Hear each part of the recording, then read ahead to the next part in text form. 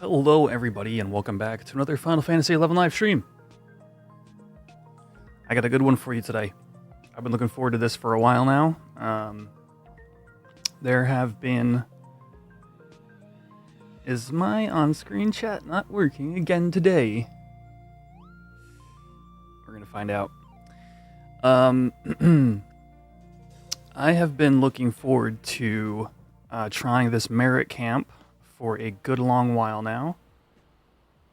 And, oh, there we go. Botrix has correctly joined the channel. And we're going to be heading up there to...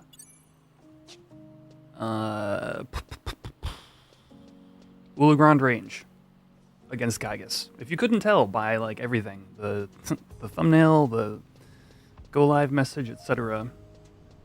Hey, what's up, Benson?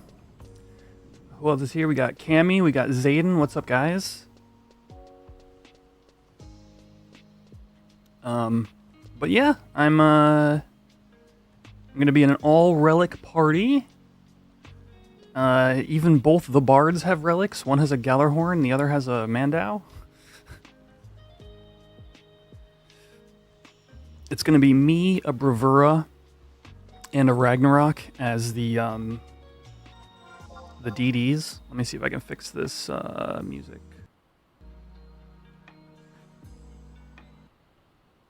I guess that's the best I'm gonna get. And I've basically been, workshopping my gear choices, my sub-job choices for the past few days, trying to figure out what I think will be what'll perform best. I went up there yesterday and, watched a little bit of merits. Also tried soloing my own Gigas, which, couldn't... I mean, it could have gone worse. I could have died. But I didn't. I did warp out of there, though. It just would shred my shadows. So I was like, all right. I looked at my whole goal was to take a look at what the blue sword was doing in terms of accuracy. Thank you for the follow, Devin87. Thank you. Blue sword is really bad, so totally ended up with single wield warrior sub.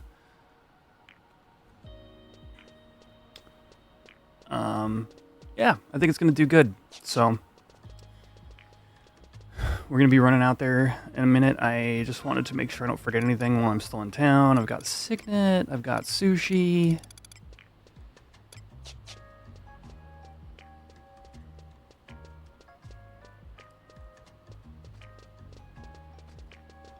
I've got all my gear, I think. Let's double check my sets. LA set 120. Why warrior sub? Couple of really important reasons, actually. So mainly Berserk. Number one is Berserk. So if you look at this is my TP set, right? I've got 400 attack. Now, the thing about these Gygas is the accuracy requirements are pretty strict. So you need something like 420 before Madrigal. We will be getting a Madrigal in this party. So without Sushi, I'm going to be probably at an 80% hit rate, maybe 85. Maybe. That's with full dagger merits and this set. So I kind of need the Sushi, which means I need the attack. So Berserk will bring me to 500 attack from 400. So 3/5 of the time I will have 500 attack without... that's not even including, actually. That's not including the minuet we're going to be getting. We're getting 2 marches, 1 minuet, 1 madrigal. So it'll be more like 550, something like that, 560. So yeah, number 1 is Berserk. Oh, we got a Twitch ad. I'm gonna wait for the Twitch ad to end.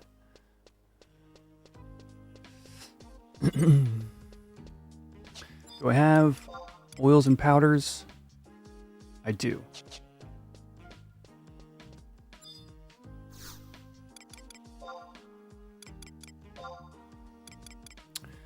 Let's go to. I think I already missed it. We gotta go to Valdunia. How's the hardcore character going? I have not been able to touch Cashew. I want to.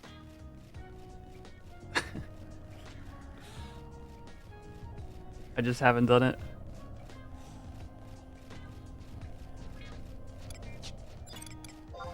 I need a good Berserk macro. Here we go. A well positioned Berserk macro. Macro.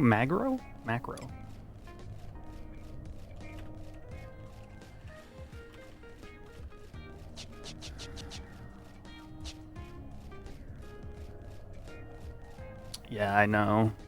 Cashew, I really need to get Cashew to 18 so I can get his first wardrobe slots. It would immediately open up a bunch of inventory for me. So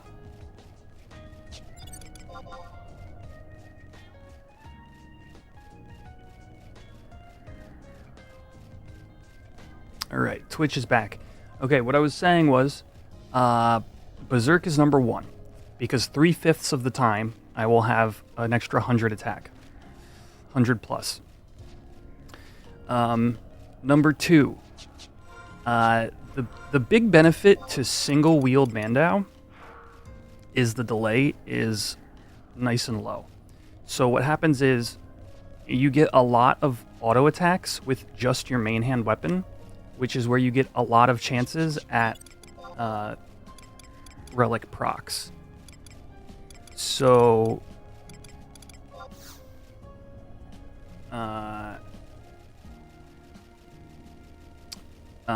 basically, you know, it's strong. Like obviously, I dual wield a lot. Dual wield for TP gain is incredible. However, I don't feel like, in particularly in my case as a thief who has to have sushi, I don't think that my weapon skill damage is going to that vastly outweigh my white damage. So while I could be doing more weapon skills, I will be doing more damage as warrior sub. Between relic procs, berserk, and then the third component of warrior sub. Well, actually, I also get an attack bonus. It's low, but it is here. But the third component is double attack trait. So attack bonus and double attack traits are also a very strong choice. And typically, warrior sub has really performed for me in content like Kieran or like jailers, like sea jailers. And the reason for that is we often only have like 2 songs and haste. We're not like over buffing for those things, right? And they have a decent accuracy requirement. So it's not only me using sushi, it's the warriors using sushi. It's the rangers using sushi. So I've always felt like I was on a competitive playing field when in content like that. You got your first Black Mage burn on Summoner. The EXP is insane. You can only imagine an extra 15k an hour. It's this camp is about to be bonkers. I watched a little bit of it the other day, like I said.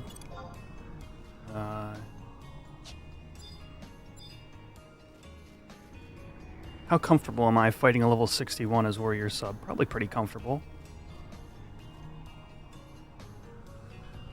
Just trying to build some TP. Worst case scenario, I'll flee out of here. Put triple attack off the rip. Let's go. So look how fast I'm attacking right now. And just imagine double march and haste. You said, I think this is where a lot of people get caught up. They care more about the big numbers, not the smaller numbers leading to the ability. Yes. Yeah, it's and that's what my experience with Thief is. I catch up on damage through my white damage because crit rate, because of all the relic procs. So we're going to be doing a little bit of that today. So I probably won't even be using my better weapon skill. I'll probably, instead of Evisceration, I'll probably be using Mercy Stroke for the crit rate.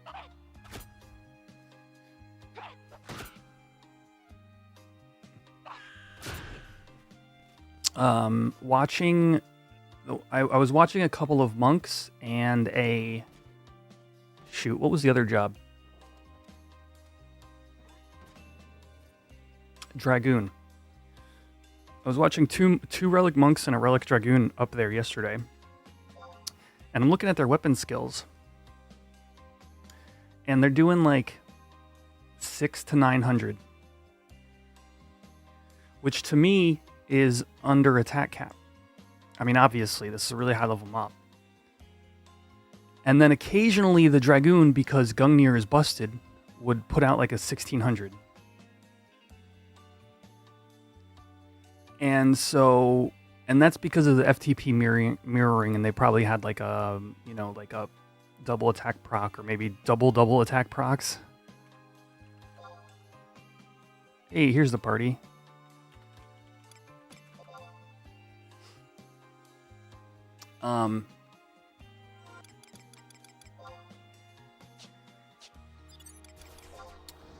So I'm thinking this specific camp seriously reminds me of being at Kieran.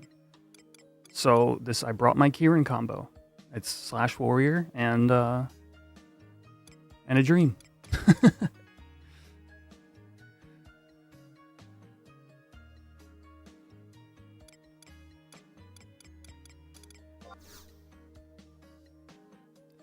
Do they have a weakness or a strength to a certain weapon type? I don't believe so.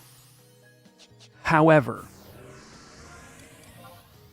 half of the mobs are monks. So there are a bunch of small considerations to worry about. One, getting guarded or countered is one of them.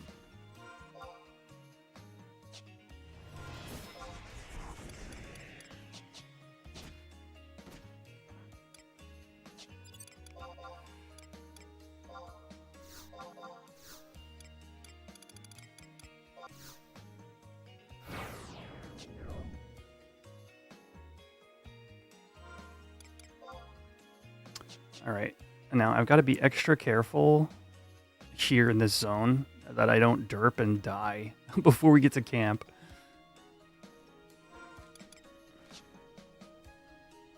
I'm overlaying my menu a little bit. I don't like that. I've got a parse open for you guys.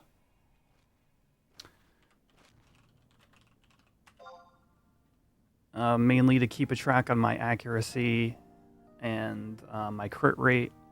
But of course, a little bit, you know, part of this party, the person who runs these, their name is Foopy. If you're in the Discord at all, there's a relic weapon thread that is where like all the like relics and aspiring relics like both talk trash and talk shop. And Foopy's been running parses of the different relics kind of against each other and been using some metrics to compare them. It's not just straight DPS comparisons. There's other metrics. And so that is what part of this camp is like, okay, how is Thief going to compare? And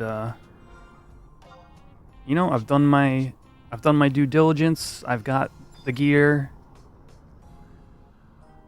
I don't want to fight a Brontosaur. I think I can go this way, actually. Yeah. I want to. So now it's time to genuinely like see how it compares, and also like get the flow of the way this particular merit camp works. Like I was saying earlier about some of the mobs are monks. Wait, no, not the Sanctuary of Zita. I took you off the playlist.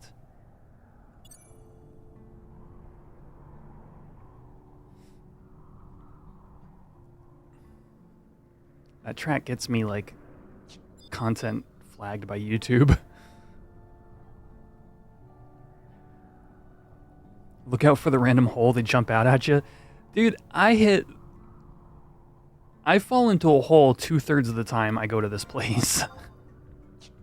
It's my fail rate is pretty damn high.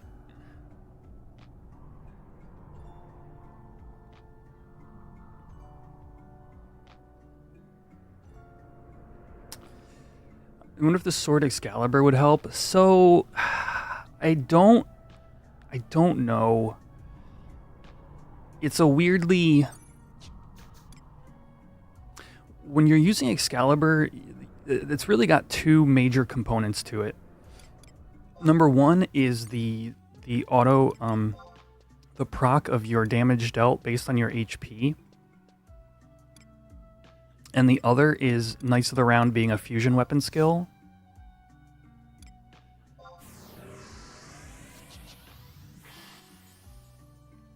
It's really hard to say. Paladin has access to some good DD gear. Maybe Paladin / Warrior just like I'm doing. You just auto attack with your single relic only.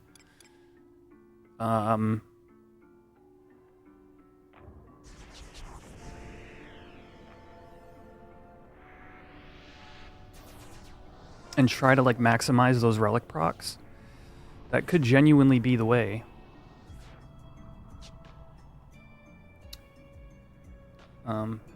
Yeah, and also like Ragnarok and Paladin, probably very strong.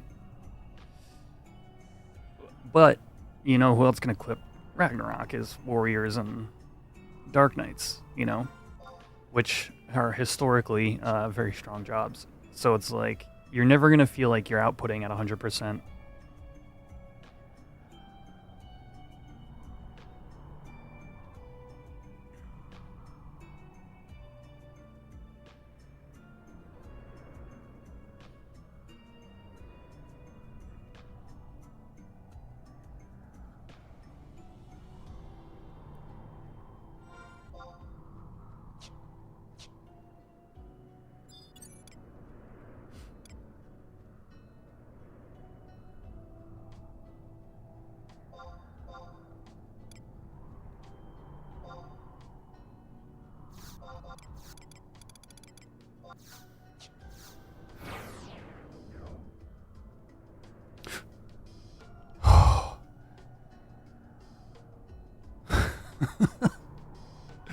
I almost ran headfirst into that stego.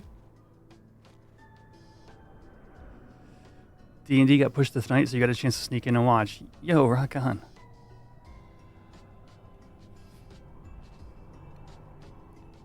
Good morning.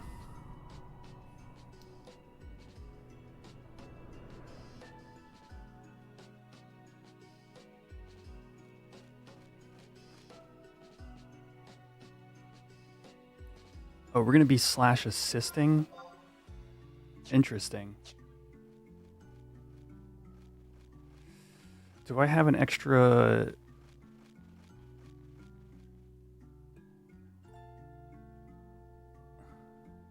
button on my controller for that?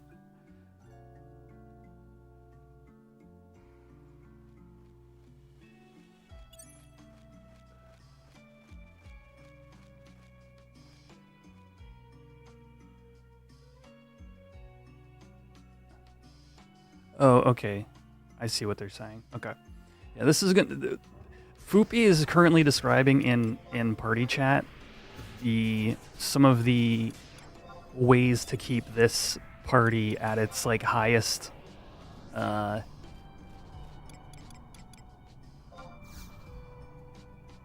uptime.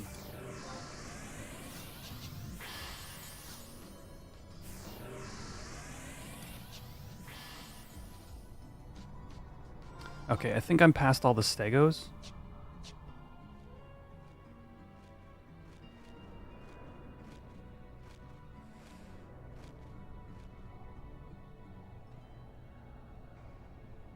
Nope, not past all the stegos. Stegos are true sight, by the way, chat, in case you had forgotten that little tidbit of information.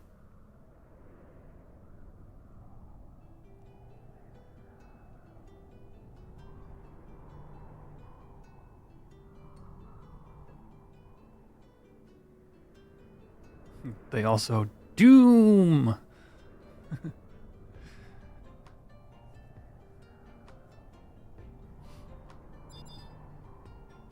Insert millennial Invader Zim reference.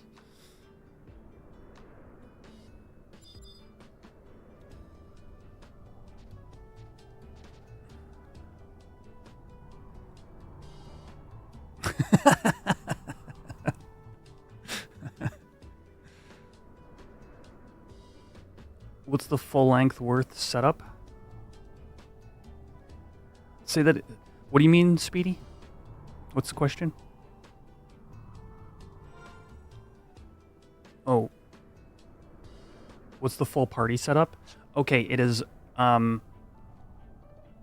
Bravura Warrior, obviously. Ragnarok, Dark Knight. Dark?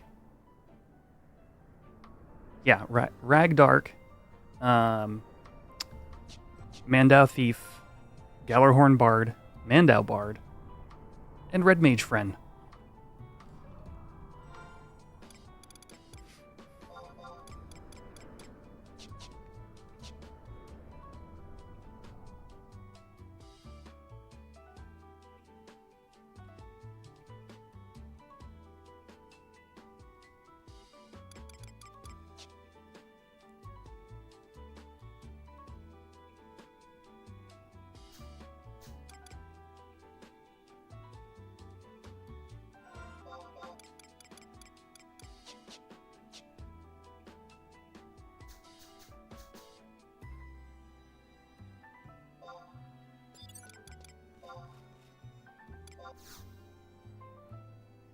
It better.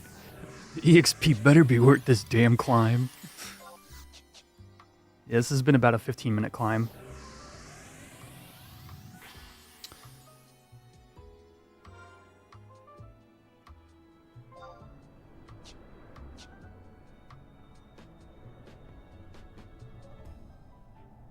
Damn this stego. What the heck am I supposed to do with this?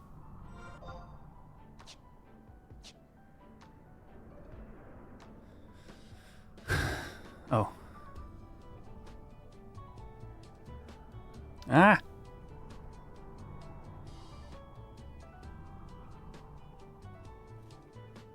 Alright, he's gone.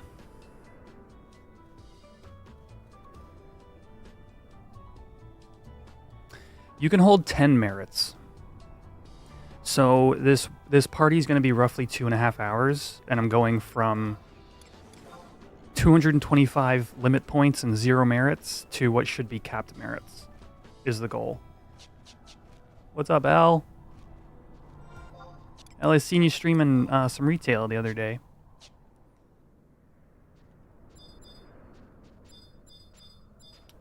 Yesterday?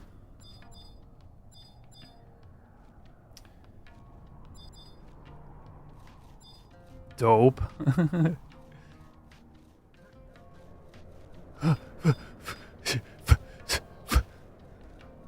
Are you in my party? You're not in my party. I would love to save you, but you're a Dalmy Red Mage. I think you got this. I'm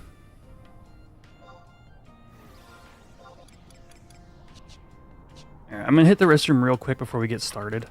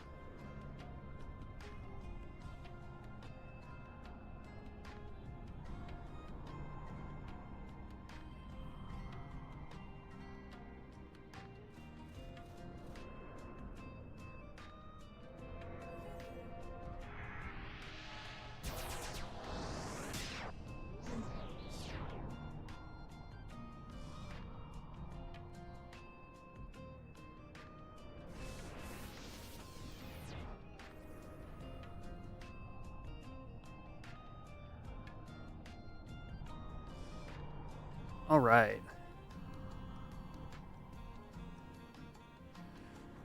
Currently stuck in Matt Unlock Hell, which is not that bad. It's just emotionally heavy. That's great. Yeah, I might log into retail for free login period. Notice that I can't play any of my jobs because my wardrobes aren't unlocked.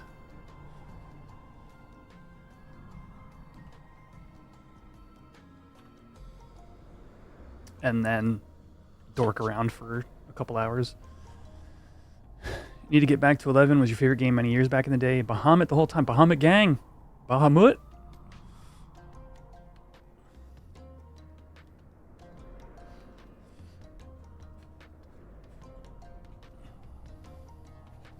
Where's that re-raise? Yes, I'm just eating an R1 if I die.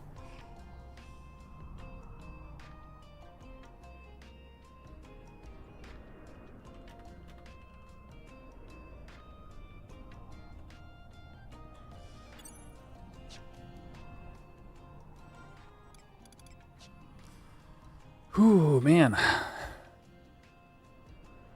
I would say I'm nervous, but I think that's just like...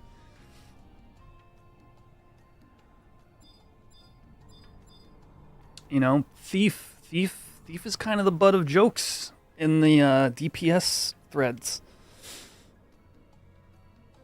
Did I make any more progress on Braver? No.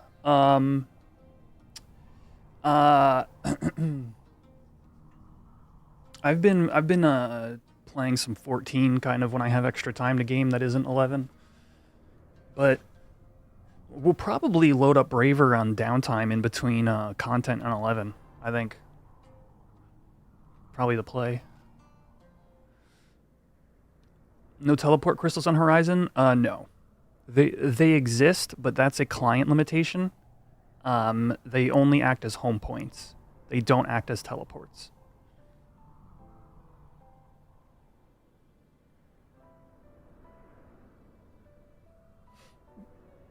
All right, we got 5 minutes till the party's going to start, chat.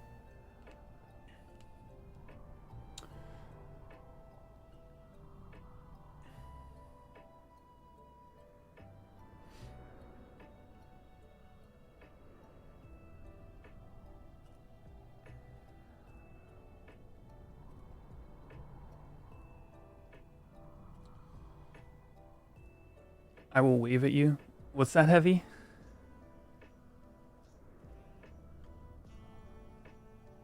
What did I miss? Oh, on Bahamut, right?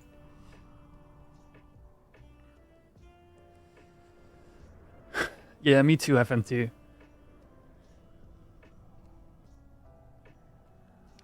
Yeah, like I was saying earlier,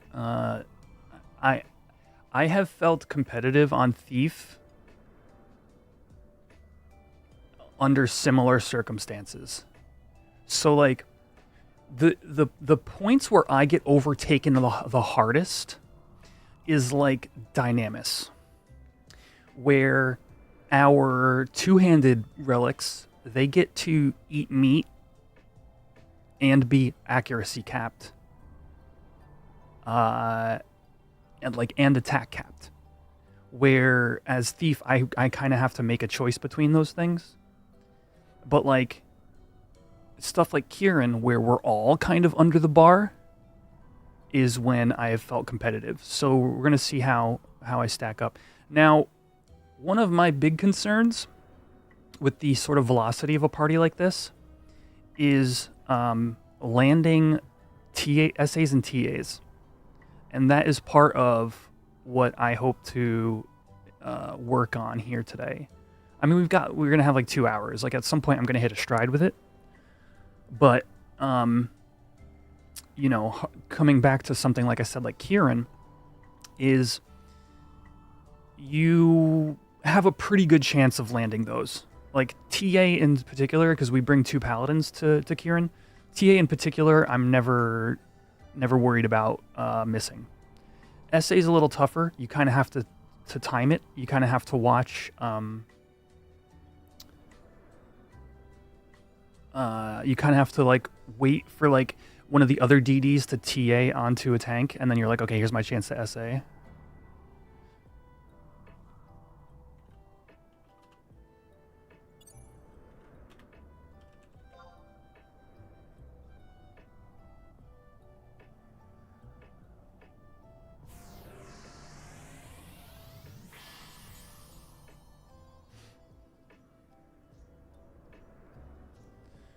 You're so damn far behind on merits. You should really merit hard some week. Yeah, I hear ya. I mean, I'm kind of in the mid stage of merits. I have everything good for most of my jobs, but I need to do my stats. And then once Red Mage is up there, I'm gonna need to do like magic skills.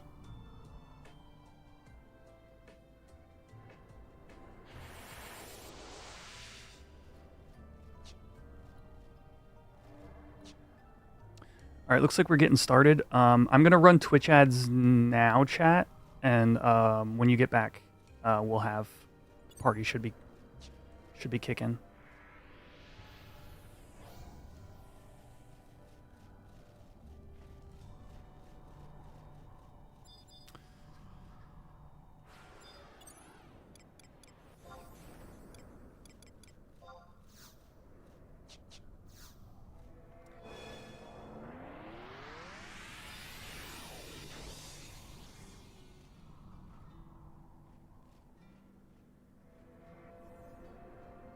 Hey there, Koopa Catnip. Yo, and thank you for the follow. Ekel. Ekel?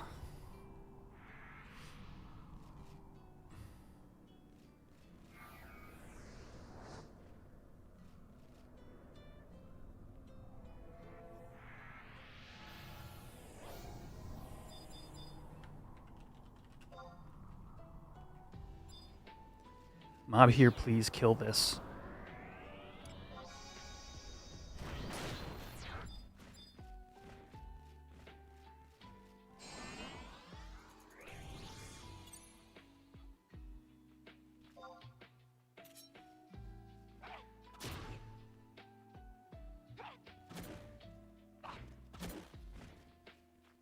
This is how you earn some pars. I'm gonna wait for my mercy. Screw it. I'm gonna get clapped here. Let the clapping begin.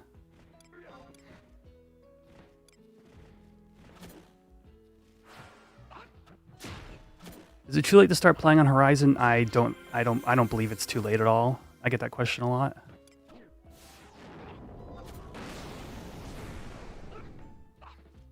I believe it's actually a good time personally, because you can get prepped for treasures.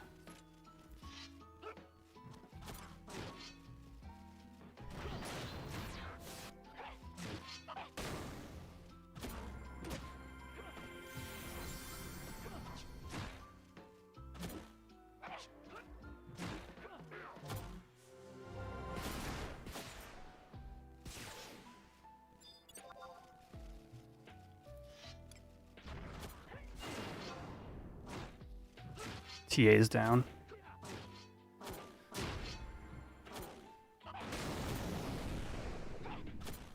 Jeez, Scourge. I'm gonna have to land positionals if I'm gonna be competitive here.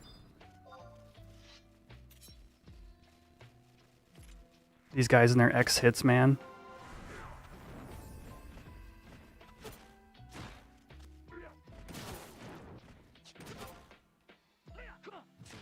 No! Come on, bro.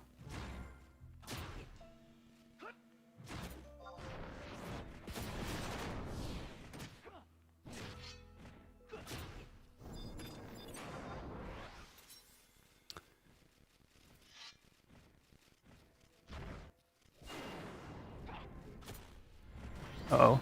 Oh, okay.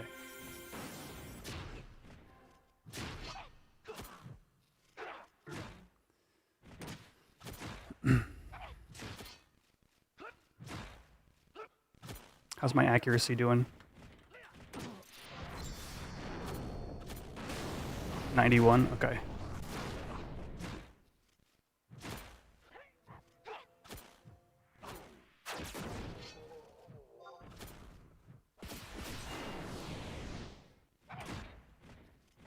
Alright, Mercy Stroke is bad.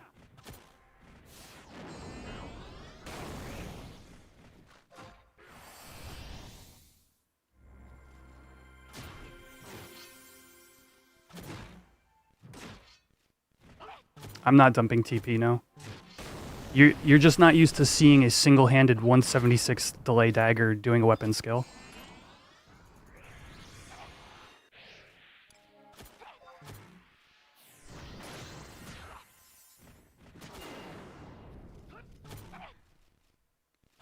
Oh, did I get a triple proc? Oh well.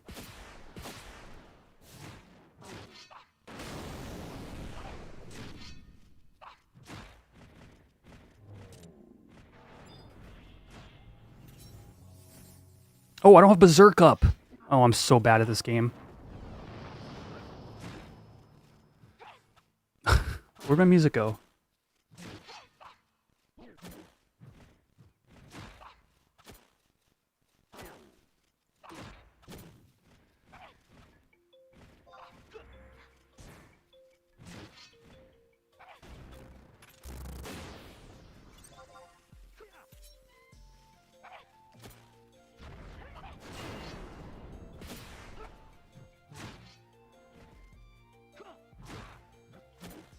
I don't want to die. Okay.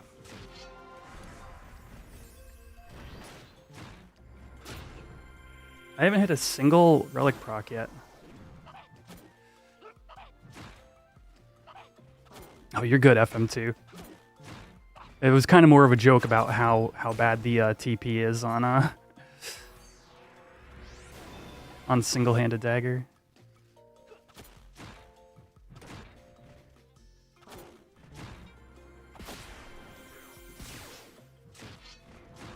There we go, 810 Mercy Stroke. Jeez.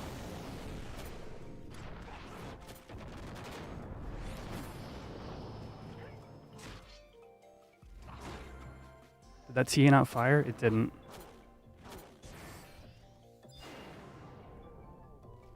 Hey Quitch, been a while, how have you been? Yo, I've been good. I don't know who sent that.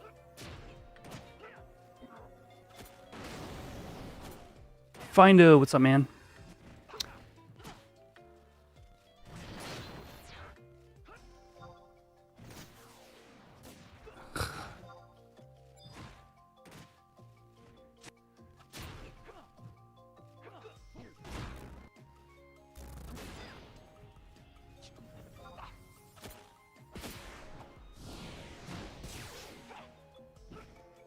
Yeah, I'm getting clapped on the parse.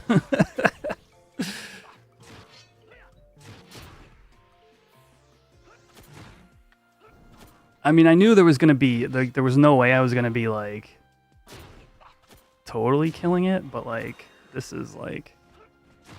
I mean, granted, I started with, without Berserk, like an idiot, and did a handful of weapon skills like that. Yeah, positionals are going to be the death of me here.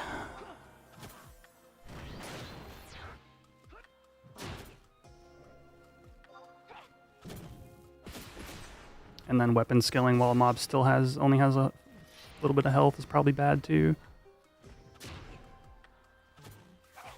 Whoops.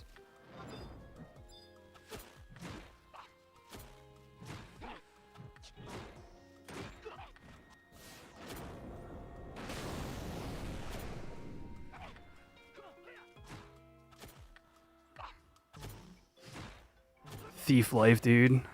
That's it.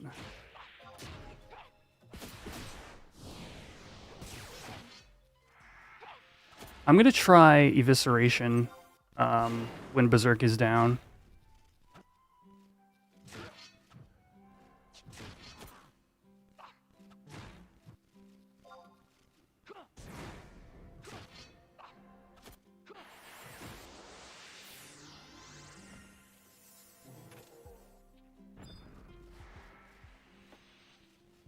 Who am I assisting here? Yeah, here we go.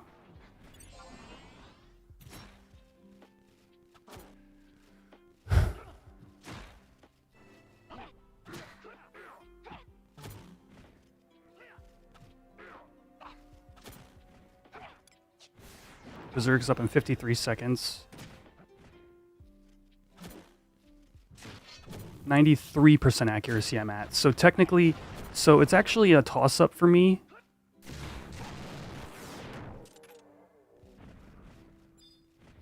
On whether I should have Toreadors on or Begrudging Ring. I didn't see how much that Evisceration did.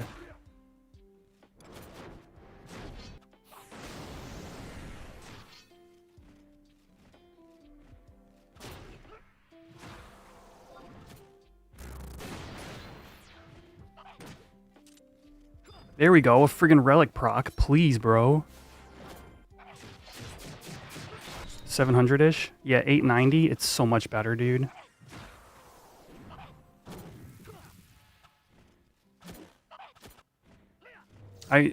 Mercy Stroke just makes me sad. Like, I was really hoping to ride the crit rate, but it just isn't gonna happen.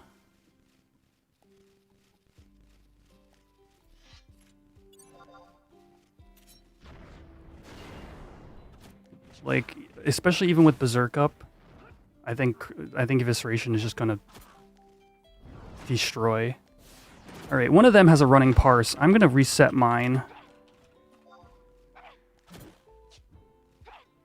Now that I'm planning on using is that aggro? It is aggro.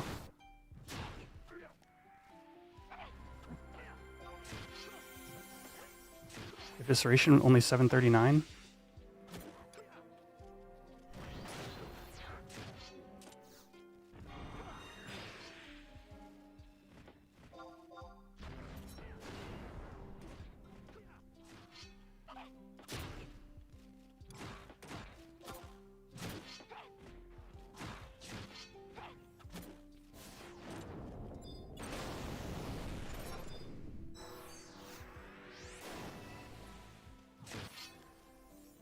Throw and hide.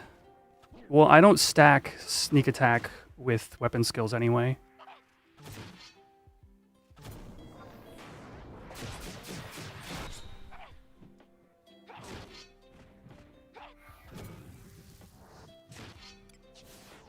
But yeah, I can hide. I can sneak attack hide and just get a free essay. And I should be lining up my auto targets better.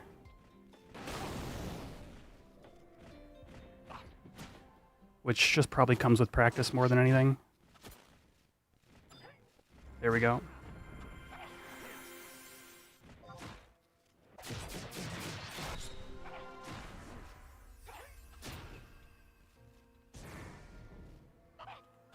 Come on, man. Like, if you're standing in one spot and then you only move when I line up a TA, like, come on.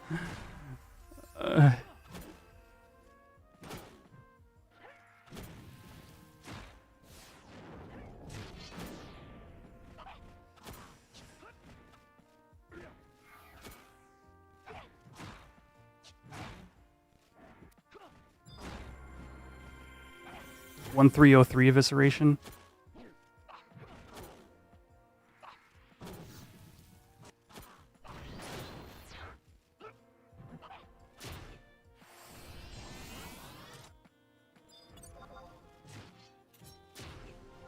Well, it's multiple avenues, Druin. You get Hasso. Your Relic has 20 accuracy on it.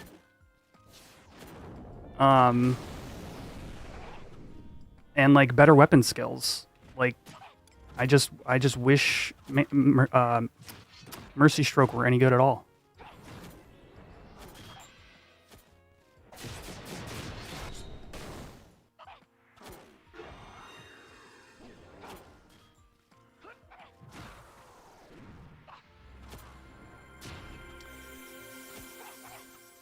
So because my sneak attacks and trick attacks free can proc relic hits, it makes them DPS loss to stack unless you're closing a skill chain.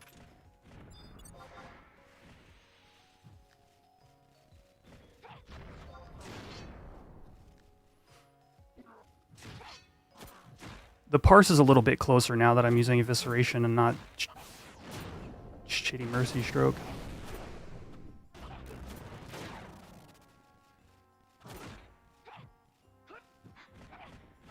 Well, my accuracy is good here. The reason I bring up the accuracy on their weapons is because they can eat meat. That's the difference. I can't make up that accuracy without losing haste.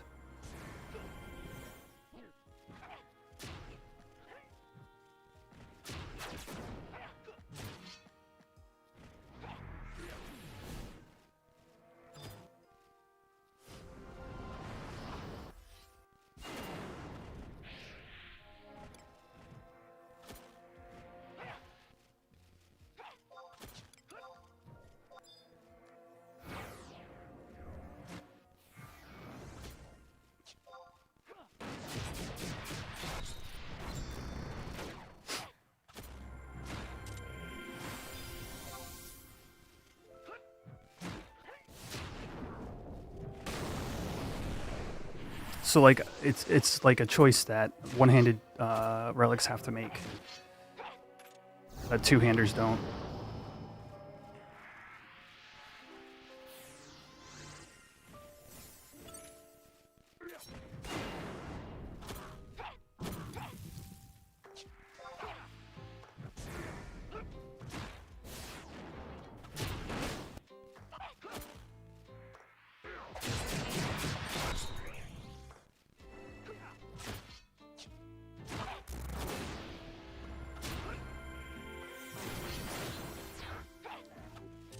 APOC is one of the top relics that come to this camp, if not the top relic.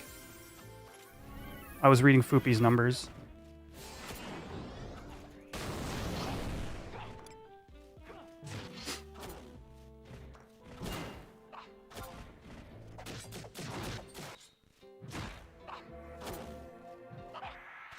Soul Voice sure does feel good.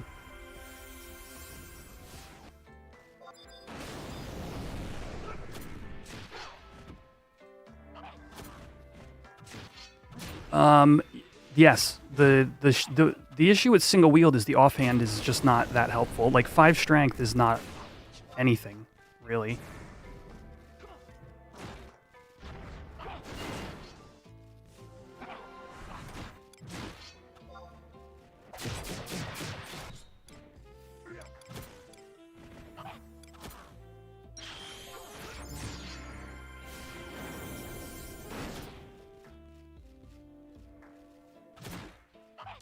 Red Mage, Bard. 3 relic DD.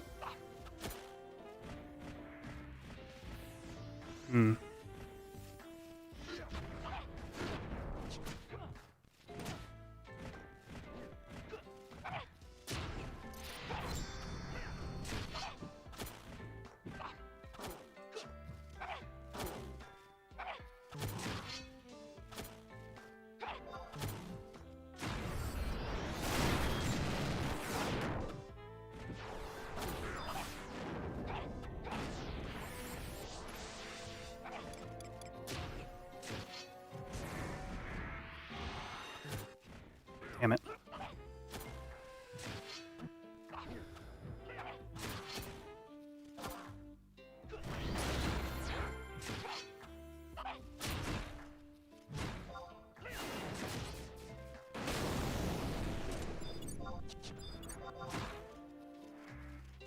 What am I missing on gear? The only thing I'm missing for Thief is Dust Gloves +1 and a handful of HQ Neptunal. Other than that, I've got everything.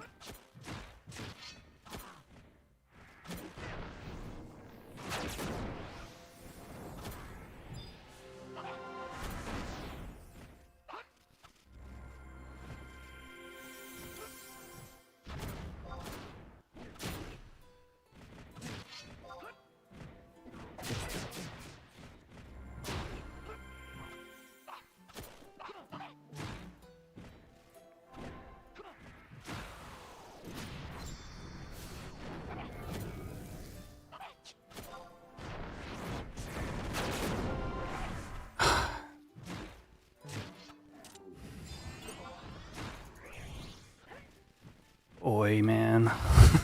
Thief things.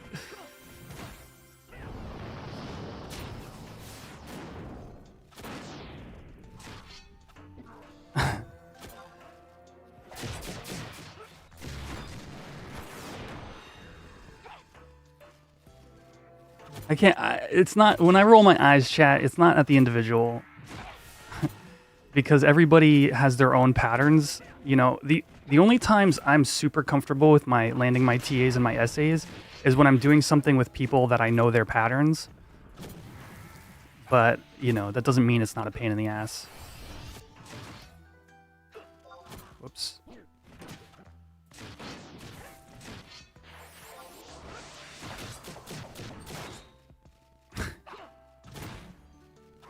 No, a second accuracy song would not be worth the loss overall.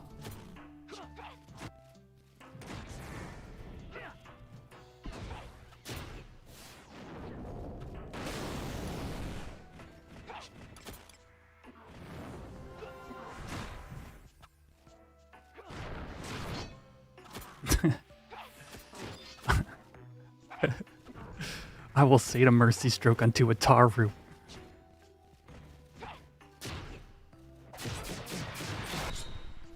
You can't stop me. Oops, why did I do that? That was dumb. Let me just pull hate off of the warrior with a bravura.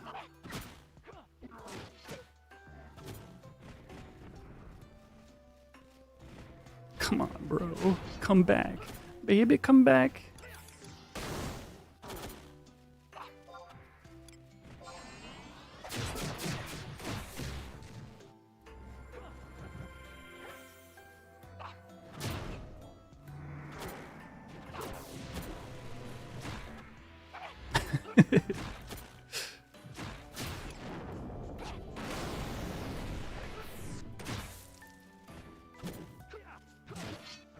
Yep, nope, that wasn't even a correct TA.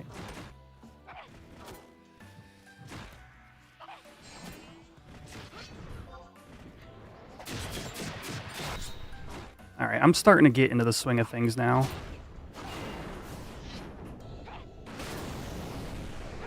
It took a little bit, but we're getting there.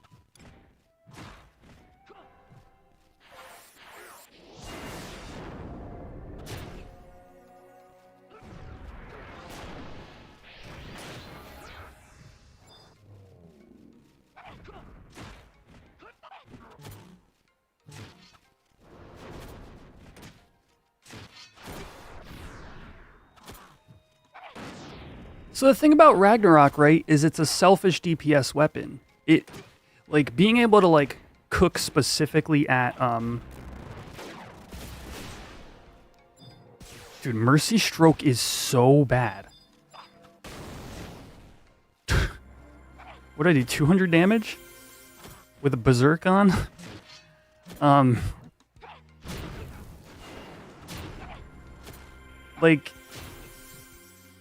Like it doesn't really add anything else, so it's hard to, you know, it's hard to say whether it's, you know, needs any adjustments or whatever. Shit, I'm just gonna TA Mercy Stroke. It's awful.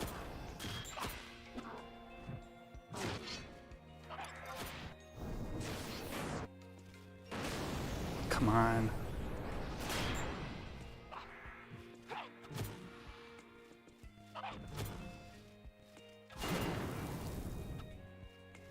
Well, they are essentially main tanking, you know, first Voke, etc.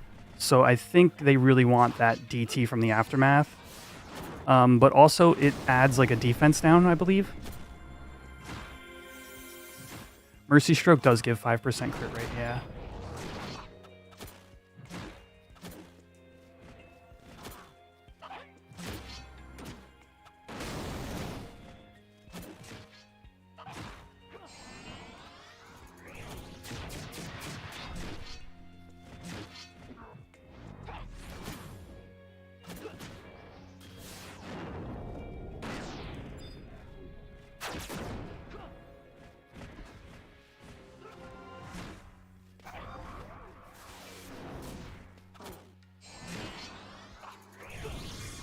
All right.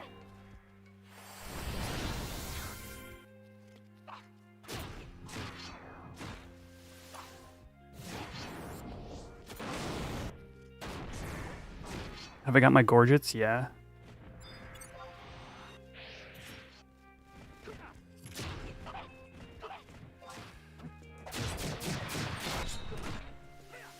Doesn't it only scale with strength? Mercy Stroke? Yeah, but my strength set is cracked.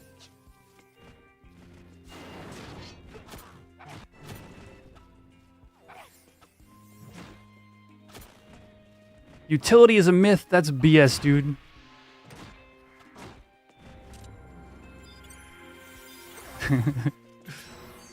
like Bravura is like such a utility-driven weapon. I love it.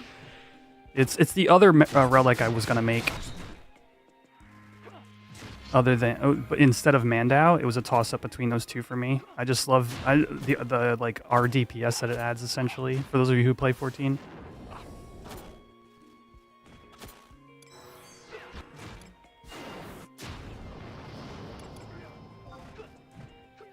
Please don't move outside of my TA. Thank you. I've gotten very few relic procs on my positionals.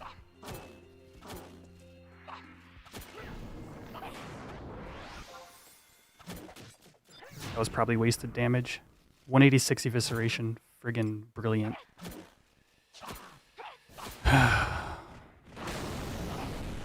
This is Ulegrand range.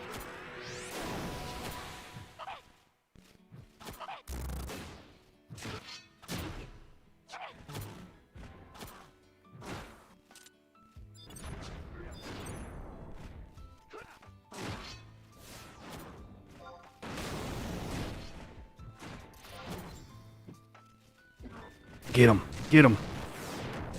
There's that good old evisceration.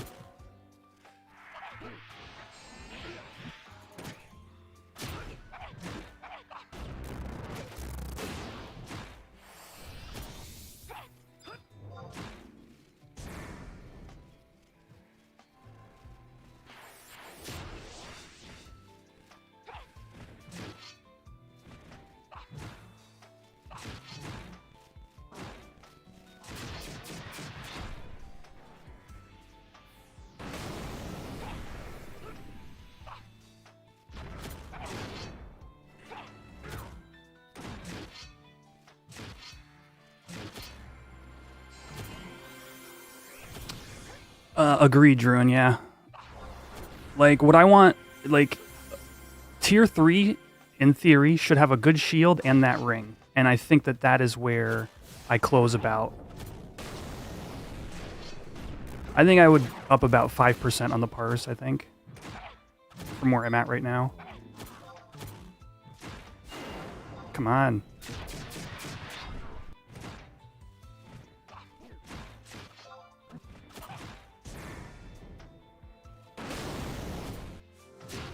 Relic proc, let's go.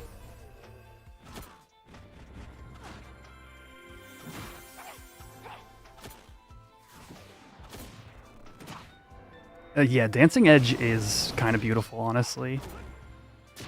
Sneak attack's a little bit easier to hit.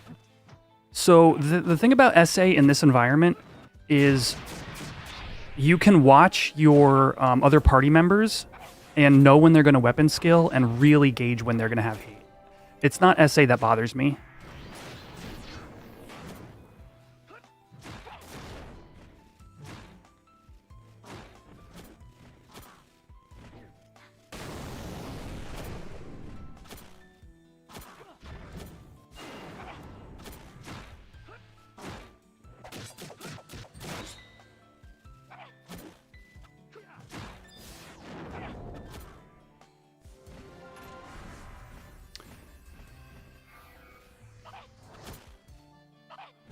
I mean, you wouldn't be perfect, you know, but I really think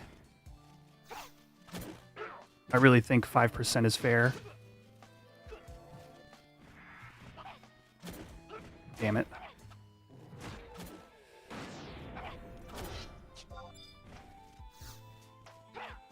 Is this what we're fighting? Yes.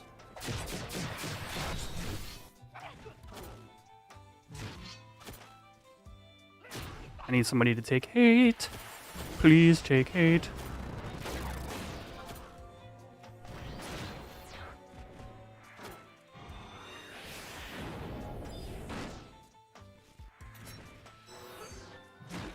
Oh yeah, / add-on load points. If anybody knows how to convert that to merits, what the command is, let me know.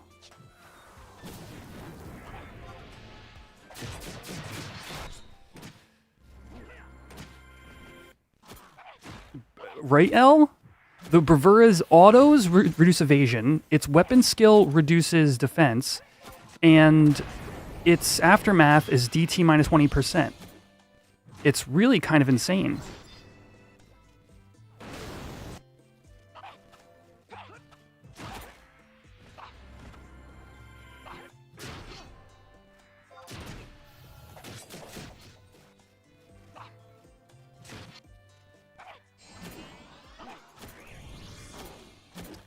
I thought it was minus 15, but I might be wrong. It might be 15%.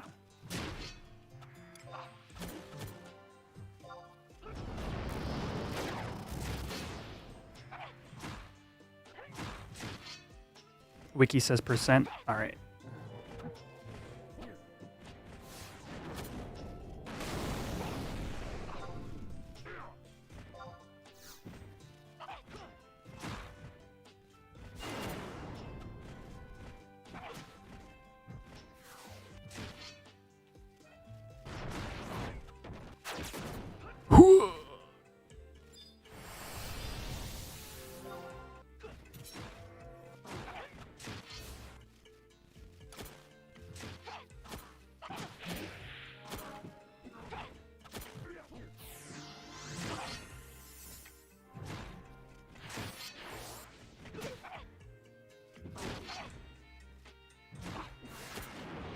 Oh, we're fighting that?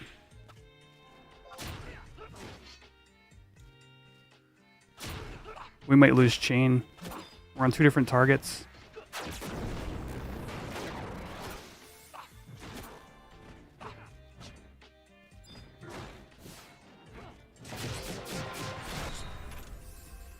We did not lose chain.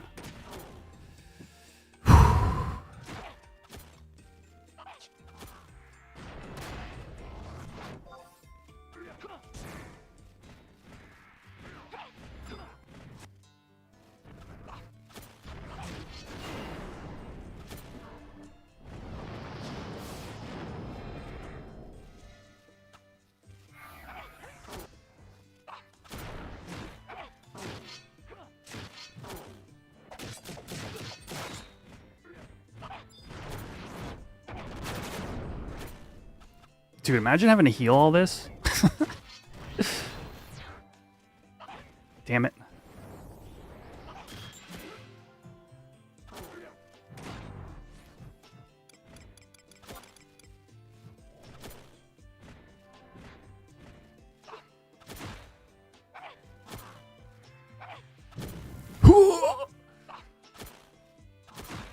Kill it. Kill it with fire.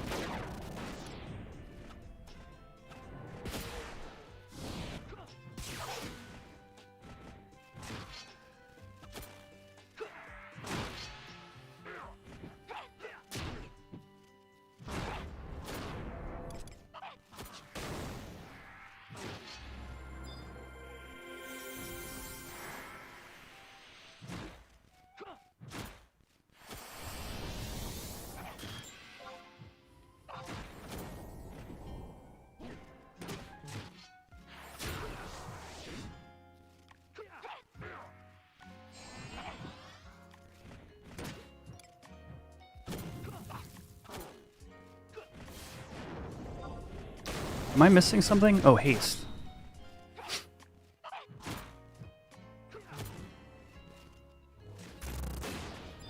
which makes sense because the red mage is kind of tapped right now. Whoops. No, stop.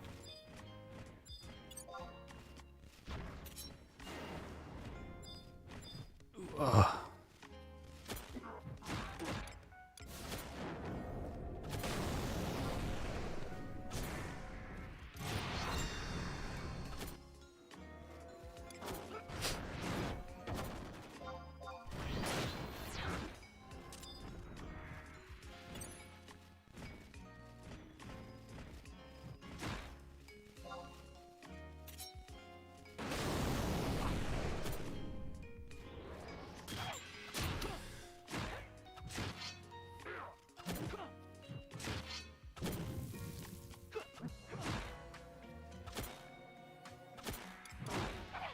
Um, 41k an hour. Oh no. Whoa.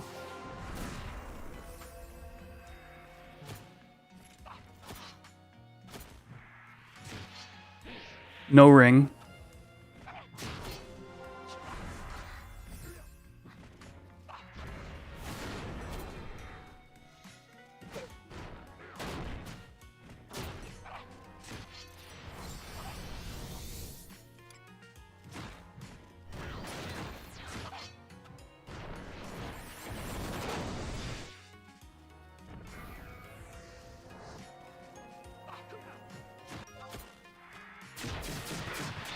And I'm dead.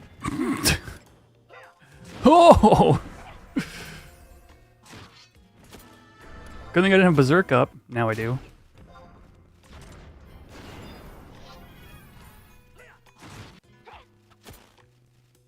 The Black Mage burns, I don't think they get this high. I can't imagine Black Mages being able to maintain this kind of speed. You would just have to rest for mana at some point. I mean, maybe not.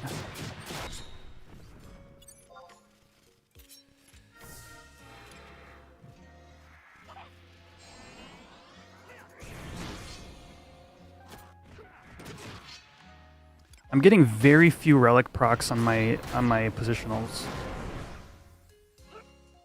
Like, have we gotten 2 this whole time? No resting? Really? Somebody says you gotta rest 2 ticks, somebody else says you don't rest at all. I don't actually know the answer. If y'all wanna chime in. Like, what is your EXP rate per hour as Black Mage up here?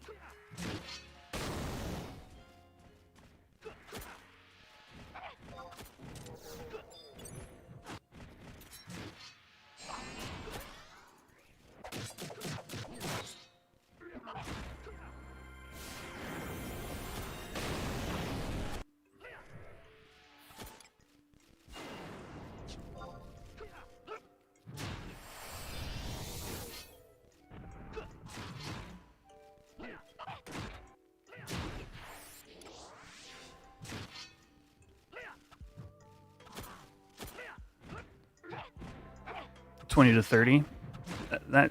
Yeah, that sounds more like the speed I'd imagine. Like, this is like a this is a very specialized way of doing this camp. I forgot I have Warcry too. Oh, I also have Mug. We could be mugging.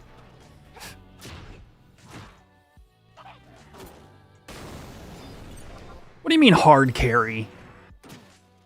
I'm only 5% behind Mob Psycho.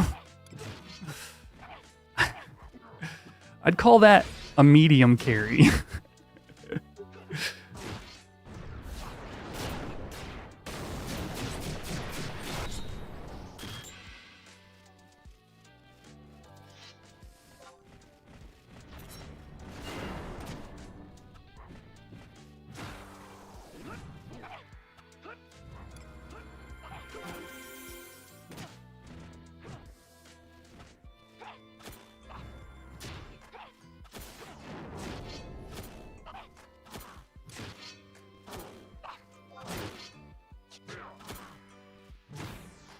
Like, I don't know. For Thief to increase on some percentages here, I think we need to see tier 3 gear. But like the thing is, then the other DDs will also be getting new gear too. Yo, thank you for the follow, FQTR.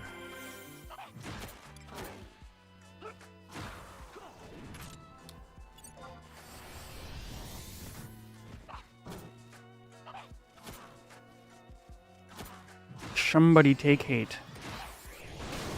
There you go. Somebody shave me.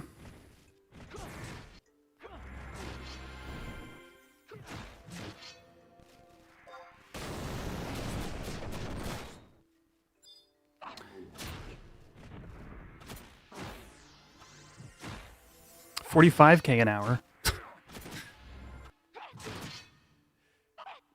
You always watch my YouTube stuff? Oh, yo, rock on. Welcome to the Twitch side of things.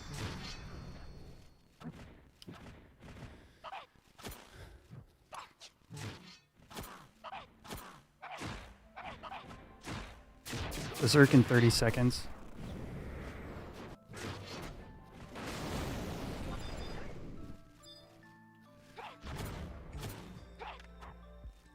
Why am I not dual wielding? Because I can't really dual wield and compete for DPS. What? It just ain't gonna happen like that. Not when the accuracy and attack requirements are both strict. Come on, give me some friggin' berserk here, man.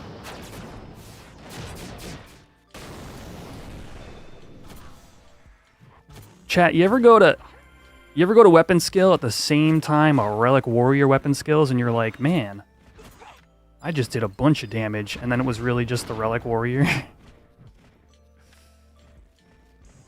that ever happen to you? There's no way this TA is going off.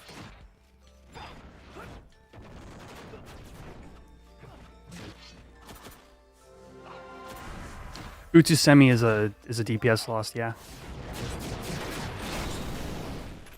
Can't say I relate. Okay, yeah.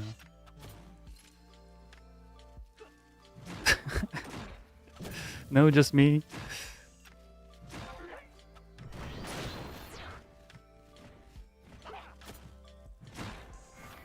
You ever go to Mercy Stroke chat just to find out it's trash? Has that ever happened to you?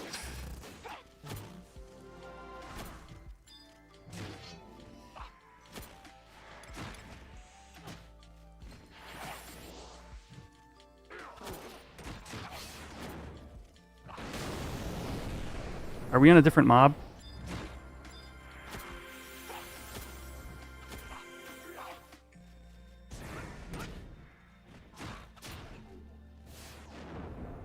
We were.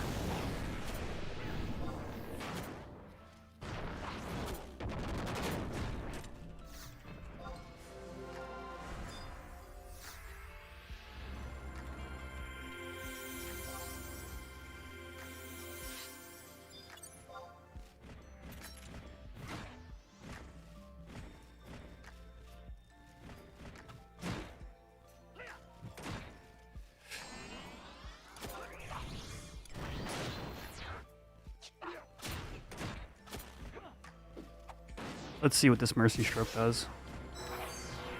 594.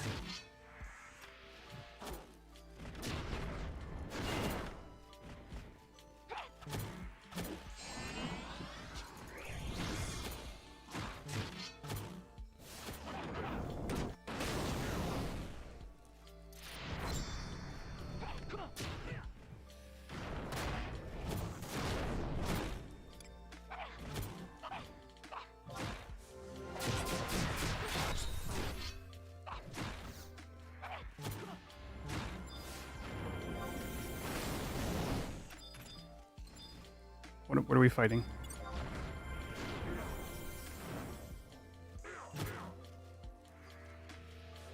That's called metrics, Lucky 7.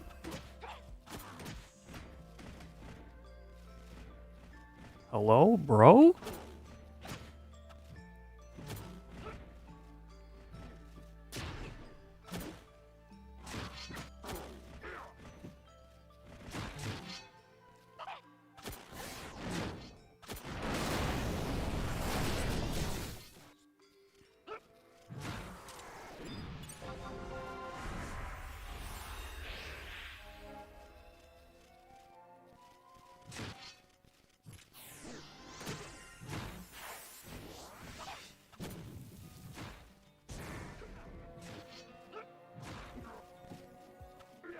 from downtown, chat.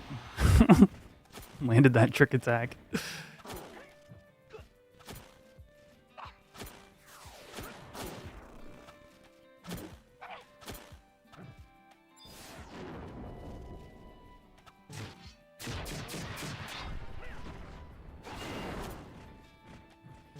I don't know, man. Sometimes I'm like, evisceration's better, and then like, then I land a couple of crappy ones in a row, and I'm like, maybe I should just get the crit rate from Mercy Stroke. I don't know.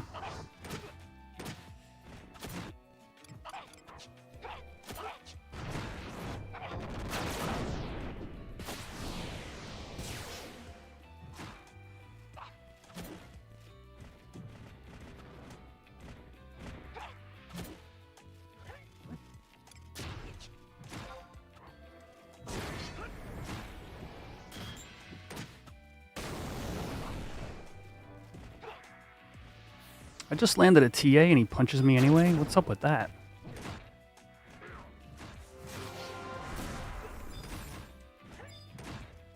Alright, I'm fighting the one the tank is on.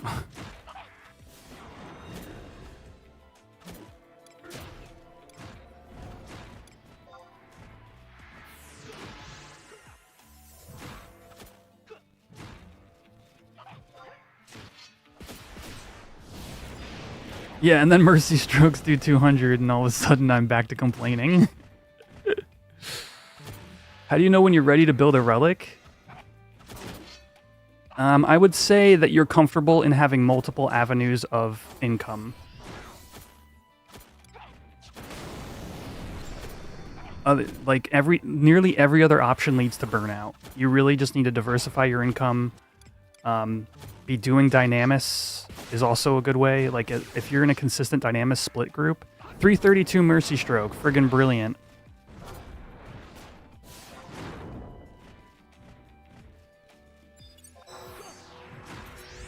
Don't move, don't move. Yes!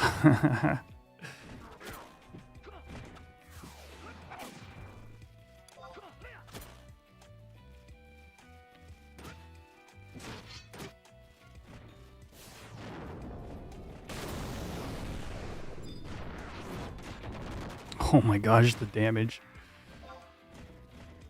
What are we fighting?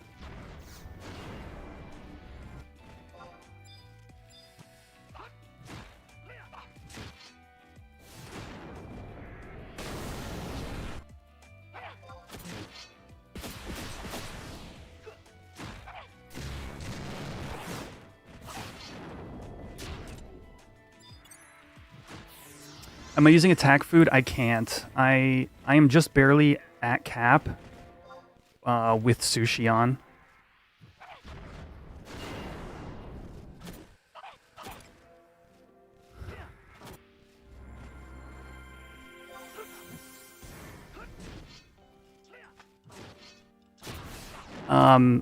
The range of mobs, I used Guma's thief calculator. The mobs here are level 44 or 84 and 85 gigas. Against the 85 gigas, I'm exactly 4 accuracy over cap.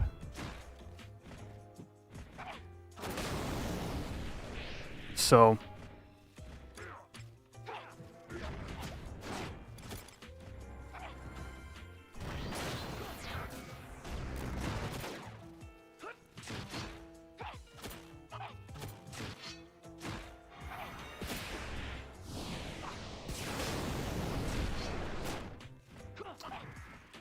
yep, 305, 354. It's just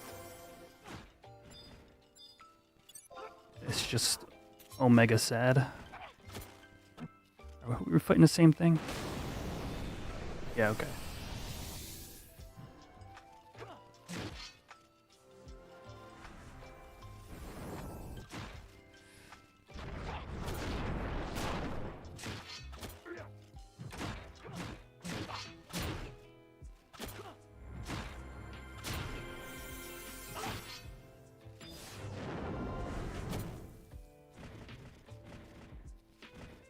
Come back.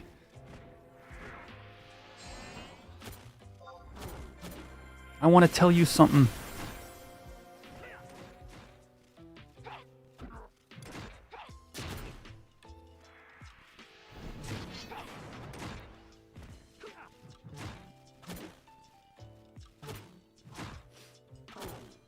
Scourge 1600.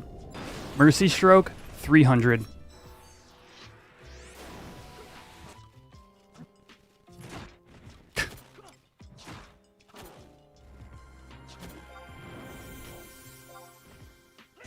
Both 5% crit rate aftermath.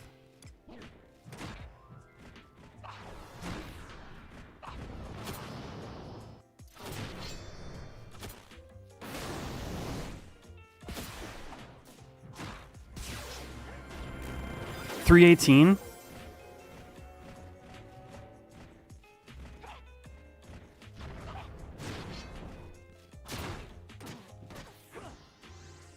Maybe let me put Berserk on. Let me put Berserk on, and then we'll look. And then the only reason I'm even bothering to do Mercy is because the party leader requested it. I don't know if they have like skill chains in mind or something.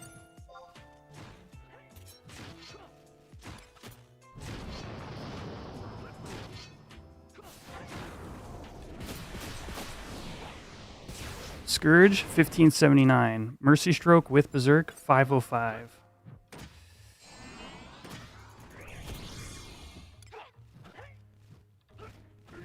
It's a little demoralizing.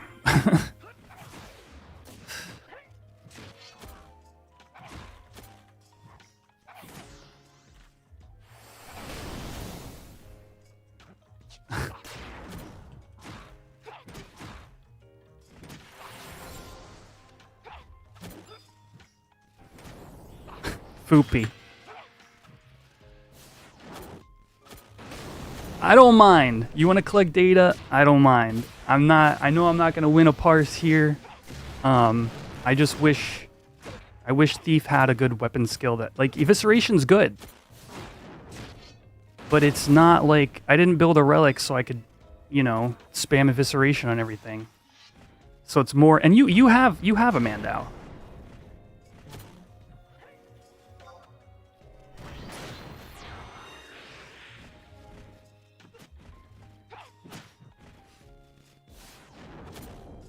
You don't have a Relic? I thought for sure you had a Mandau. Why did I think that? Hey, what's up, Nanuki? Stream's going great. I'm just complaining about Mercy Stroke again. It's, you know, average.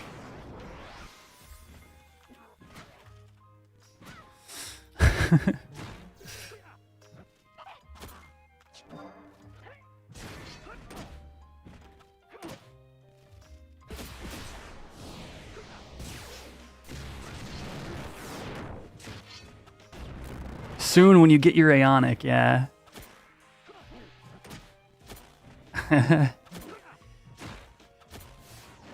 Daymag, don't die. If he takes another hit, I'm going to snap hate. Okay. You tell me what to fight, Mob Psycho. I'll fight whatever you fight. Brothers in arms.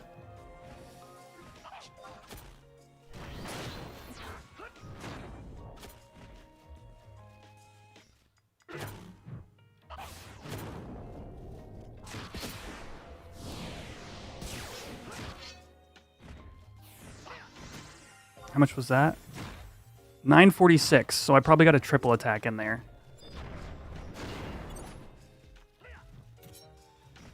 Alright, my positionals have been lacking.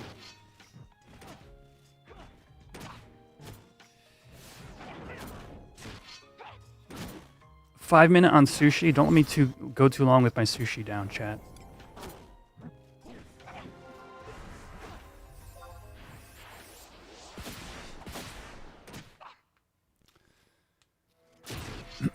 $228.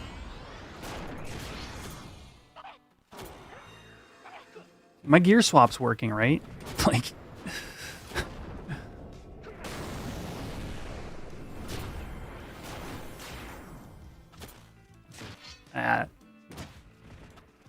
Look, the monks got a slight adjustment to Final Heaven. I would like to see something to Mercy Stroke. That's all I'm saying.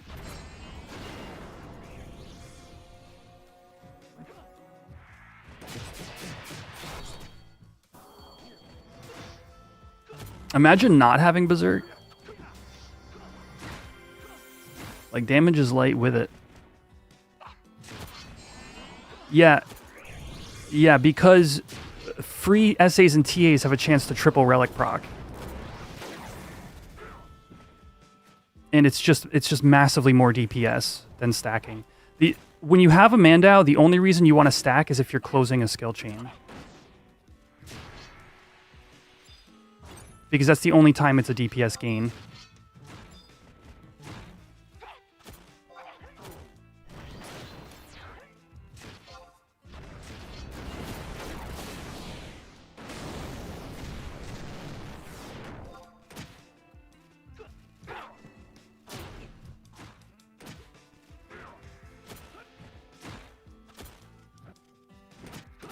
Like if you land a triple damage proc on your SA or TA free, it's like I've done 1600 damage on a single sneak attack before.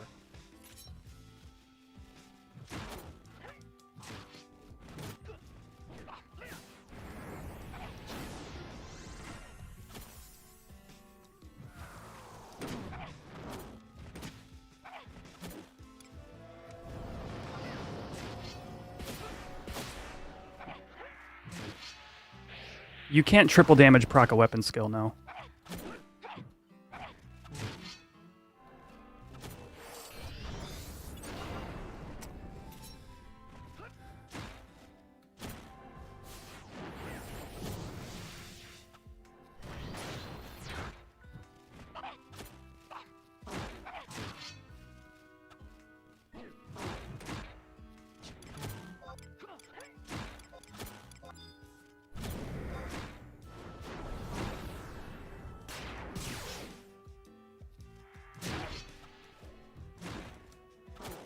Mandao's Aftermath is 5% crit rate.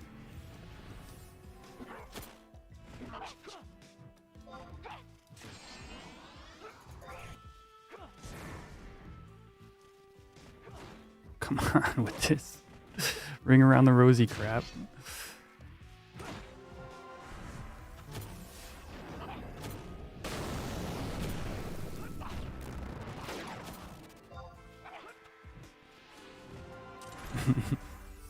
I mean, I know why we were doing it. It's just funny.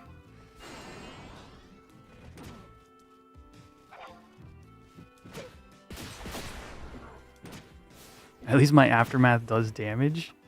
Dude, yours does... keeps your Wyvern alive for basically free. That's so much stronger than 5% crit rate. We did the average on stream the other day. The Aftermath on Mandao, assuming you're not casting shadows or doing anything else, have any downtime period, it's like less than 1 crit rate. Or less than 1 crit. Bonus crit.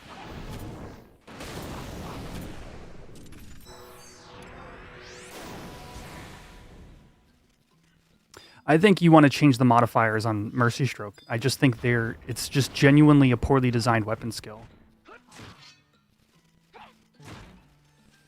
And I don't mean like in terms of like it's poorly designed on the part of the devs here, because they didn't change it. They left it as it was in retail.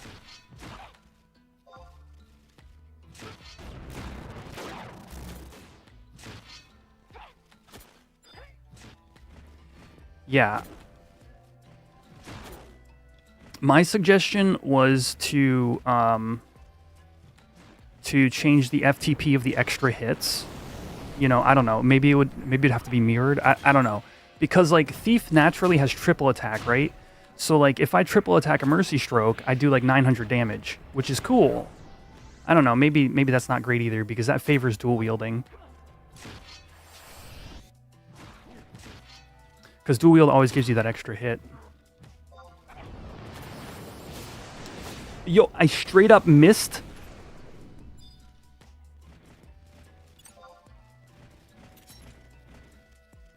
Yeah, did I finally land a good sneak attack? Let's go.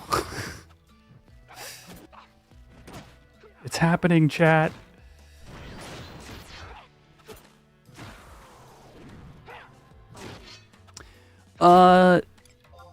So the one place, Typhlo, where that is not true for me has been Kieran. So basically, I mean, in here, I don't think dual wield would do anything. I think you would just feel sad the entire time. Anything where the other DDs are having, one sec, gotta knock at the door.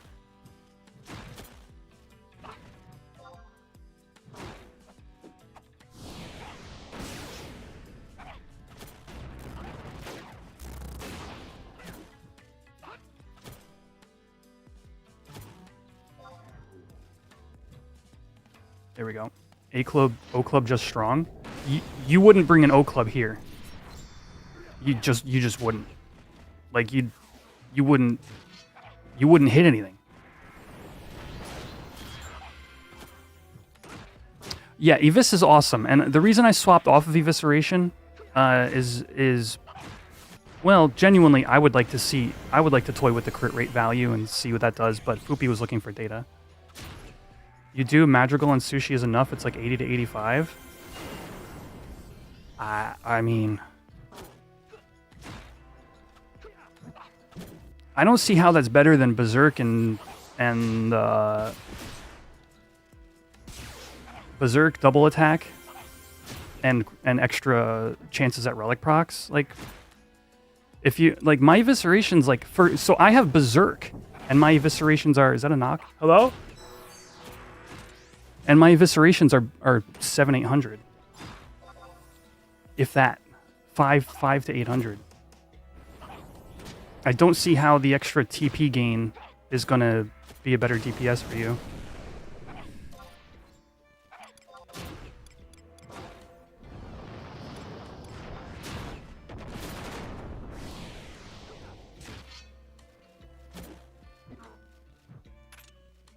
I mean, I'd be happy to compare. You know, it's just the conclusion I came to, and because I brought my riddle up here, and it was the accuracy was in the toilet. There we go. There's a big old TA.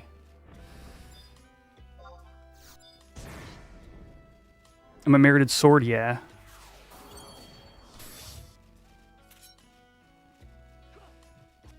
We are getting one Madrigal T20.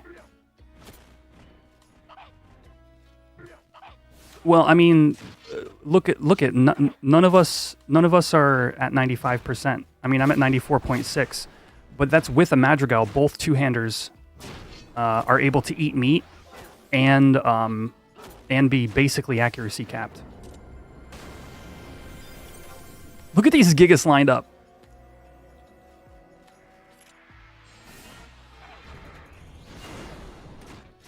That's damn efficient right there.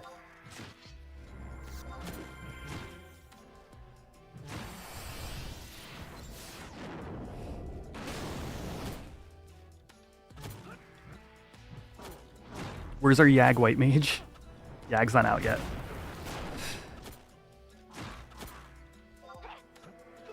Even if there's no slot, we need the red mage for the mana uptime.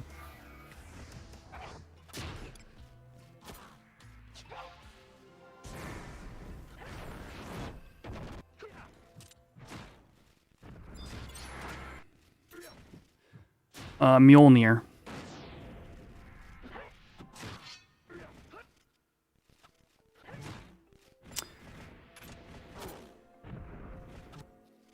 Yeah, Relic. Yeah, you don't proc an additional hits with Mandao. You can watch my attack rounds. The only time Relic procs is on the first hit.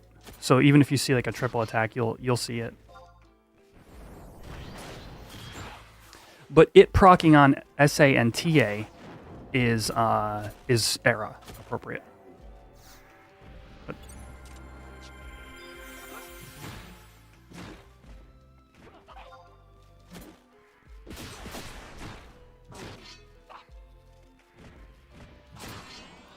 But yeah, what I was saying was, for those of you who missed the earlier thing, is like when we're all kind of attack and accuracy starved, like on something like Kieran, where you just need extra buffs, is when Thief/Warrior will just win parses for me.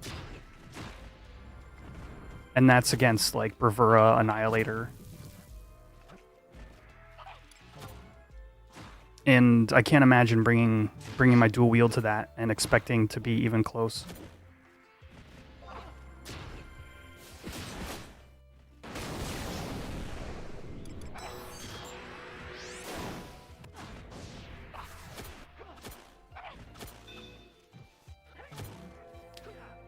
You know, I had heard that, but I don't know the details of it.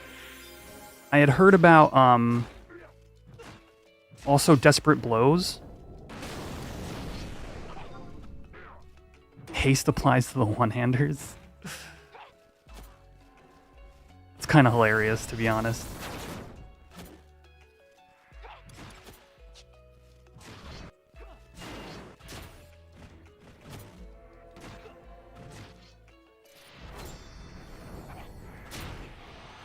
Am I in the wrong mob?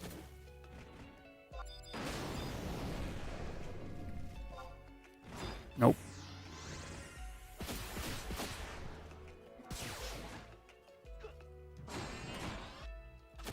Did that Mercy Stroke do any damage at all?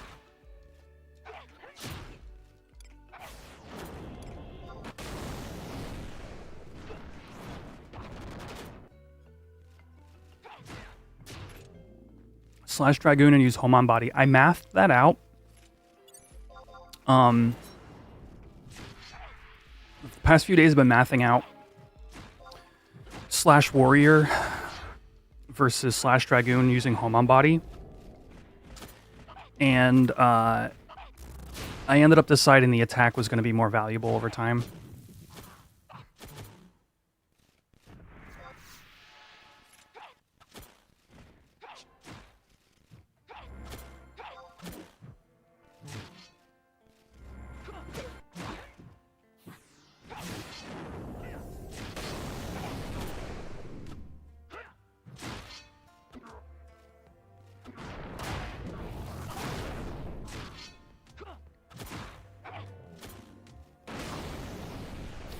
Triples on jumps don't happen here.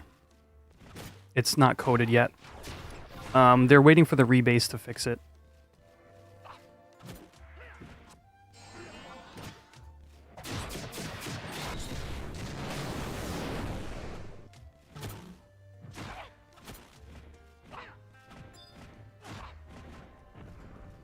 Gungyu doesn't need a buff anyway. Agreed. Q Sly.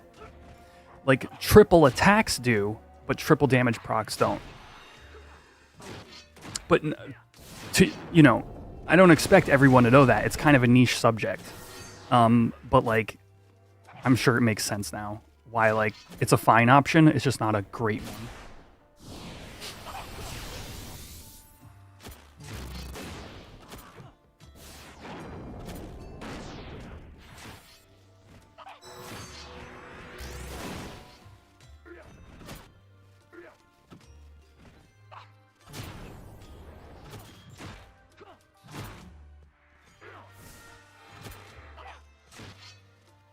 Wait, was I on buffer a lot of that time?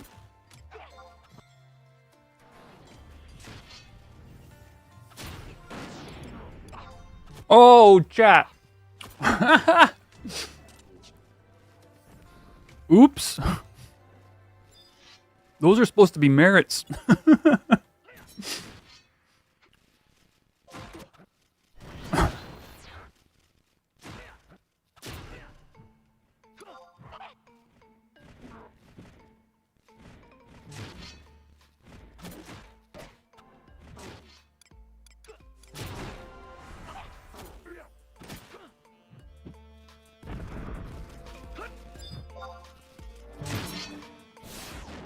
No wonder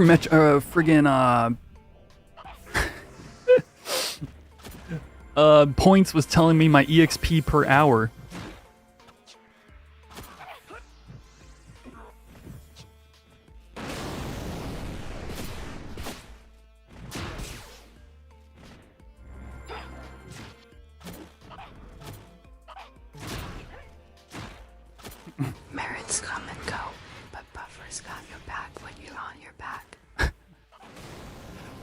Thank you, ASMR chick. Alright, I gotta get back to landing my positionals, otherwise I'm gonna get totally creamed on this pars.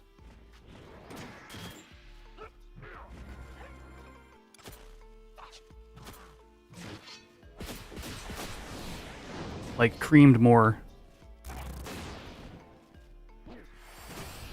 Is that not a proper TA? Sure looked like one.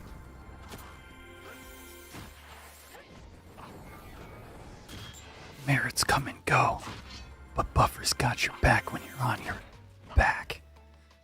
I said back twice.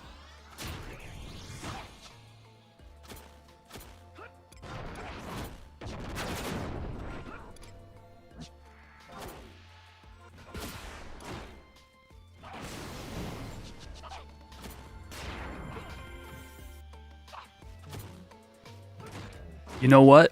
Probably was just elven hitboxes.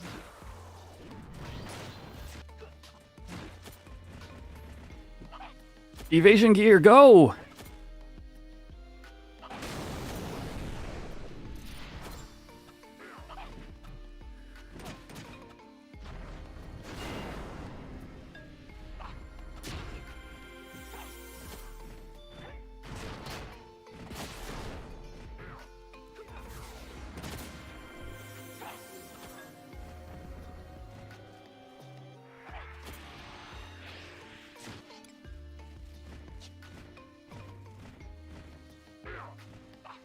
No, I'm gonna get ballot. I'm gonna get ballot.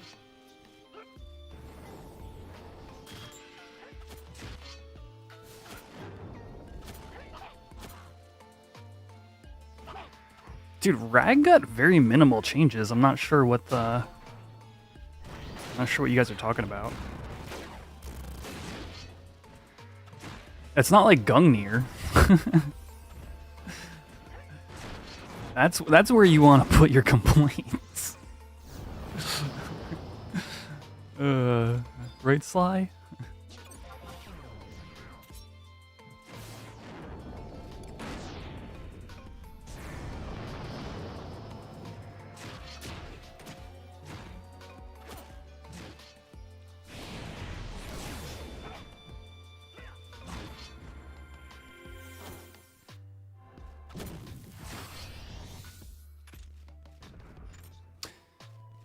Yeah, I mean, both good things, but it's not, like, overpowered in terms of balance changes.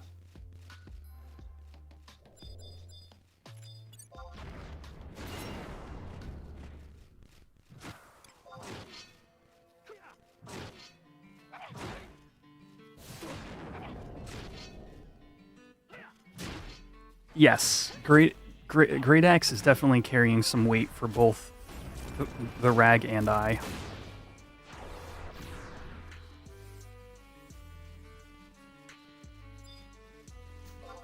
MP trouble. Oh, Fupi AFK. Okay.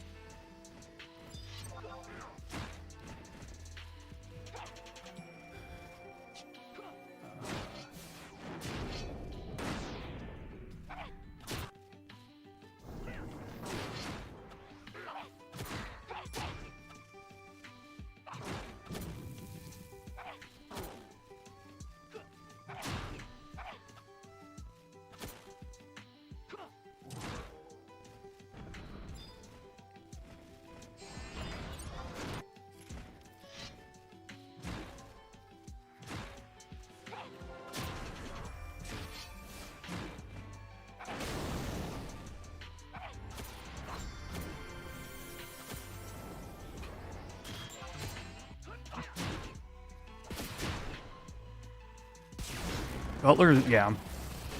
Gutler has a bonkers weapon skill. Like, you just read Onslaught and compare it to any other axe weapon skill. like the FTP, the mods, the hits, and you'll be like, this weapon skill is cracked.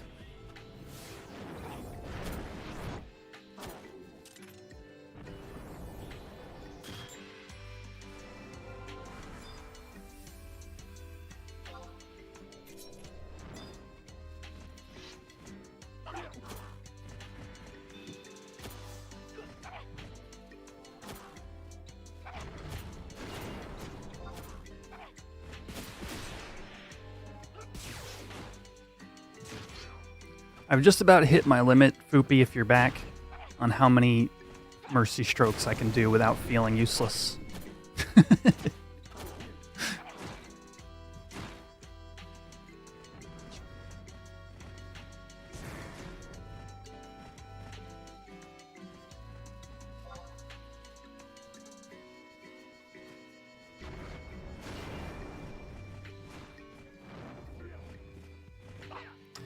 Damn it all, dude.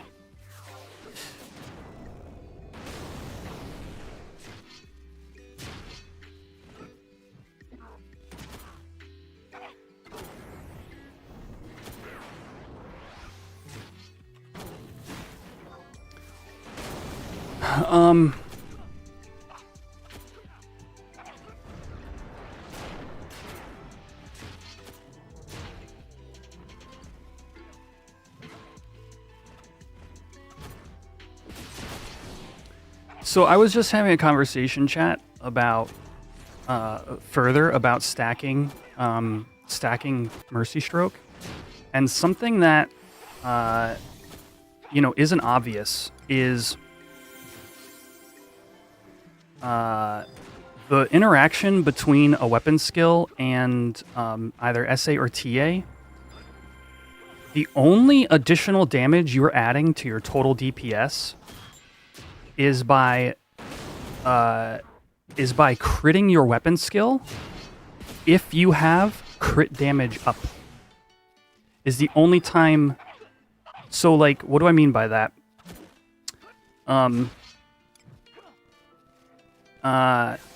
If you split a free sneak attack and you do a weapon skill and you do a free sneak attack, the total damage is the same as if you had done a stacked weapon skill, unless you have crit damage up, in which case the crit from the weapon skill will gain that extra damage. So, you might think, looking at it, you're like, oh, but my sneak attack does this much damage, and when I sneak attack a weapon skill, it does this much damage. The way sneak attack is calculated is it's additive to your weapon skill. And in some cases, like Mercy Stroke, it's actually less damage. Why? Because Mercy Stroke's mod, what the heck is up with all these Geigas? Mercy Stroke's mod is strength. So in slots where you could have Dex for a free sneak attack, you now have strength to try to boost Mercy Stroke.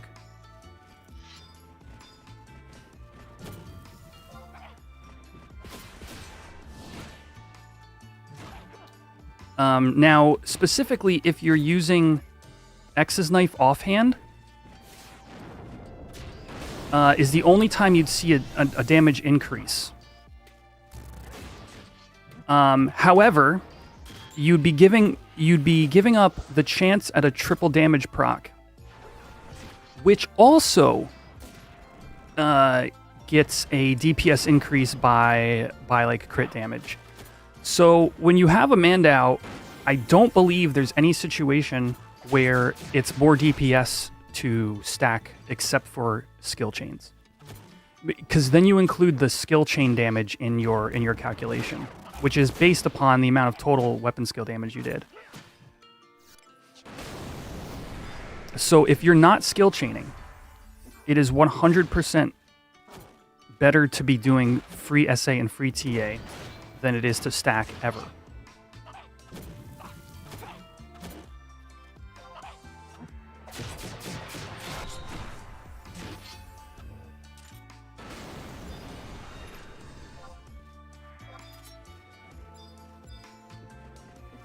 Whoops.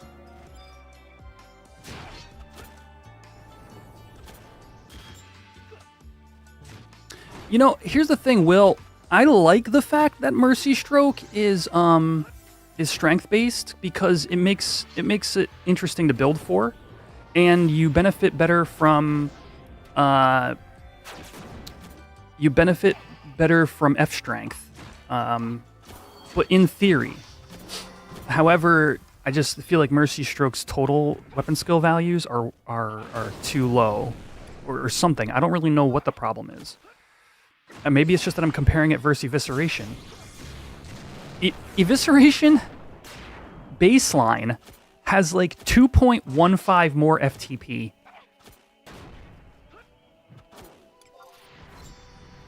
Mercy Stroke is 3.0. Evisceration is a total of 5 hits for a total of 5.15, something like that.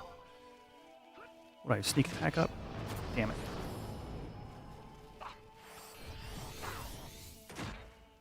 You were told that post 50 in general, you'd want to be splitting SA and TA up for better. Well, yes, that is absolutely true. But it's sort of like not the relevant point when it comes to relics in particular. Like, I never ever stack SA and TA. Like, that's almost like a given. Well, looks like I'm TAing the Red Mage.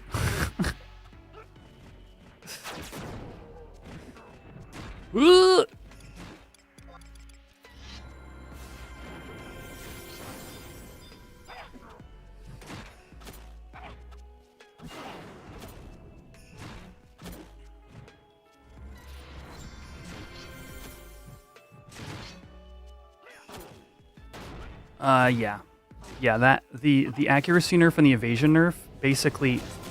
Oh, that was the worst evisceration timing I could have possibly had. Really, Thief is the one that got the shortest end of the stick on that one, because we just why isn't our dagger A+?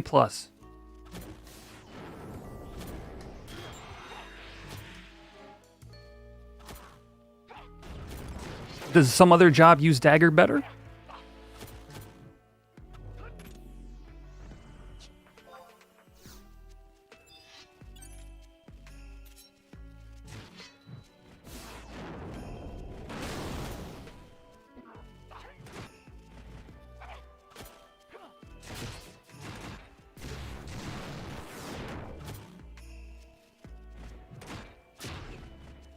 Ninja as well, yeah. I could see that. Well, I mean, I don't feel sad for anybody who can equip Byaku's Haidate.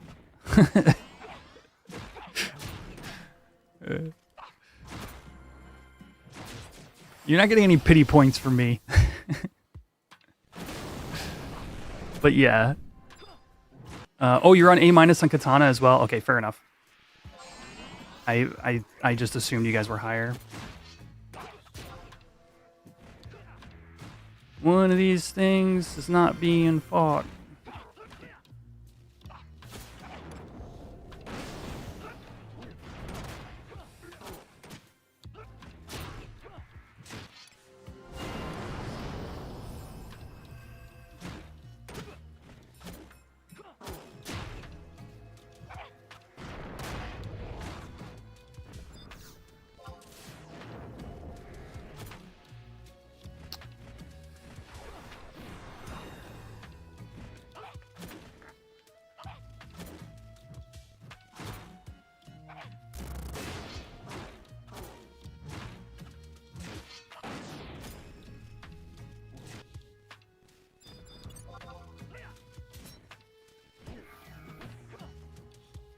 It's A+. All right. Well, there you go.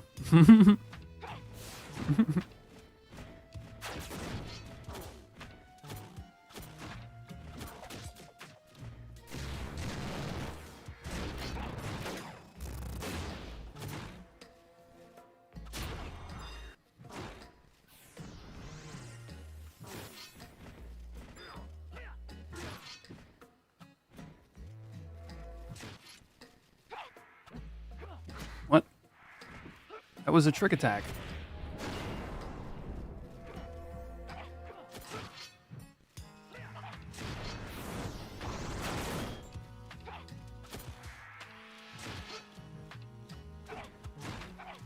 Damn that mercy or evisceration timing. Ugh.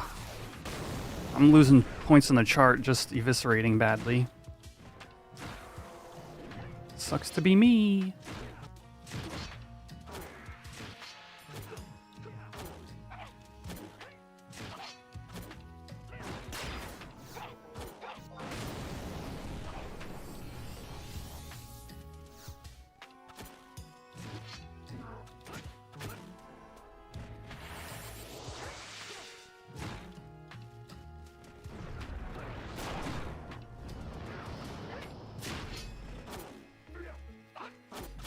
Oh, cat?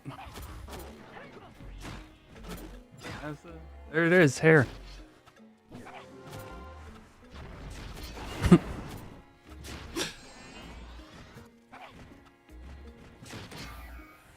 I'm busy fighting imaginary monsters.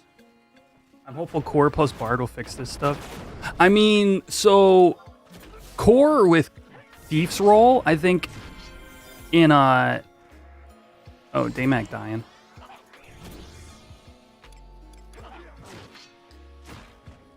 Oh, the back. Oh, my mullet.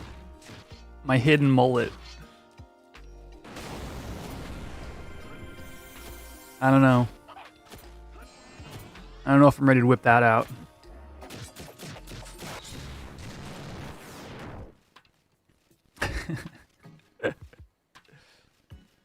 Corsair Rogue's roll with Ragnarok and Thief in a party, I think is going to slap. Especially once we get that Thief ring.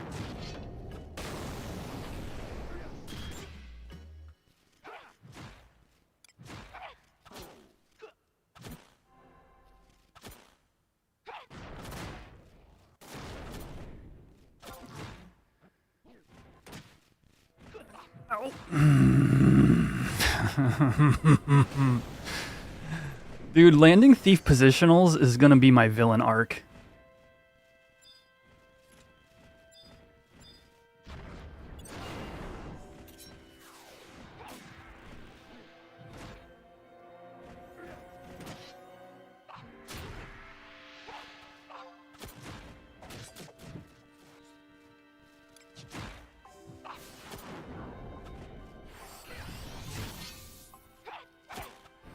No, all good, dude. I'm doing something.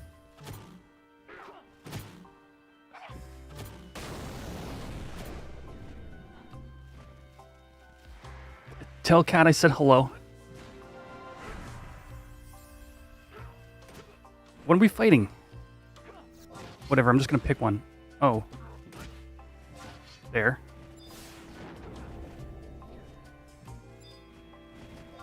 There.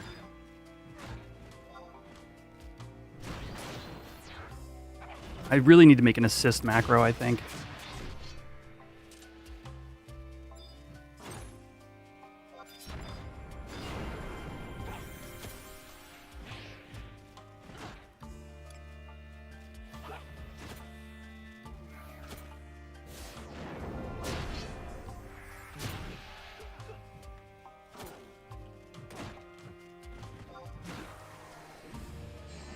Is treasures coming? When do we know? So we don't know.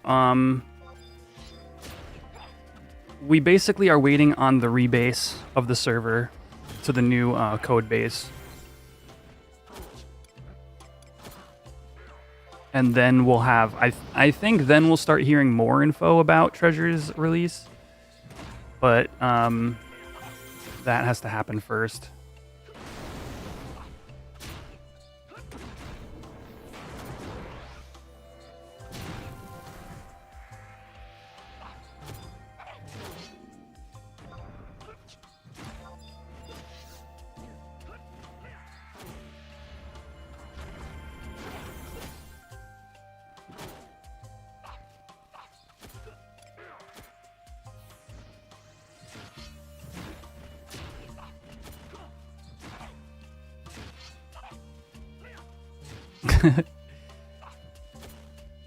Yeah, it's funny how many people didn't know what that was a reference to, Deli.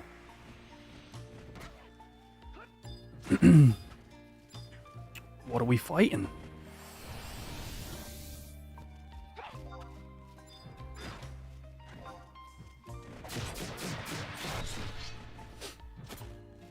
Oh,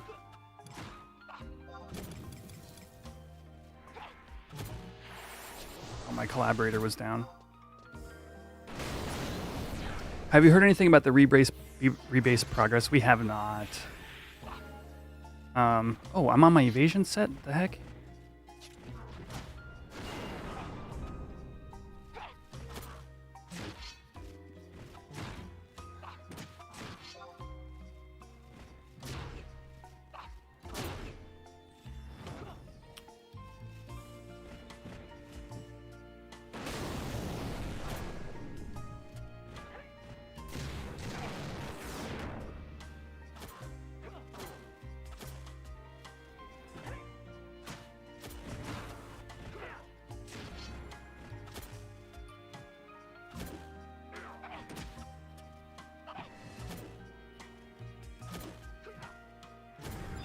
Alright.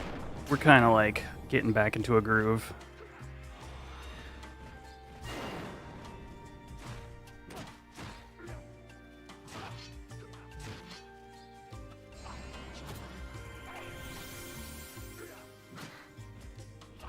Hello? Take it?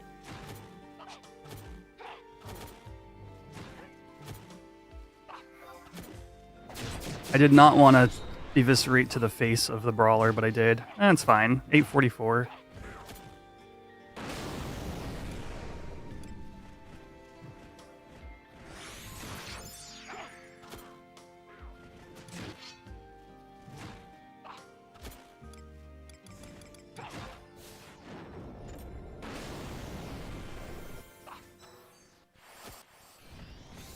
Whoa! Yo! I don't know why notifications are that loud. Thank you, FQTR, for the sub. 3 months. Let's go. You woke me up. What were the big changes that is holding the rebase up? So, my understanding is there's just so much that needs to be copied over for the rebase. And it's literally just man hours.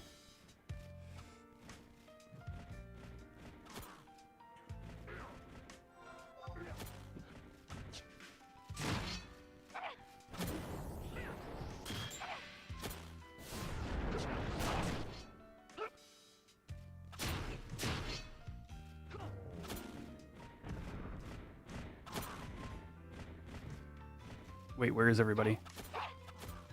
Oh, right there.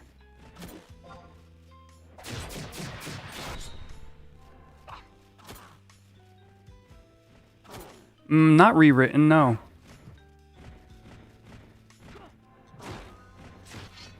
I don't think it's using a different language.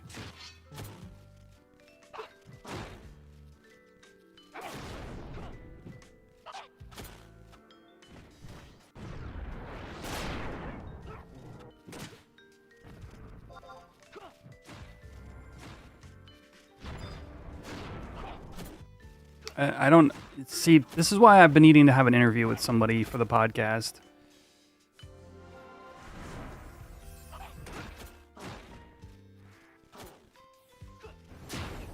Any reasons that Tarama is greater than Ravenhose? Yeah. Yes. It's +1 inventory. Because the Tarama pants are also my thief. Oh, I've been on my evasion set that whole time? I am losing my mind, chat. I don't think I've ever merited for this long. I definitely have. They are also my Thunder Resist set. I was wondering, I'm attacking slow.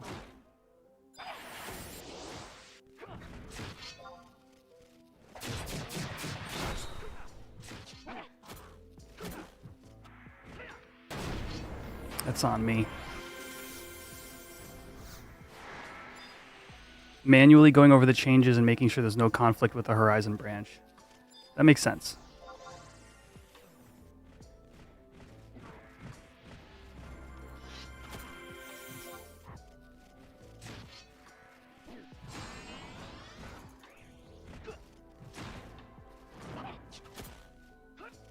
Alright, Berserk is up.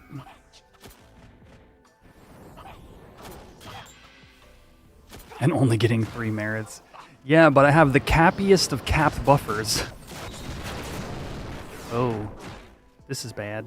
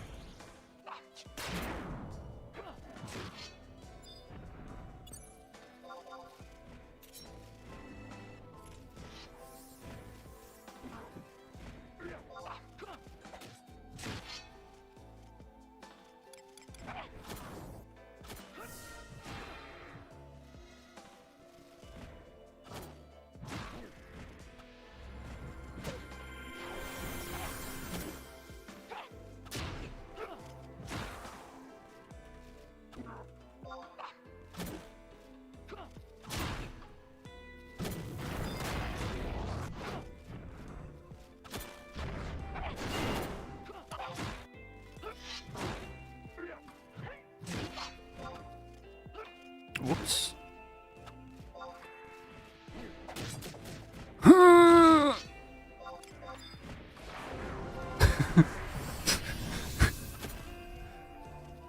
Infinite accuracy.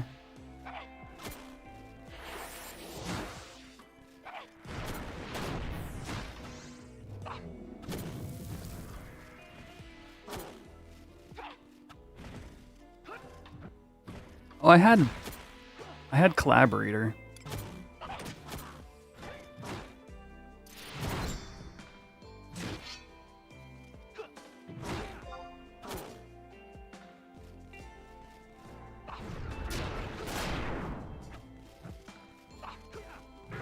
Dude, free TA is only doing 200 damage. Oh.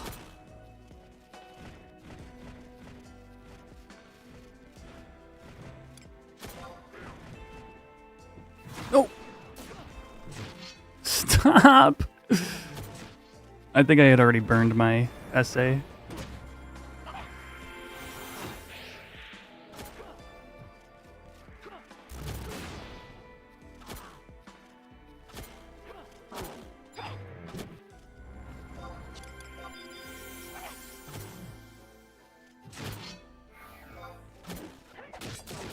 Why do I always have hate at the beginning of brawlers?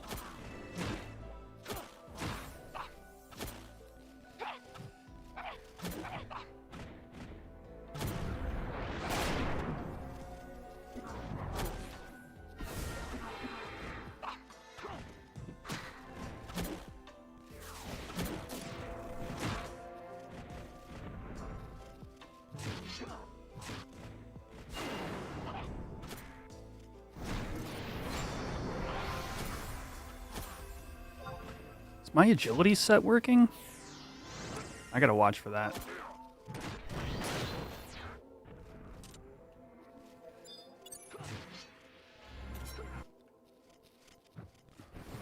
No, not like this. Last 2 essays missed by a slight spin on the mob.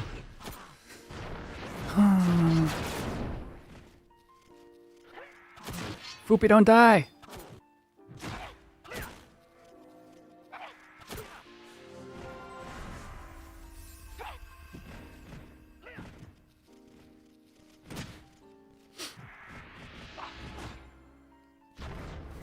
Yeah, I don't know, chat. I mean, I would like to hear from a dev, like, where we're at with the rebase. Like, it doesn't even need to be, like, you know, some kind of, like, professionally made timeline of where they were, where they are, and where they're going. It's just, like, I would just like to hear something.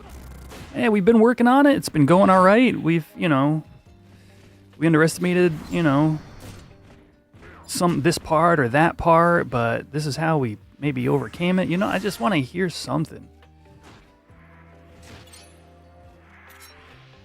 Because it's like, why did he spin on me? Oh no, I'm on top of another player apparently.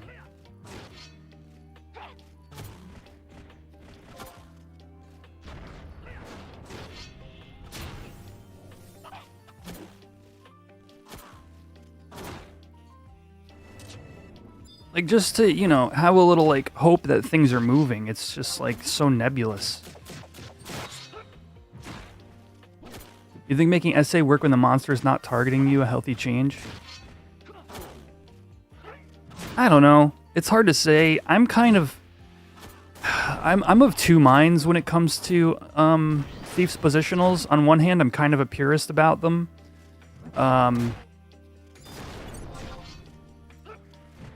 But on the other hand, like, would I like them to be easier? Yeah. It's definitely, I'm not kind of settled on which, you know, which side of the camp I am on that one. Like, the thing is, if you, so when Bully first came here, it had the retail effect.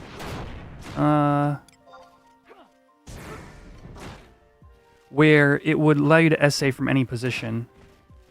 And being on a 1 minute cooldown meant you could always bully for every sneak attack you did. Maybe that was a little too much. But I don't know. I don't have a horse in the race, so to speak, about changes to positionals. I think there are more important things that could be done than, you know, work on that or change that.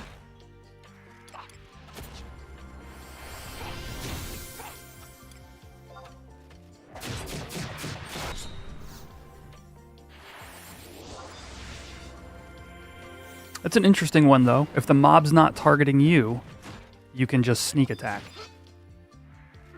It's an interesting idea.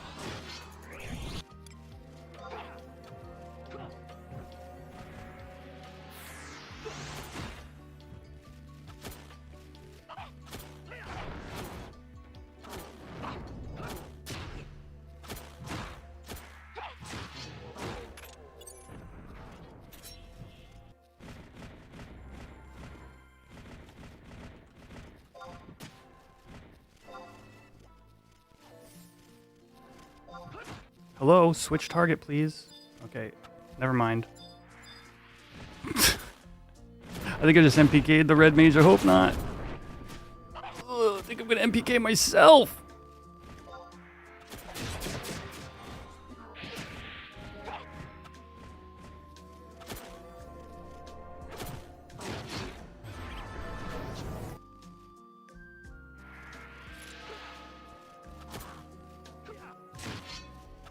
I can't believe I capped my buffer. I'm like silently steaming over that, chat. I really wanted to get merits for my next point of dexterity.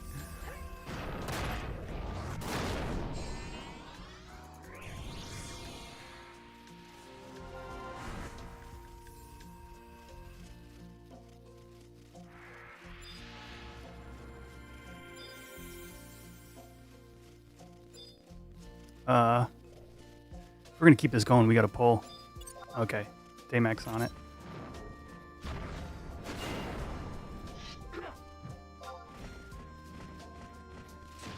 For Mob Psycho.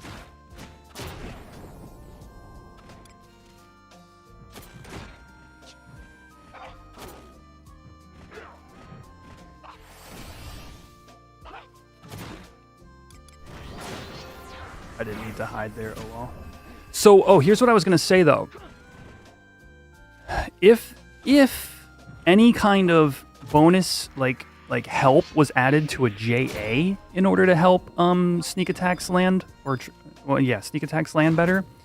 The thing is, you always gotta factor in the DPS loss that is JA usage. Like, if you spend all your time casting spells or hitting JAs, you're just losing auto attack rounds, meaning you're losing DPS. So I'm not firmly against, like, if something were to Like, say faint. We're getting faint in treasures, presumably. I don't think faint should be left in its retail form. I think minus 200 evasion is stupid.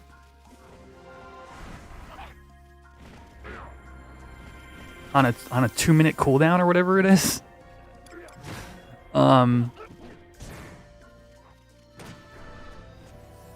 So if like faint were to like give like minus 30 evasion and then like make your next SA proc from any angle, I think that'd be cool. You know, something like that. But again, I don't have a horse in the race. As it is, I don't mind doing it. It's a little annoying at times, but it's part of the core kind of job play style.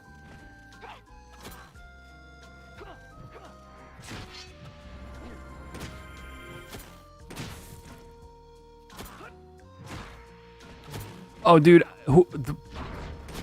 props to Morgan, the healer. Like, I can't imagine healing this and feeling like anything is ever going right. Am I even targeting a mob right now?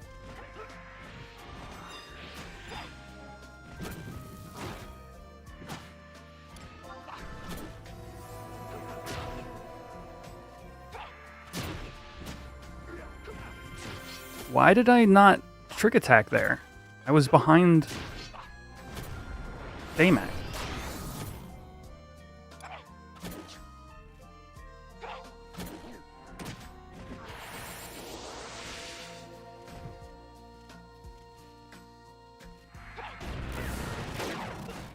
It could take me all day to cap buffer, and I did it in 1.5 hours. Yeah.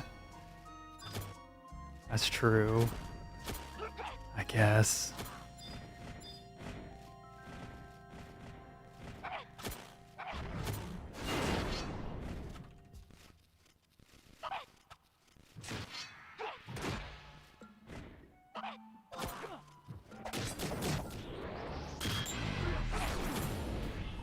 I don't know, that TA in particular, Foopy, I just rewind the tape because I don't see why that wouldn't have landed.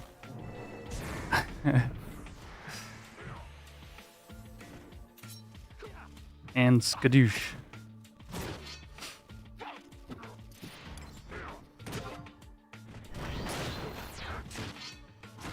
No.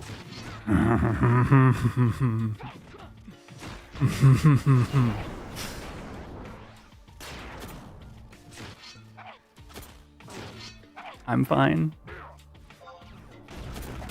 That was a terrible time to use evisceration.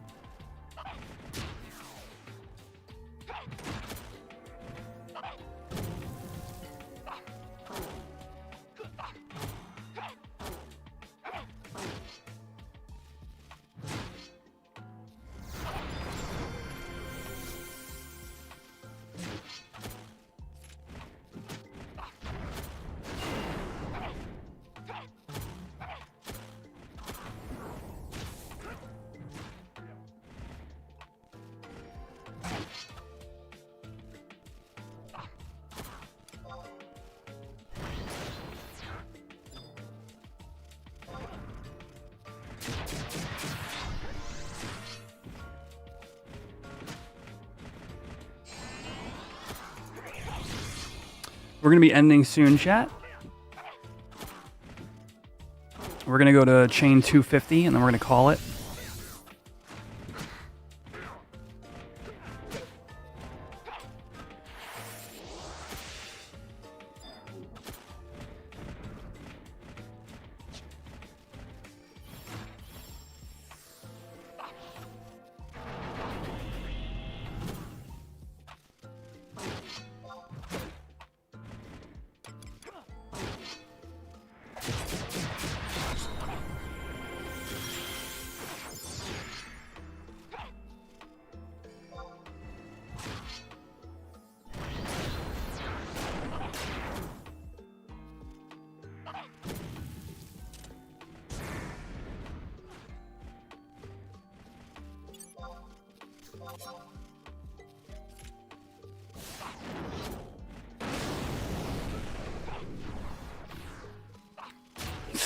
Ballad.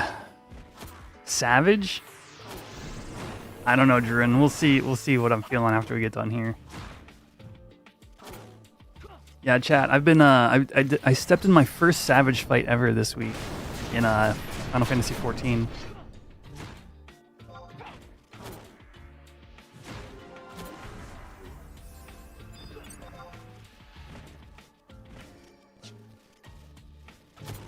Super fun. We got very close to winning.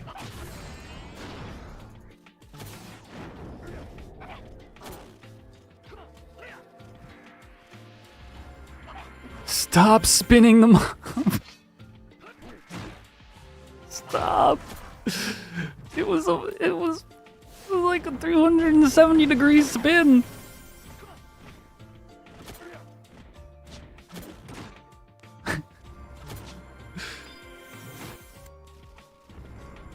Can you imagine, chat, having a relic that you can just weapon skill? You just build TP and then you weapon skill with it?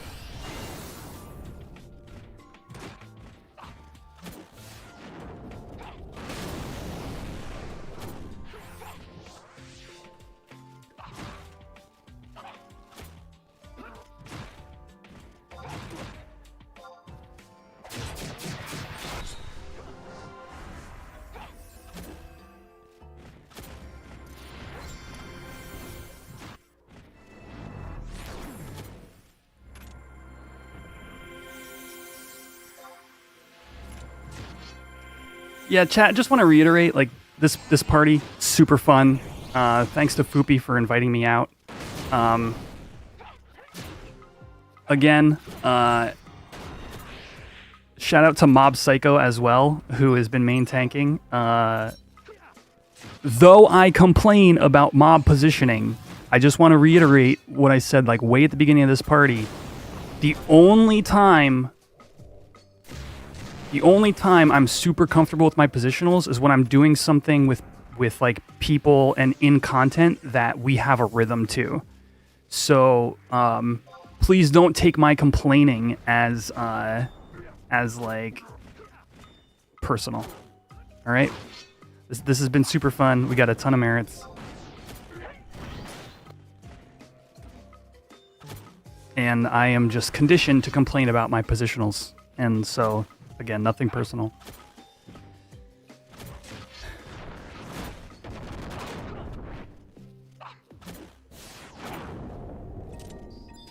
Well, it's not 3 Daymax, NJ Gray. It's not.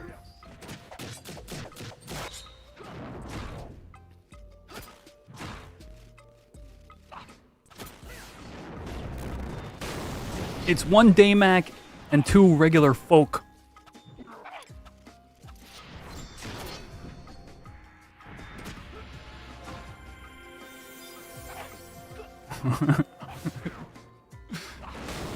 Two lesser beings.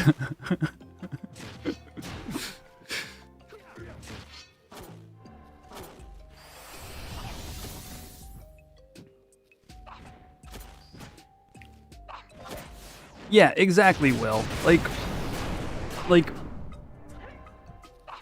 if I were specifically communicating at a point in the fight not to position the mob in a certain way or to spin it or keep it in one direction, and then the person who I'm communicating with didn't, like, do that, like, then it would be like, hey, let's figure this out, you know. But when it's in this kind of situation, there's just no accounting for all the factors. Lining up your LOS for your auto targets, A, B, other melees being on different sides and taking hate at different times, depending upon DPS. Like it's legitimately on the thief to try to decipher those things, and that's part of playing the job, is working how to live with those mechanics.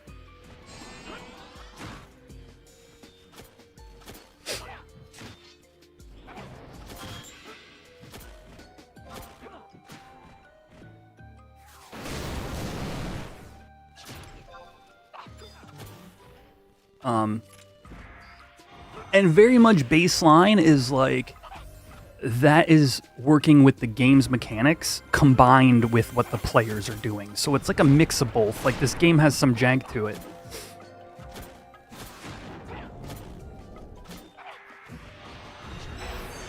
If y'all didn't know.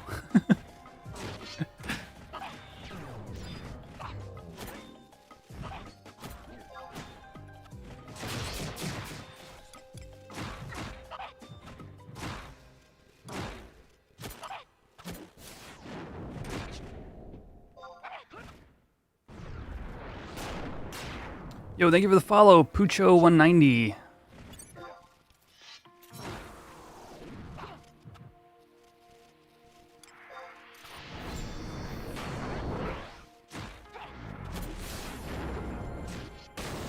I don't think I landed that.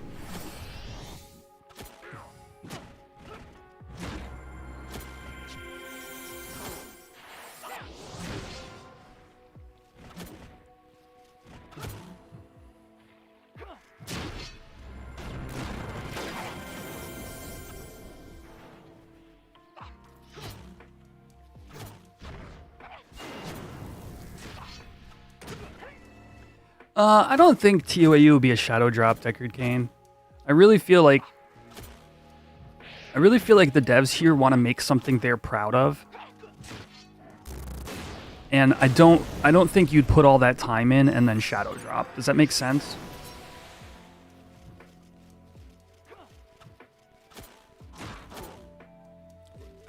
When I say make, I mean obviously like release. Like everything on private servers is kind of a hack, you know?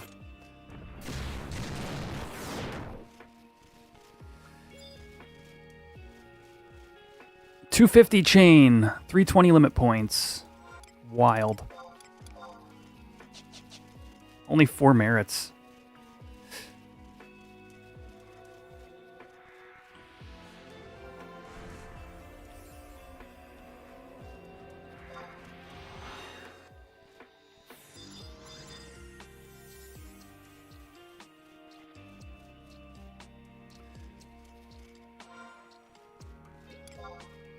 All right. I'm gonna take a quick restroom break, and then we're gonna debrief a little. Do I have a warp cudgel?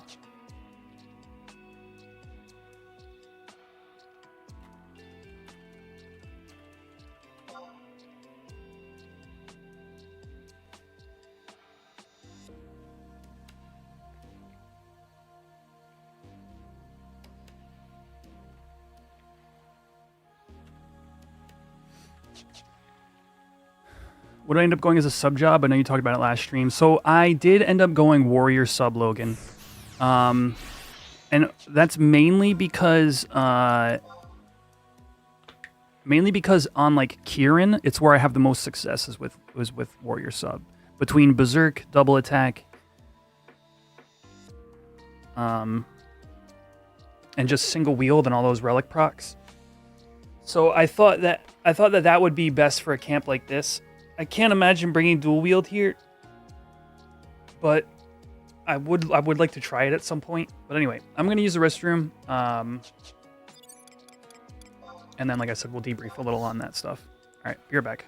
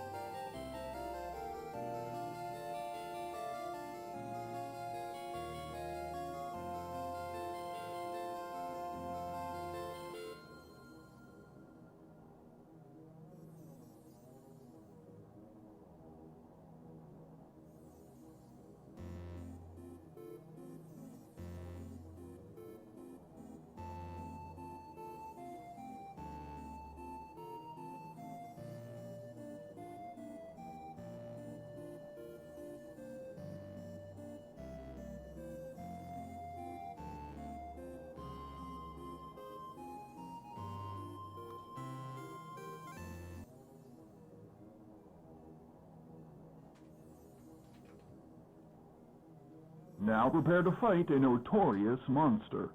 Oh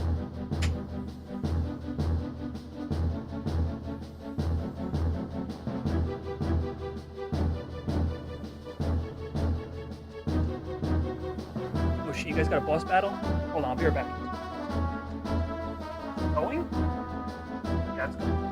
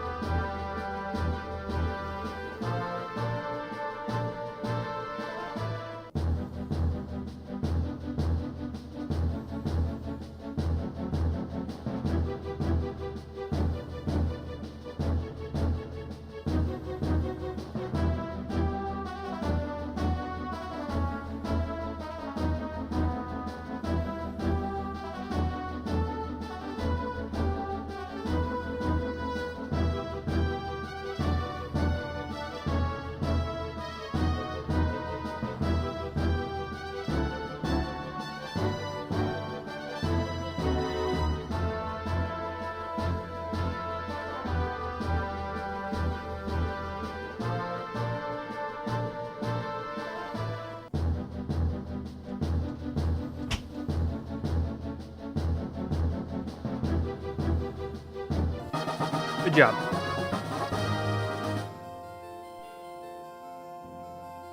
All right. All right. So, let's see.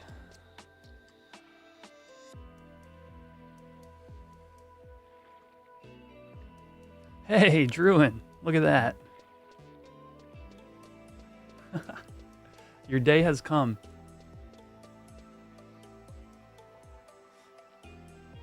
So,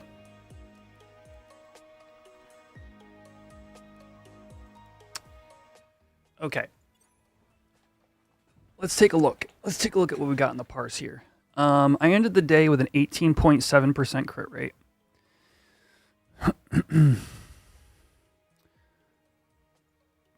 Let's see what we've got in ye old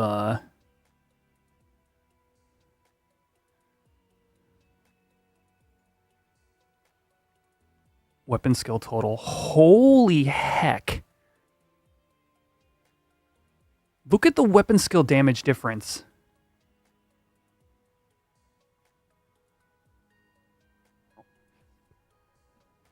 Holy cow.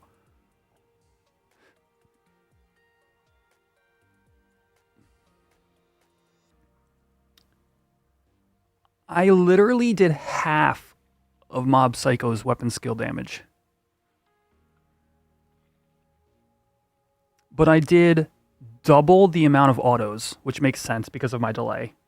I doubled both of them in autos.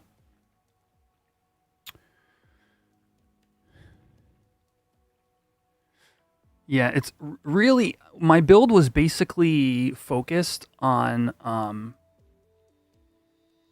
crit rate and autos. And hopes to improve my damage through Relic procs. Because, as you can see, like, think about this. If I were competing on the axis of weapon skill damage, there's no contest. So, like, alternatively, sub ninja would do more weapon skills because you're just generating more TP. Huh. Yo, Mob Psycho, thank you for the sub. Yo, kick ass out there. And thank you for the follow as well.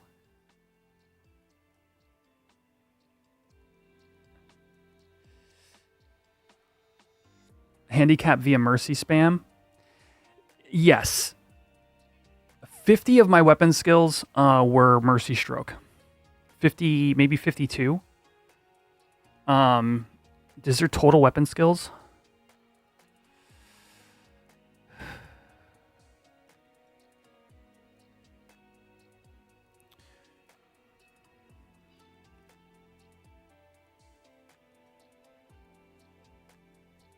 How did the party go? Stepped away for a while. We were doing like 45k an hour. Yo, Bertango with the Prime sub.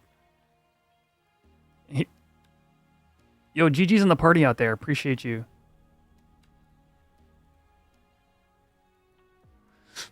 Am I Foopy? Are you still around? Or maybe some of you guys know. Was I the first thief to go out with one of Foopy's parties? Had the free one, figured you'd share. Rock on.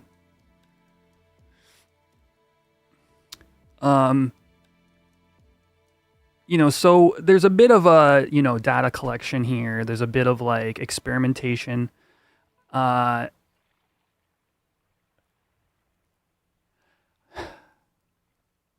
would like to take /ninja out to 1. Going up there with /4. Yeah, Cammy. Or see, Kamishi I call Cammy. Kemire. I really felt like Warrior was the play. And I wonder if the only change I would make to my set is I wonder if you were right, maybe Bomb Core was the play over Lightning Bow +1. Although I'd bet I got like a 1% crit rate from having this. So over 3,262 attacks, it's a lot of crits. It's like 32 crits. Riddle only. Yeah, I don't have K Club.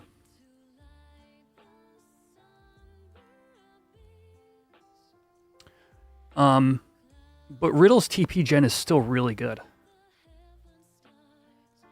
And the white damage is going to be high, especially if I'm building for crit rate, but I would probably swap my ring if I were to do Riddle. Well, like, X's knife is not bad. Obviously, I can't dual wield. X's knife is not bad. It's just not... I still... yeah, Toreadors, yeah. See, it's everything's this balance with Thief, which is cool. It's part of what I like about it. Gearing Thief is a very interesting problem to solve, right?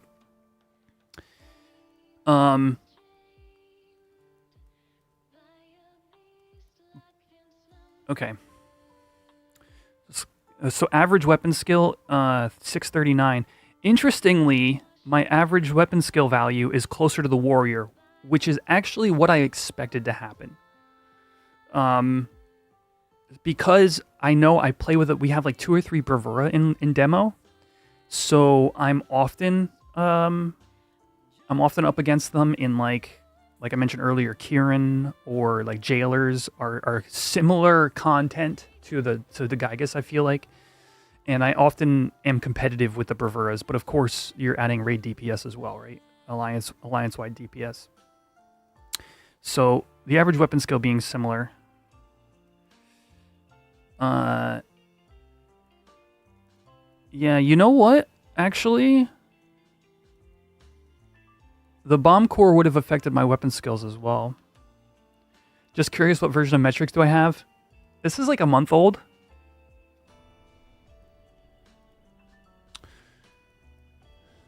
You can see abilities. I wonder how many sneak attacks and trick attacks I did. Oh no, that's JA damage, not frequency.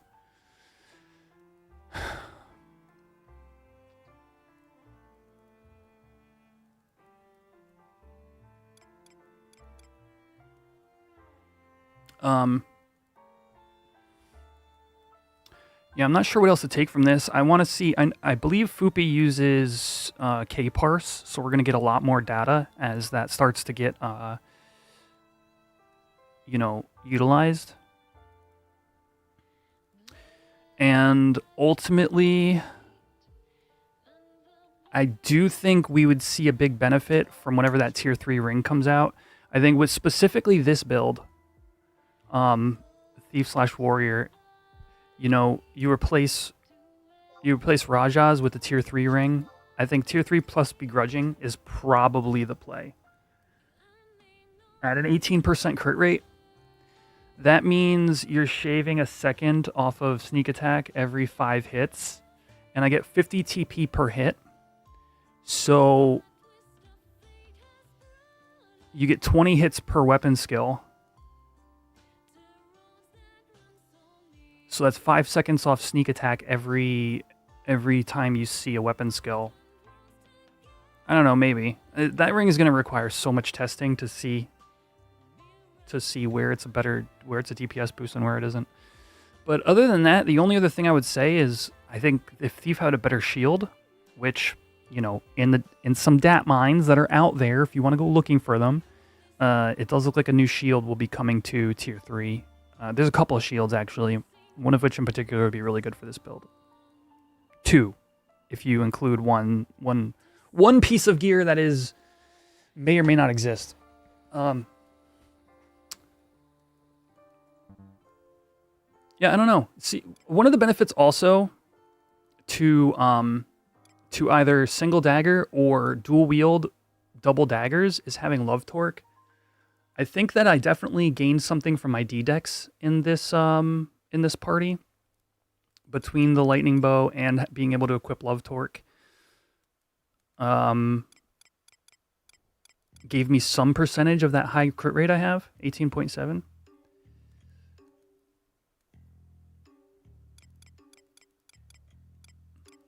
Because you wouldn't use love torque with like Riddle or K Club. So something to think about there. Extra 5 decks.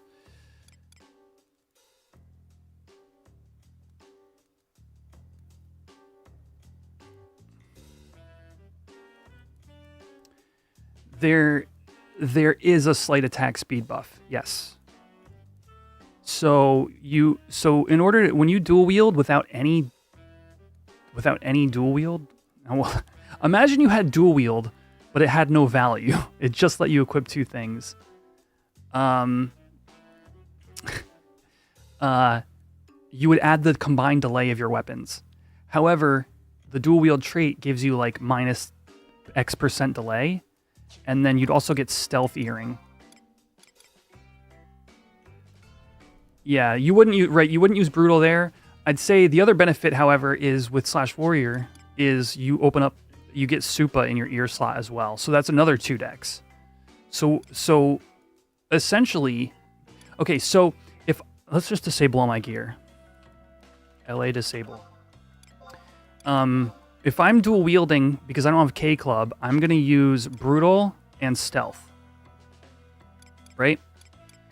So that's going to be your highest DPS option. Unless you have K Club, and then like you're saying, you can use Hollow. One of the interesting things about Sub-Warrior, which is actually different from like Sub-Dragoon, is you do get Supa. Which again is nice because if I'm benefiting from D-Dex, it's just stacking it, right? And you're getting 4 extra attack, 4 extra accuracy on your dagger. If you were doing Dragoon sub, you would likely have this slot would be your Wyvern Earring, which would be your 5% haste. So kind of unique to Thief Sub-Warrior is having Supa in your ear slot. I guess if you had Kraken Club, you'd probably go Supa/Hollow. Or no, sorry, Supa/Stealth, but you have Hollow Earring. So like Hollow/Stealth.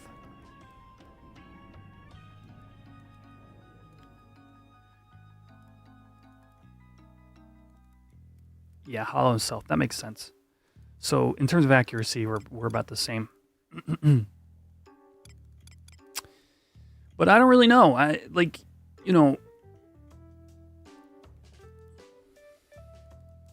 thought things would be closer here, but it could be also the interaction between Ragnarok and Bravura is just too strong for a Thief to compete with. What's my evisceration average with this party? I don't know if I can show just evisceration average, can I? Maybe it's like slash metrics report weapon skill average. Yeah, I don't really know how to report. Let me see.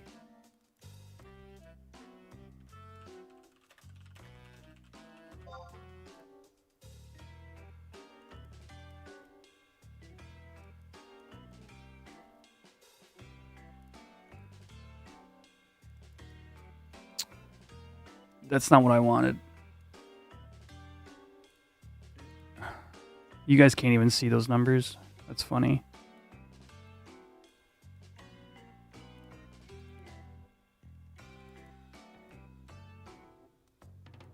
Rag hits so hard and also Mac is stacked. Yeah. In focus. Okay, perfect. Let me try that.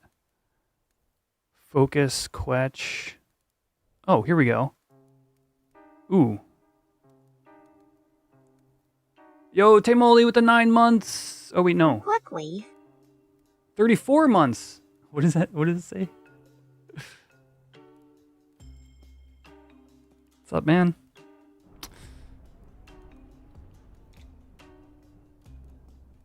This is interesting stuff, actually. So I procced gravity 130 times. That is wild. 130 times out of 3,200 attacks.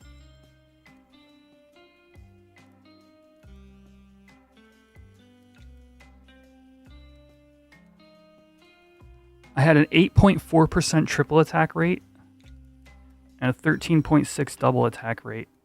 That's kind of interesting as well.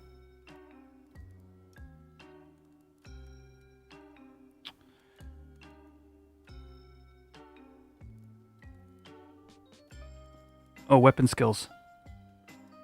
Evisceration. Average of 727. Yeah, dude, it's called metrics. It's super good. I've never looked this hard into it.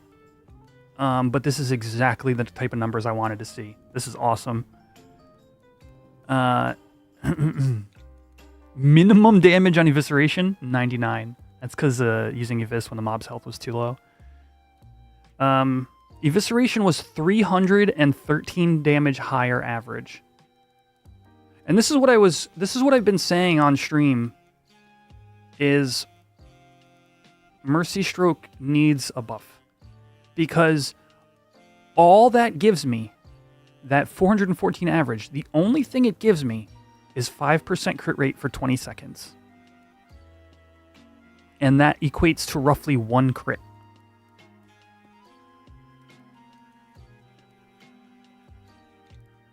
Like literally, I get 50 TP.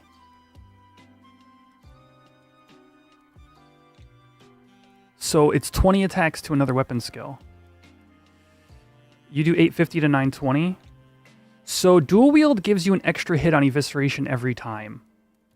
So you're not eating meat though. I don't see how you could be 850 to 920 on those mobs. That extra hit shouldn't account for that. Like this is literally berserk. That's interesting. Slash LA set Dex 60. LA enable. No, that's not the right set. Is it? No, it's not.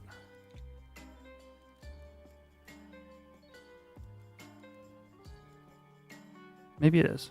Am I going crazy? No, because the head is wrong. Dagger weapon skill.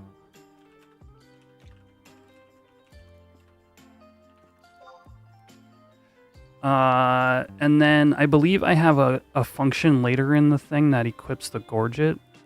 Soil Gorget. Yeah. So this should be that. That's my evisceration set. It's an O club hit anyway, so literally almost 0 increase. Love Torque is out parsing. That makes sense. I could see just throwing in torque. I mean, it's not gonna be 100 and what did you say? 850 to 920. It's not gonna be 123 damage increase on average. But yeah, this set is almost as good as you can possibly get. Missing one dex, and I could probably swap Heka Harness for Dragon Harness interchangeably. You use Mats and Toreadors. Yeah, I mean, Dragon Harness +1.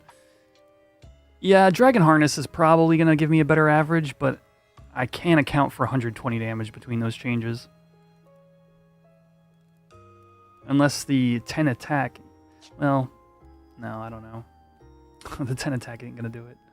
I guess technically I would have 20 more attack had I had Dragon Harness and Bomb Core.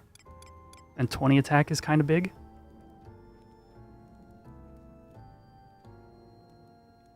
And actually more attack as well from the skill and the Love Torque. You have quite a bit more accuracy. I mean, maybe I was missing hits, although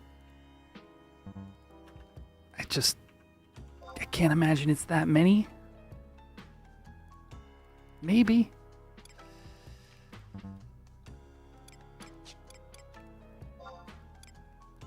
Well, there's 10 accuracy on the Hecatome Harness compared to the Dragon Harness.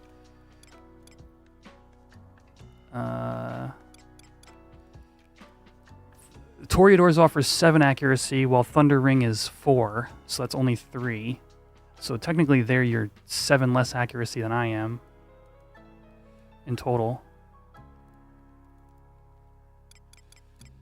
The Cap, you're only 1.2 accuracy higher than me.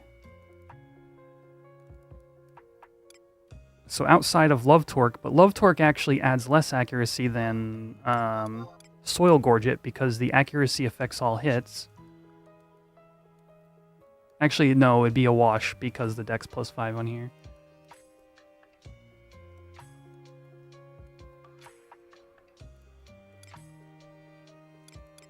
I actually have more accuracy than you because of the Hecatome Harness.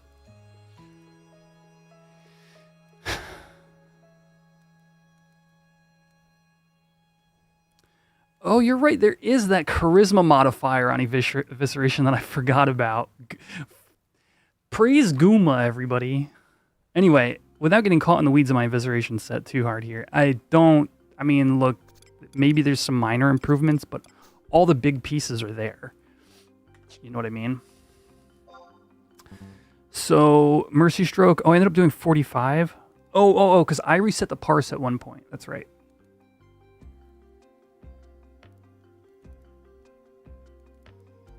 I was not using attack food,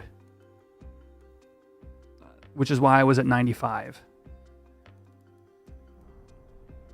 And maybe that's the play. Maybe I just struggle with 85% accuracy or whatever and use attack food. Attack food, Bomb Core. Yeah.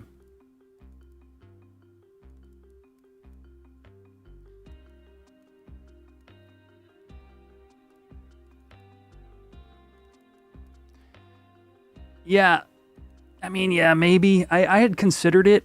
Probably Hedgehog Pie, the HQ version.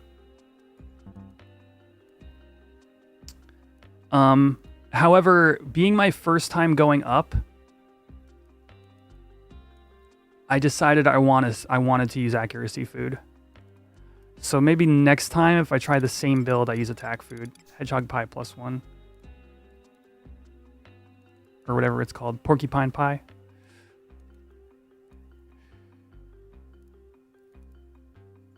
So to explain my thought process there, chat, is look, I'm at 95. I was using Guma's spreadsheet. If you guys haven't seen this yet, Guma is somebody in the community who plays Thief, and they made a spreadsheet. Where is it? Did I close it? I swear I wanted to leave it open for this.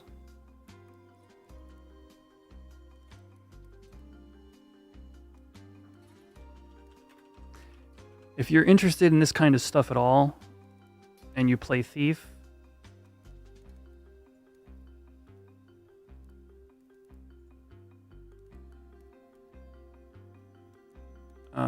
here.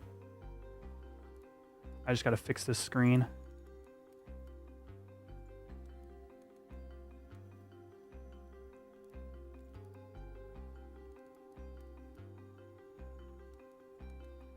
So I was using the spreadsheet. Yo, what's up, Cajun? And I saw that my hit rate is right here. So I put in 84 to 85 gigas with my sushi accuracy of 435. Oh, you know what though? But we're getting Madrigal. I should have thought about Madrigal here. So with sushi, I was 95%. I was 2% for accuracy over on the 85 gigas. 13 over on the 84 gigas. So yeah, so likely my eviscerations weren't missing at all. So that can't account for the damage. You know, aside from the 5%ers.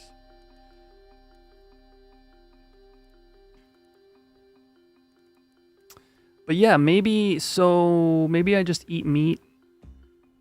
Which I thought I spent a lot of time mathing it out and just decided to err on the side of accuracy for my first time up there. So that was a decision that was made. It's looking like I'll probably have better results with porcupine pie. Anyway, this spreadsheet is copyable from, if you go to the Thief thread in the Horizon Discord and click the pins, you'll find Guma's spreadsheet. You can make a copy for yourself, and I occasionally will fill in the values on like weapon skill averages and stuff, but then Guma releases a new sheet, and then I gotta refill in the values. But, you know, you can calculate your average weapon skill damage and stuff. I'm actually curious. I'm going to take a screenshot of all this. Or actually, I can export. Can I export all this data?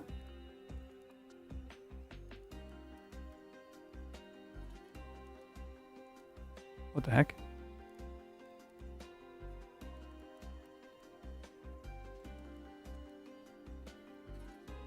Create CSV file. Files can be found in config/metrics. All right, apparently I just created them.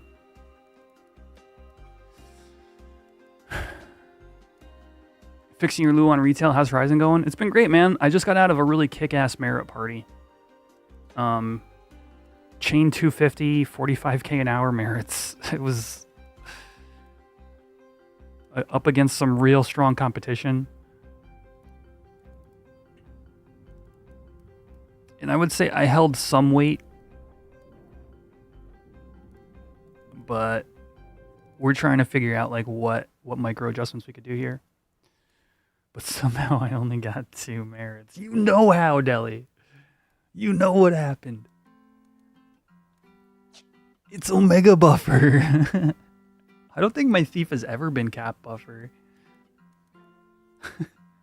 That's 3 whole merits right there.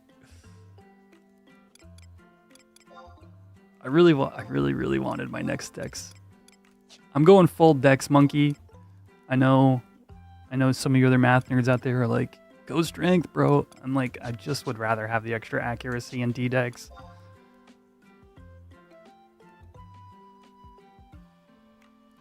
I get it. I sometimes make bad choices. Cool. I mean, that was fun. I would like to go again, make some changes. I would like to see tier 3 loot as well. I would like to see some kind of buff to Mercy Stroke. It's what's wild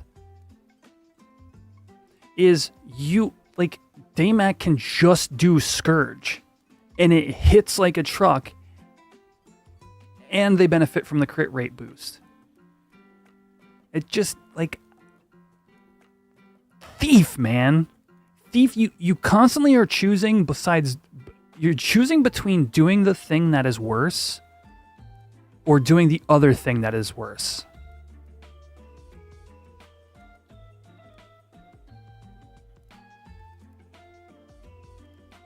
Like, you can use Mercy Stroke. It's going to do a lot less damage, but you're going to get crit rate. Yeah.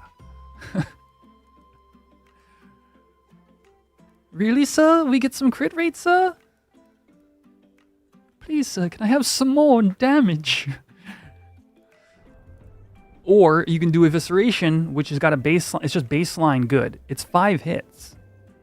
It's 5 hits with a 1.15 FTP in the first hit. My parse would look so much better with Evis. Well, I did 100 Eviscerations. So, I can actually tell you, just based on average, it would be 300 damage times 45.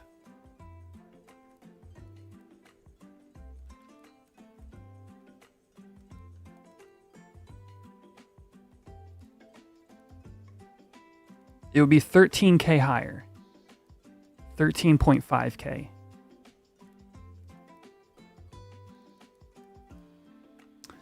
So instead of 327, it would be 340.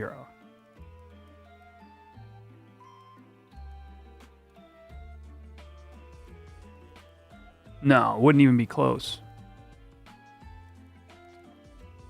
Yeah, that's 100k. Yeah.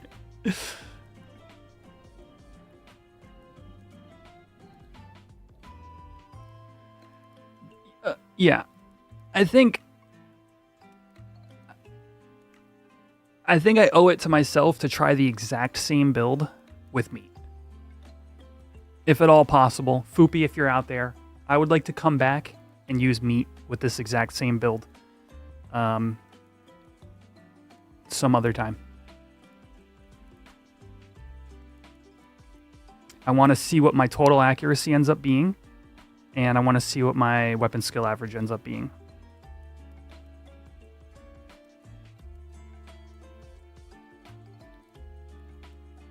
Really cool, though. Super appreciate the invite.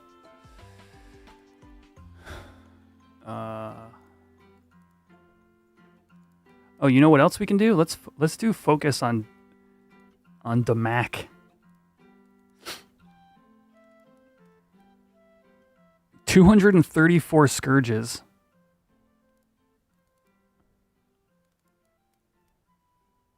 With a 1200 average. Do you realize? Think about this.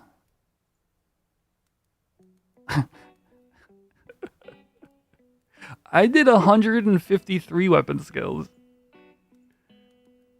Damek did 234 with double my weapon skill average.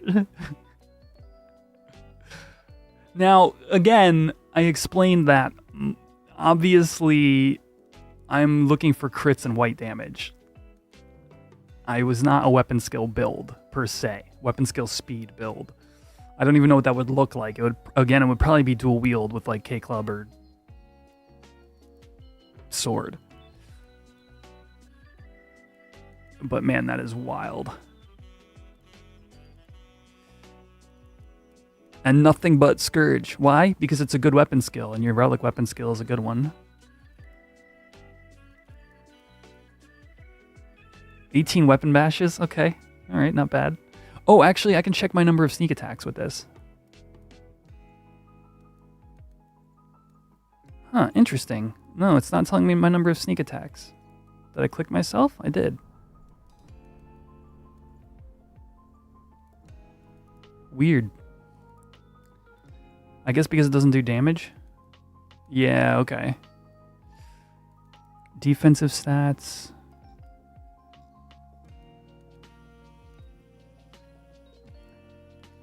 Interesting.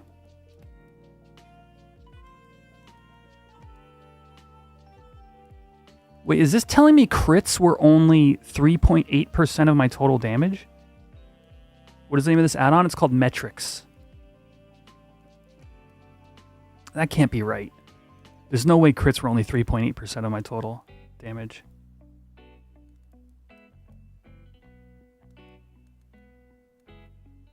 I think this is against me. Yeah, you're right. Oh, here we go. Crits were 33% of my total damage. At 18%.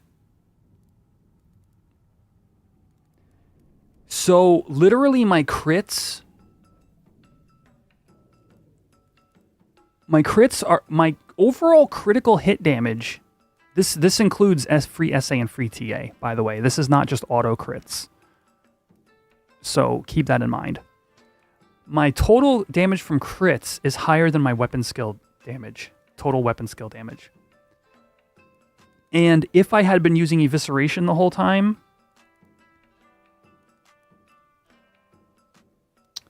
they would be almost equal. Because it adds 13k to this number.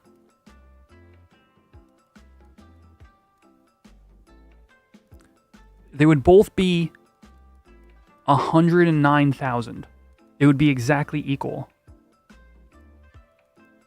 But you're using Evis like 3 times more often? I'm talking about with just this build, Typhlo. Like not changing my build at all. What do you mean I'd be using Evis 3 times more often?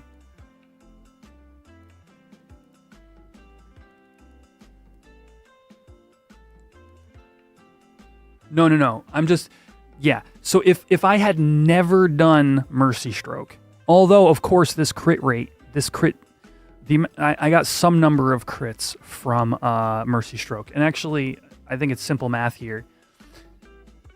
On average, it should be 1 extra crit per Mercy. I did 50, let's say 50 Mercies. So it's 50 extra crits that I did. So subtract 50 from 610. This is pretty easy to figure out, actually. 610 minus 50 equals 560. And then 3262. Wait, is there like a crit damage average? 3262.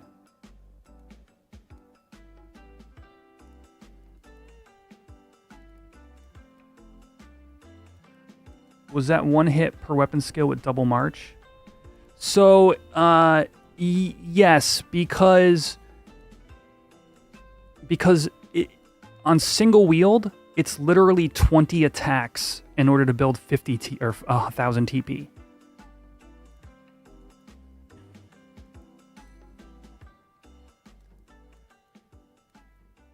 Nocto.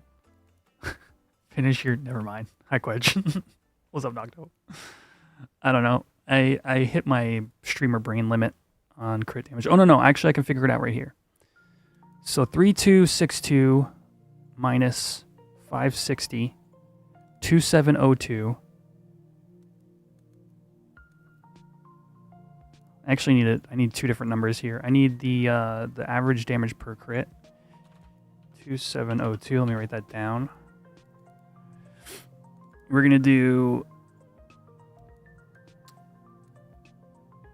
109,421. And actually, because of the SA and TA crits, this number is not going to mean anything. No. Yeah, never mind. What is my triple attack rate? Was I keeping AM up 100%? When I was doing Mercy Stroke, I would say I was close. But it definitely was not full-time. 8.4% Shaughnessy. Which should be 10. So that's just on the unlucky side of average. My double attack rate was 13.6, which it should have been 15, which is also on the unlucky side of average. Yeah, offhanding X's knife is an option. So I could probably offhand X's knife and eat meat. Yes. You can. The crit damage works here on the offhand. Not really, since you can't DA or TA during the other proc. You're right. You're right. The DA number is probably accurate. I mean, they're both accurate, but the TA number should be closer to 10%. Being 1.6, almost 2% off, does seem a little odd to me. And because TA procs before DA. So wait. So maybe that it would naturally lower. No, because it's counting my single attacks. It's counting my singles, it's counting my doubles, it's counting my triples. So, unless it's counting hits in a triple as single hits, I don't see why you would get that number.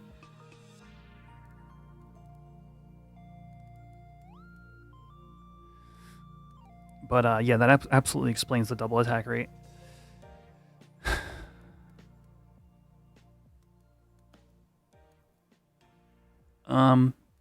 But yes, so I think you could potentially dual wield daggers and use meat. I don't think it'd be bad. I just don't, because you're not gonna be able to compete on the weapon skill axis. I really think if you're gonna use meat, it's gotta be Slash Warrior. And then maybe Sushi and either like K-Club or Riddle could potentially be the other option. Those are the two things I would like to try. Mainly just same build using meat, then come back with Sushi and try my blue sword. Worst case scenario, just dagger. And just know you're going to be lower than everybody else.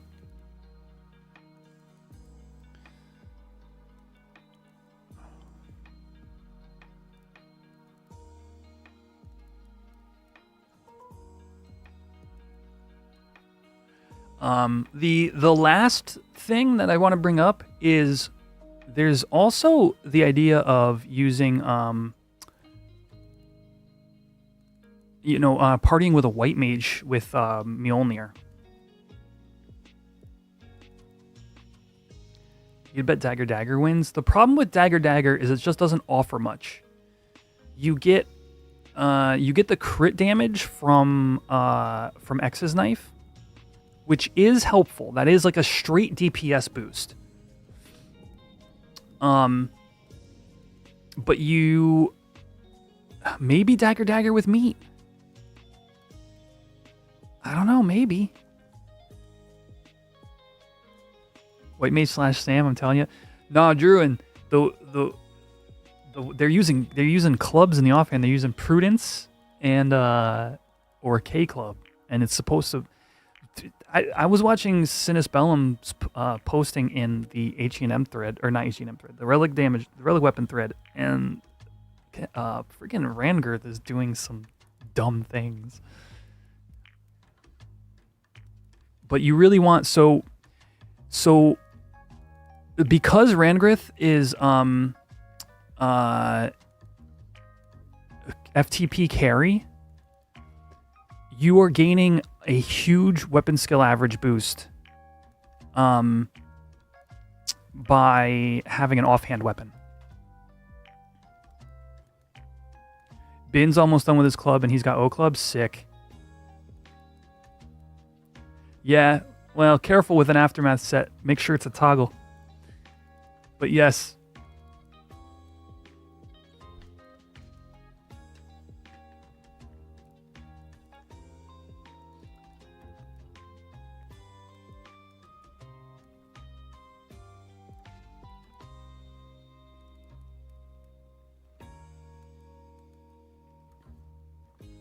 I don't think a white mage sub ninja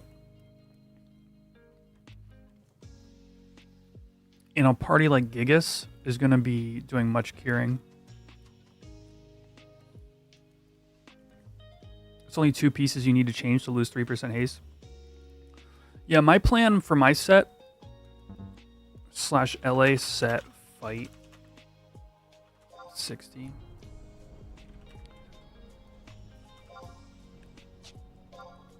My plan was to drop the Rappery harness for Omam Karaza.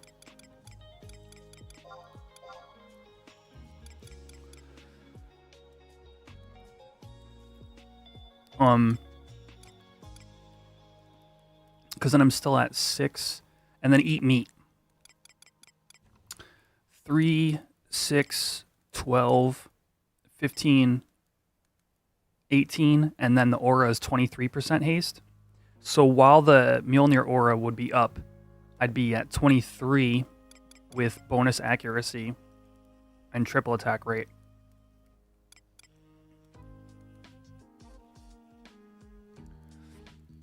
Won't do much. Well, says the guy with a relic that has plus 20 accuracy on it.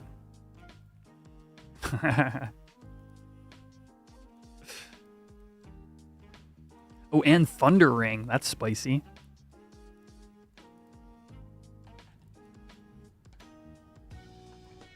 But yeah, I figured if I party with a white mage with Mjolnir, it would be of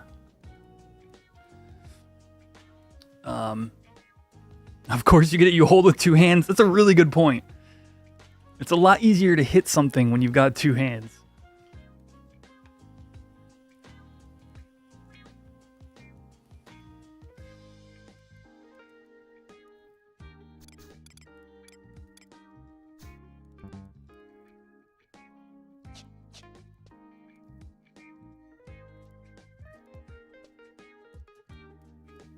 And something hits harder when you have 2 hands. Which, as you can see in this parse, is clearly the truth.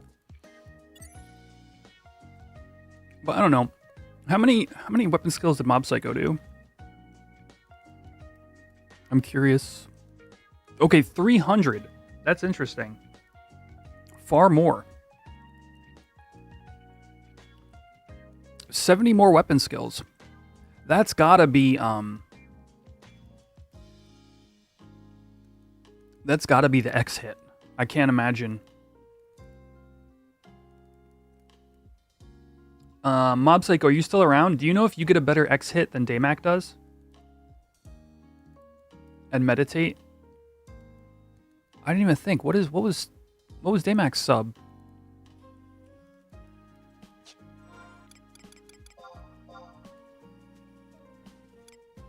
There's /Sam.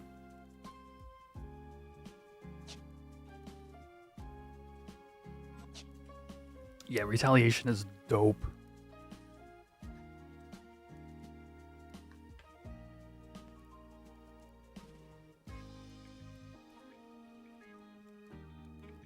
That's got to be X hit.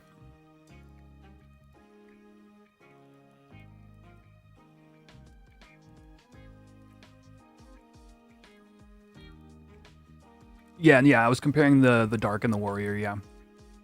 So Mob Psycho, Warrior 305, Daymak, Dark Knight 234. It's got to be an X hit being a 60 difference. Now me being 153. It's just so sad.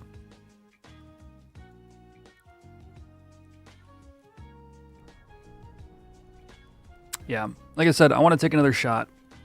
Use meat, same build. I think we'd get a better approximation as the differences between our relics than we currently have. Cool. Well, that was super fun. Time to notice that I wasn't paying attention to the time of day. And is it we have ore digs in the morning, chat? Should I save my chocobo digs? Is it even worth digging for ore anymore? Is it finally time for me to agree that it's possibly not worth doing? Yeah, we got Waxing Crest at 8 a.m. Okay, so no digs today. I will go do guild points though.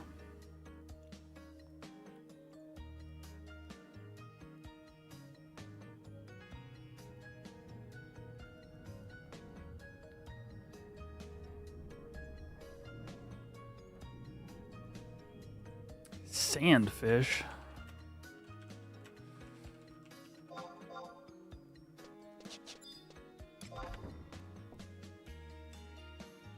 Mr. Nocto. Yeah, you're right. One ore. It's just they've gone so. Oh, geez, I broke my link pearl.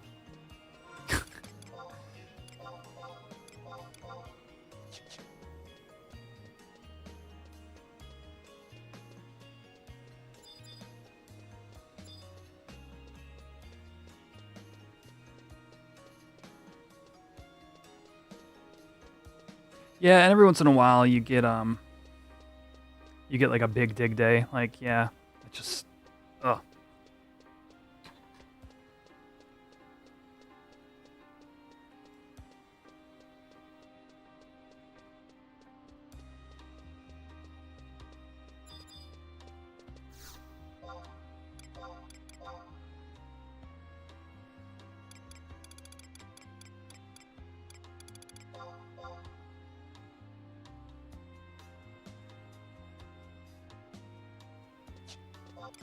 $15K for GP today. All right, whatever. We got a Bahamut gang. No, we got the Horizon gang.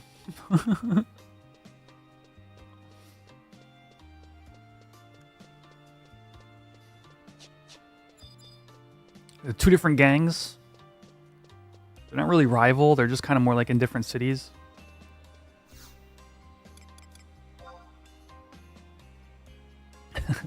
We used to be good. That was something Misa always said.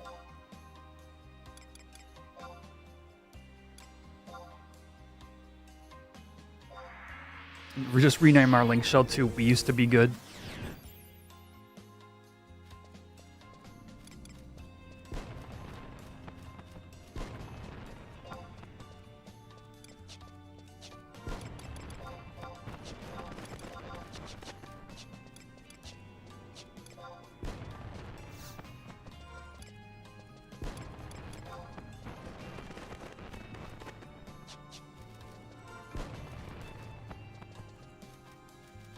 Yeah.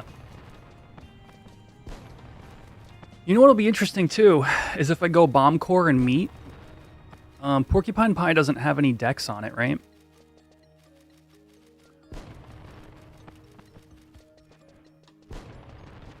It just has accuracy. Yeah, this will be interesting. So, if we do that, swap Lightning Bow to Bomb Core, and swap Soul Sushi +1, which is 6 decks, to Porcupine Pie, I'll be losing 9 decks in my set.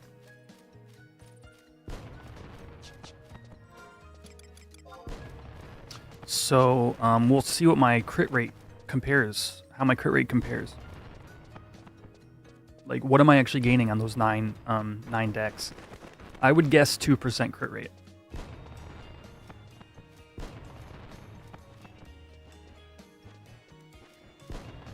Curious how Mandalic Stab will be. Yeah. So you know what's funny is I like Mandalic Stab on paper in current retail, at least. I don't know if it ever got changed specifically. Like, ignoring defense and having a decent FTP looks great, but everybody I've talked to about it said it was bad in Era.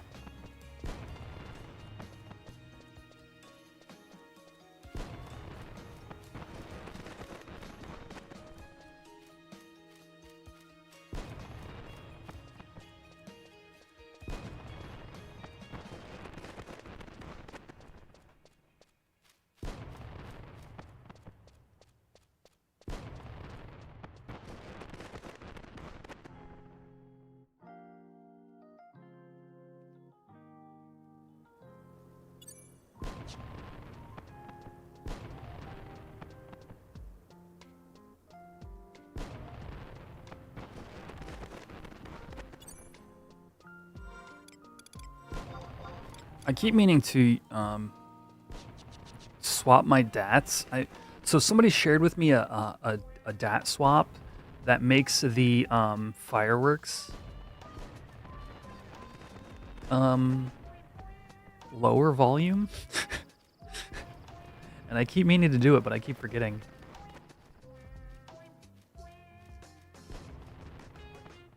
Did many mythics get made in era back then? Not very many, because you were literally gated by like reality.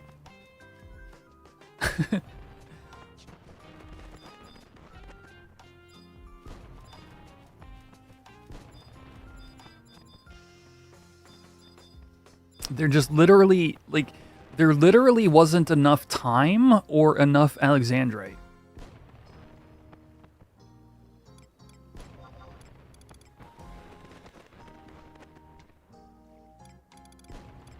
Look at all these ice crystals. Holy crap. We're gonna go print some Surara, chat.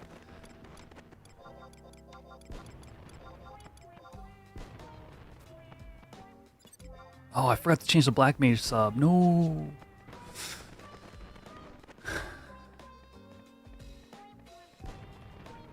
Yeah, even if you were perfect about your Einer Jar and your other points, your Nizul points, even if you were absolutely pristine, like there still wasn't enough Alexandrite to exist. Yeah, and let alone, being able to defeat all the bosses. It's kind of wild. I'm excited to see how they handle it on Horizon. Like, I think a challenge that is obtainable is a really fun direction to take Mythics. Like, if you work hard enough, you'll get there. Which is... Oh, I'm going the wrong way.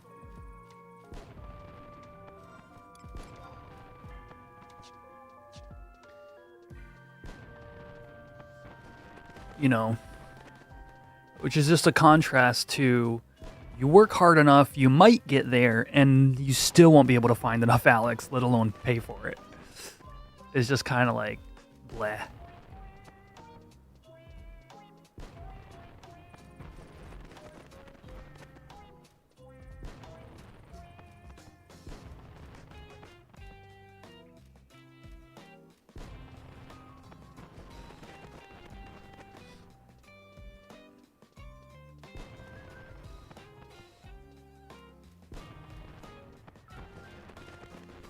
Part of that was just bad salvage running, maybe.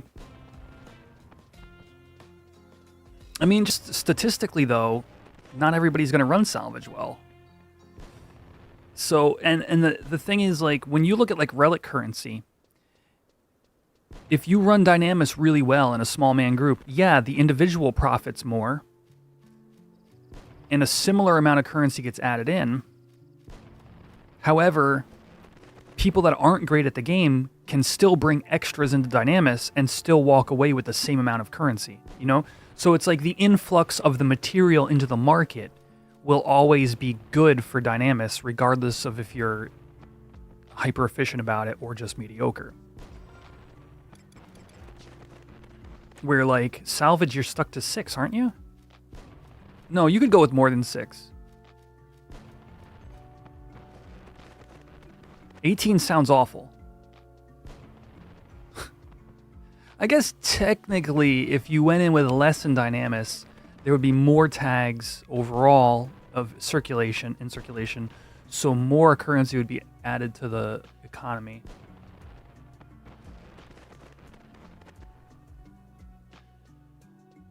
Yeah, 18. Is the minimap the same atom as in the launcher? When I add it, it's blurry and not as clear as mine. So, Nasser, the only difference between my minimap and yours is going to be I use a mod called Hunting Maps. I'm in my mod house. But that shouldn't change the clarity.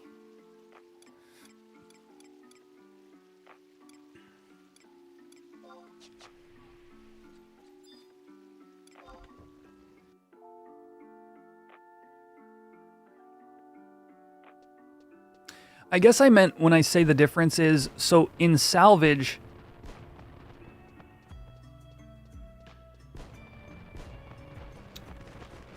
even if you have 18, that doesn't necessarily mean you're running salvage correctly, I guess is what I meant to say.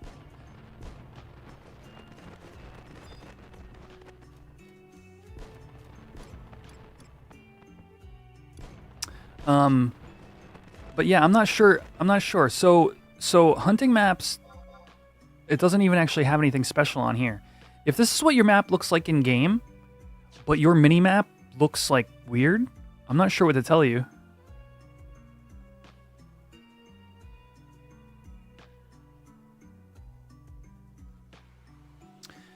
Yeah, the Alex generation would be higher, right?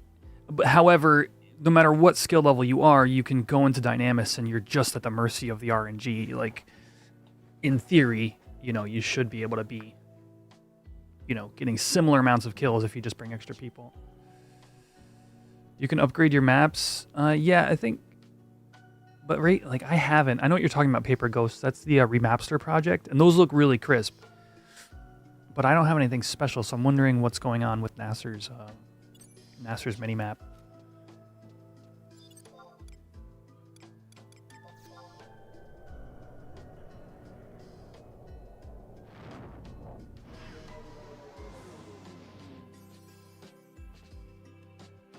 Remapster took theirs down? Really?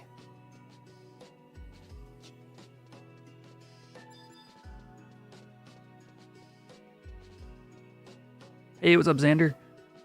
I didn't realize, did Remapster just fold? Like, this is too much? Because it was a pretty ambitious project. Deckard Kane asks, curious my opinion on the best LS methods to fund Relic, full distribution, all currency towards one Relic at a time, stage 4/5 help only. I don't really think in modern times all currency towards one Relic really makes sense. So all currency towards one Relic made sense specifically in Era for like Gallarhorn, assuming your buddy could log in for you on your account, because that does not fly on Horizon. If you log into somebody else's account, you'll get banned. So that's the big difference. And that's what distinctly different from Era. But I believe I've heard of Link Shells having a lot of success with stage 4/5 help. The way our LS handles it is if we do a Link Shell based run, we will sell the currency to LS members at a reduced cost. But LS, like Link Shell runs, are much less common, and they're mainly for things like adaptation farms, Dynamis Lord kills, Tavnasia runs, right? Stuff like that. So like they're few and far between, but when we do, the LS members that are building relics get to benefit. And then outside of those runs, we do full split, low man, lower man.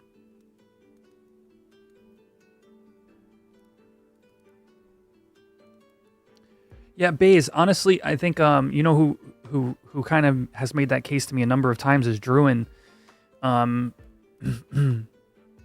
think his going theory is if you literally just make Alex drop everywhere, it's going to be good for the economy and keeps the mythic grind relatively the same as Era, except you're not gated by literally the amount of Alexandrites that exist.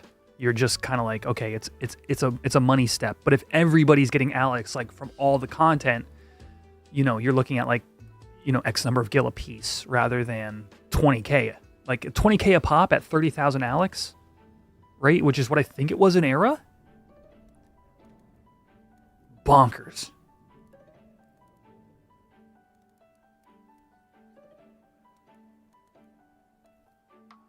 Yeah. Icar is already a 6-month gate, exactly.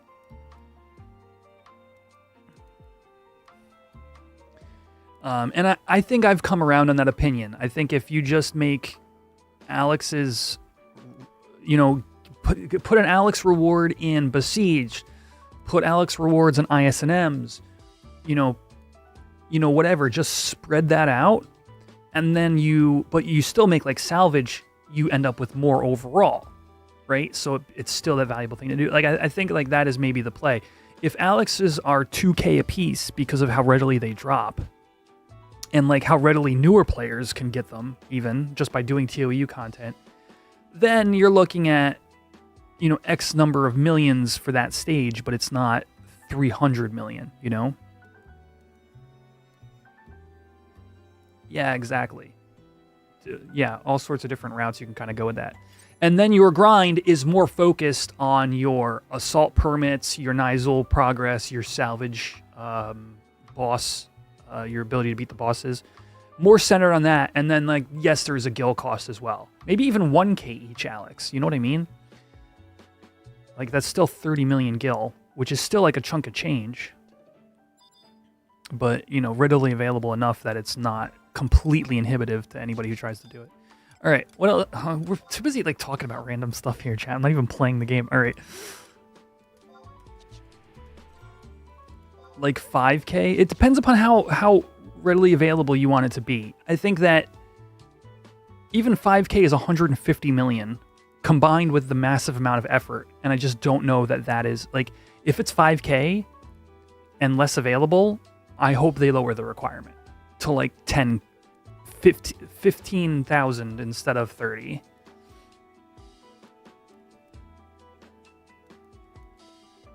Is this as far as the mythic weapon requirements? Yeah. I'm just saying, look, a relic is 100, 120 mil, right? I think mythics should be, the cost of mythics should be more in the effort. So, there you go, Josue. Yeah, you guys are making my point as well. Yeah, I think if you're gonna use, I just think you can use relics as a good comparison and say, let's say 120 mil buys a relic. I think a mythic should be all that effort and 50 mil, 60 mil.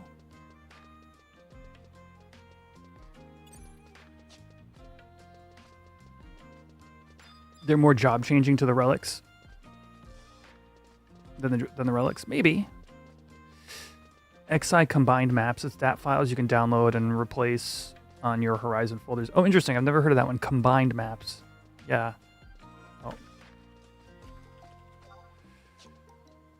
All right. So guild points are done. Let's rabbit hide. Gygus socks. Heck yeah. Dude, I seriously want to turn these ice crystals into Surara, but like, we're not gonna print Surara on stream. Hey, I got another HQ. That's 20 Surara. Let's go, chat.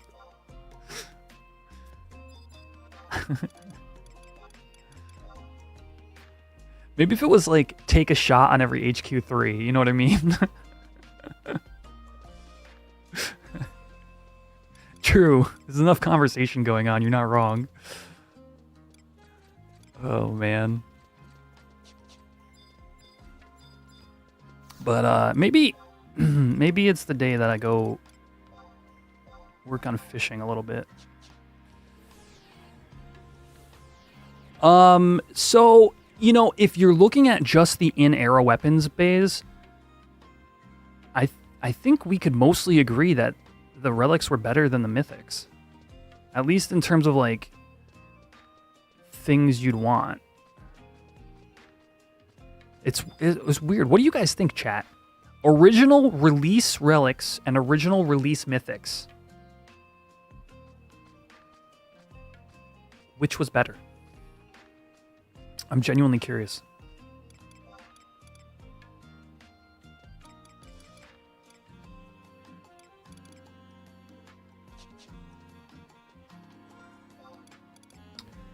All right, let's go get a fishing pole. I forget what I'm on. Anybody have any tips while you're answering that question? What should I be fishing at level 52?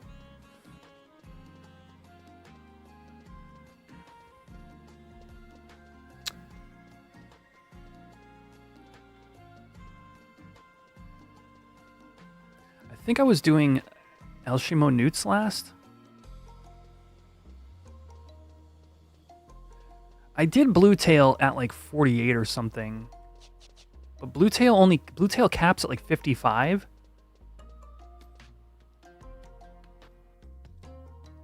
Devil Manta, are they gonna give me skill ups? I forget. I don't actually know. Do love me some manta fishing though. Ooh, we got the Ad Ergen music playing. I didn't even realize. Can you post a link? You can't. You'll get timed out. But if you tell me what it is, I may have it already. Yeah, I can't pull up my mod view. Otherwise, I would. Is there any mods in chat? Mods. Can we temp permit Paper Ghost? I don't even know. I gotta make more mods, chat. There we go. Paper Ghost, you have been permitted to post a link.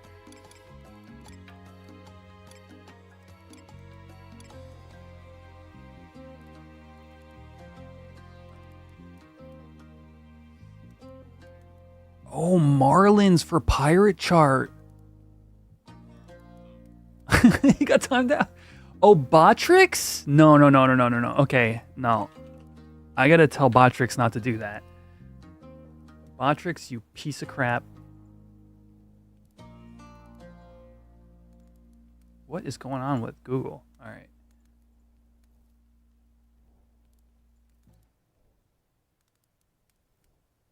Marlins worked for me. I did get skill ups on Marlins, and I do want to try making a. I do want to try pirate charts.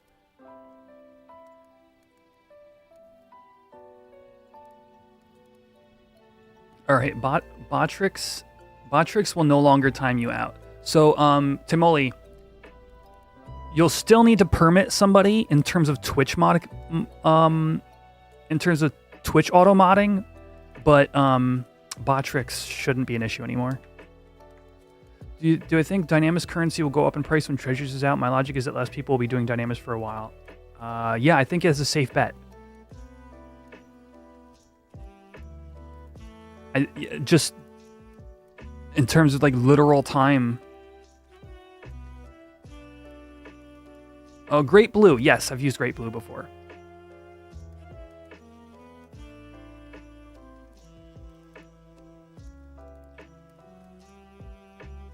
Just too much downtime with ship docking. I will say also, I do have Pelican Ring, and fishing skill ups on the ship with Pelican Ring feels like a waste.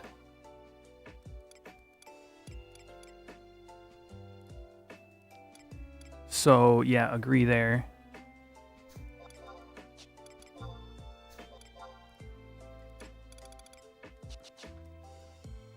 All right, I'll go to Great Blue and check this.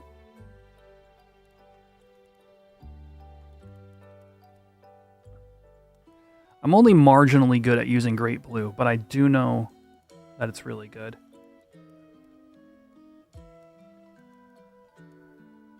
Yeah, Blue Tail caps at 55, so I'm not going to fish those. Bethel Marlins are 61.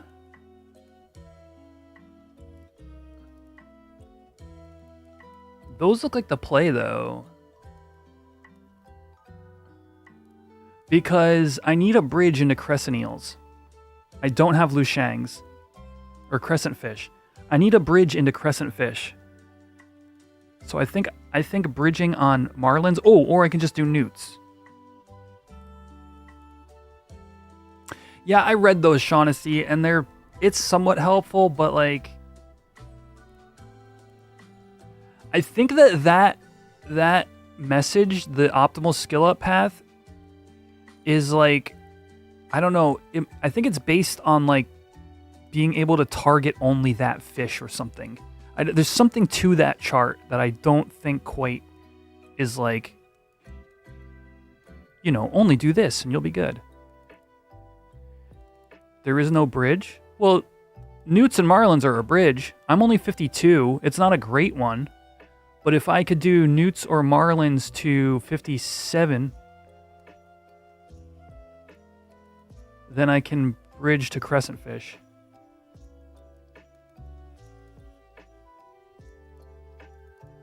But agreed though, like if there was a better bridge in like the 65, that would be nice. I'm 52. And I don't have Lushangs. Otherwise, I could probably do Crescent Fish right now. Fishing both those kind of sucks. Yeah, you're right. Newts are awful for... They're just worthless. And Marlins have the added issue of being on the ferry. Yeah, that's a good point, actually.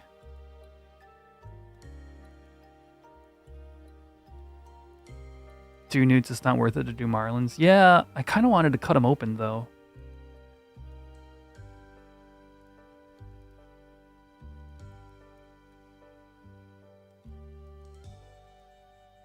I think we just go fish some newts.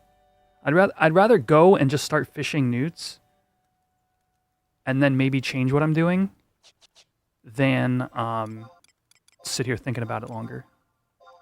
I think that was Halcyon Froglore.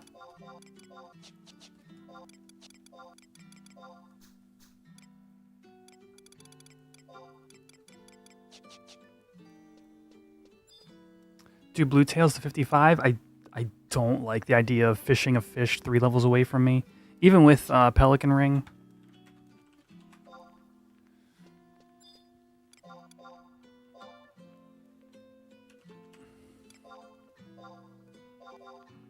You think so? I feel like Pelican Ring makes that adage not true. Am I wrong, chat? You know, the whole like at like whatever level like you kind of like need a Lu Shang's or else. I kind of feel like if you have Pelican Ring, you can just kind of tough it out. Because you still get skill ups.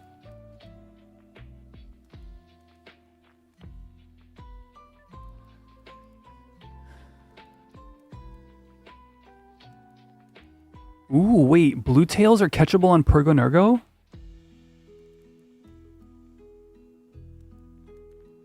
Can somebody ban Ahanaur? Where's my fishing gear? Oh, so anyway, let me preface this about the Lu Shangs. By the way, I almost have enough GP for Serpent Rumors. So my plan is to get to 78 without Lu Shangs, and then just work on an Abisu. Just to be clear. So if that explains why I'm like, I don't know.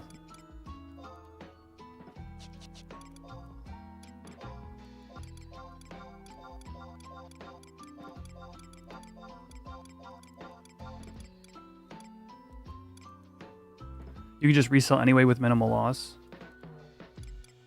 It would be buying, you're right, Xander. So maybe that's not the play. Well, here's the thing, is I just bought Speed Belt and sent it in the Sonic Belt, and I don't have 2.5 mil for Lu Shangs.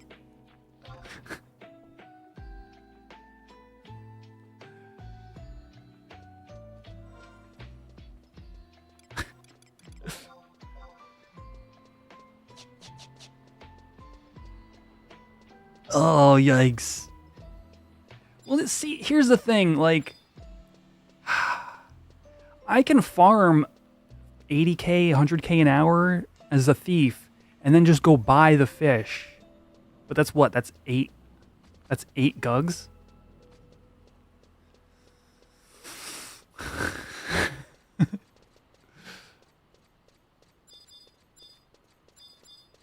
Yeah, exactly. So if I'm going to do that anyway, why not just get to 78 as best I can?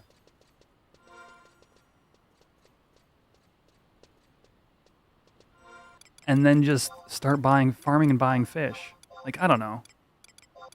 I've been really good about guild points, which has been I told myself, if I'm going to do one thing with fishing, I'm going to make sure to focus my guild points. So I have waders, and I'm almost to Serpent Rumors.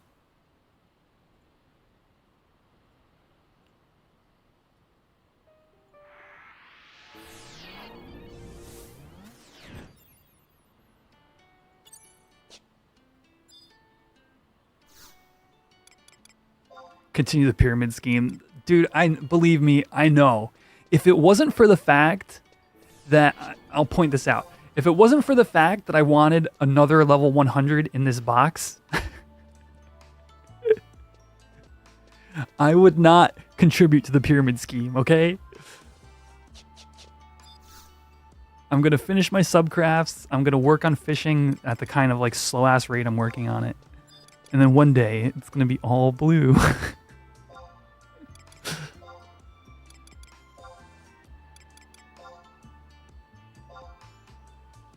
Wait, what am I doing? Do I want to do frogs or do I want to? I kind of like the idea of doing blue tails. Blue tails just NPC, right? I don't use mules to get other crafts to 100. I do. Fruit cup is 100 goldsmithing, and cashew is 100 bone craft. But it's not on Quetch. Blue tails NPC for like what, like 250 gil, 300 gil, something like that. See, I don't hate doing blue tails for 2 more levels. 3 more levels. I kind of think it's fine. NPC is easy, but if you turn them into slices, they are nice to AH. Oh yeah, slice of blue tail is how you catch marlins. I think we just go hang out on Porganargo.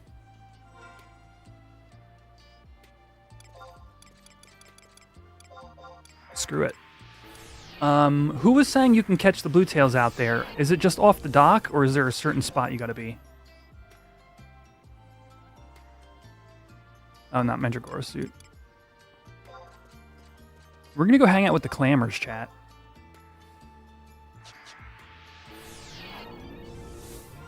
Actually, let me see if I can make a little bit more inventory here, too.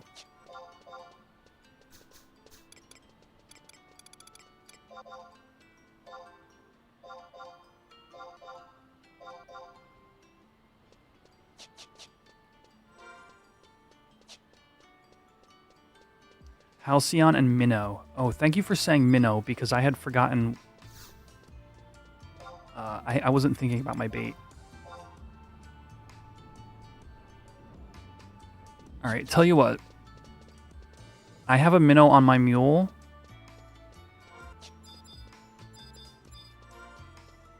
And there's no point in me spending 2k just to buy something I already have.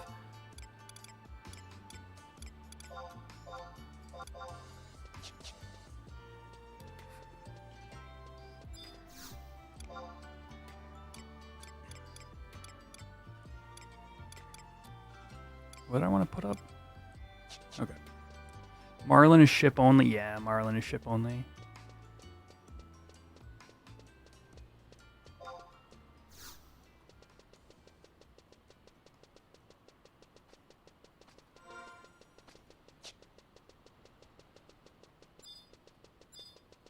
I'm going to be a little bit conservative with my gil right now.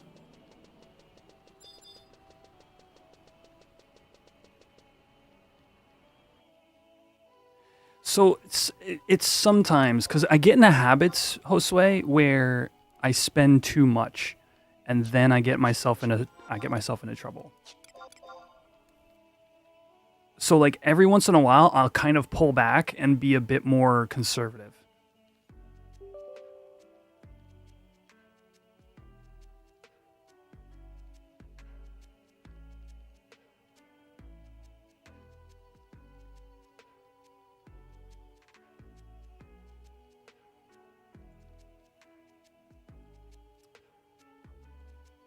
Hello, video game. Right there.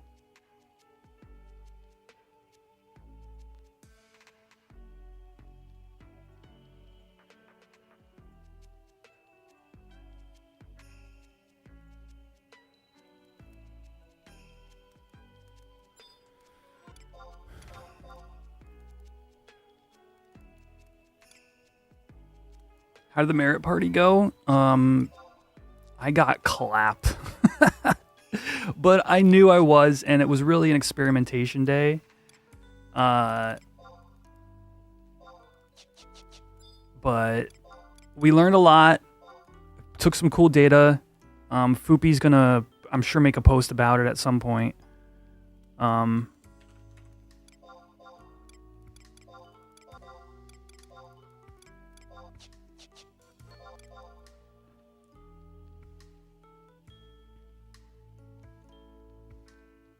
It was really fun. You kind of like living on the edge at that camp. Literally, the one red mage healer is like doing the Lord's work.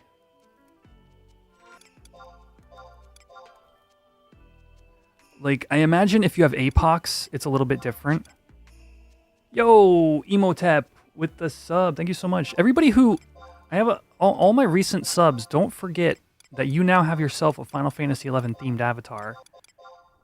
You can access it in the widget down below. And you can pick your race, and you can buy equipment for it, and dress it up and stuff like that, and participate in minigames. So don't miss out. Yeah, nobody died. We had a G-Horn, yeah. Which is probably where the ballads were coming from, to be honest with you.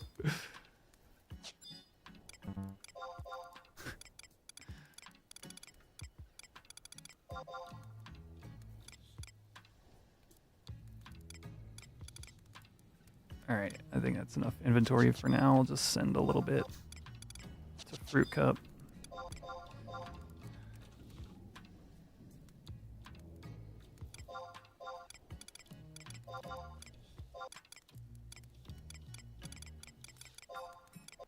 Alright, whatever.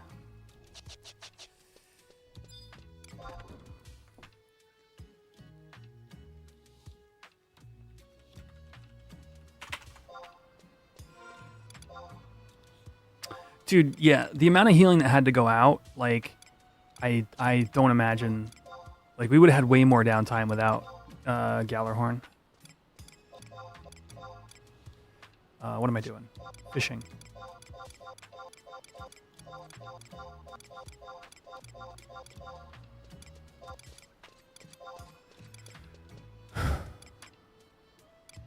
Good to go, except I need to teleport, so we're going to do Savage Top.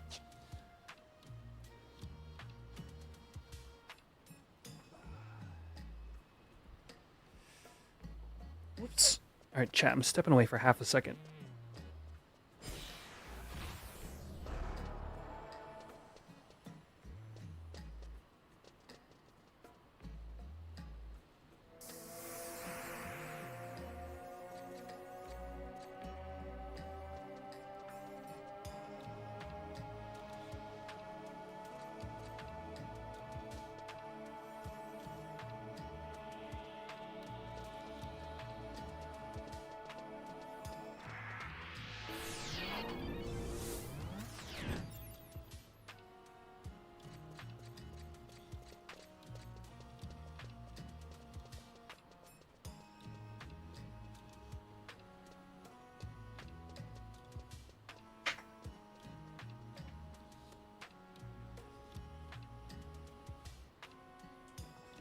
Alright, let's pop.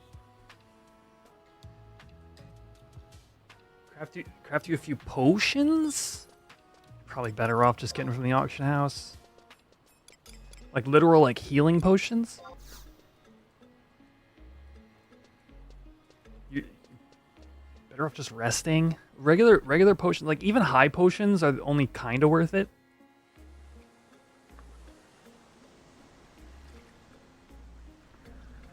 And even then, they're like 1k a pop.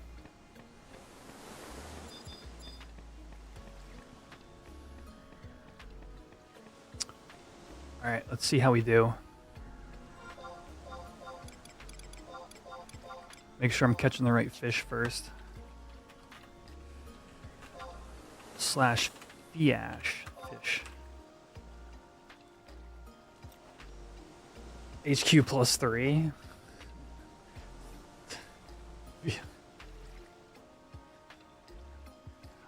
I was making sure to not get hit by guard that often. I was specifically positioning myself to the side a lot of times. Yeah, I was very aware of the monk-type mobs. And only very rarely did I end up... Okay, good. We got a blue tail right away. Only very rarely did I end up like eviscerating right into a monk's face. Why don't potions stack? Because inventory is power. So there is a type of potion that stacks. It's called a potion drop. And it but it gives you a medicated status.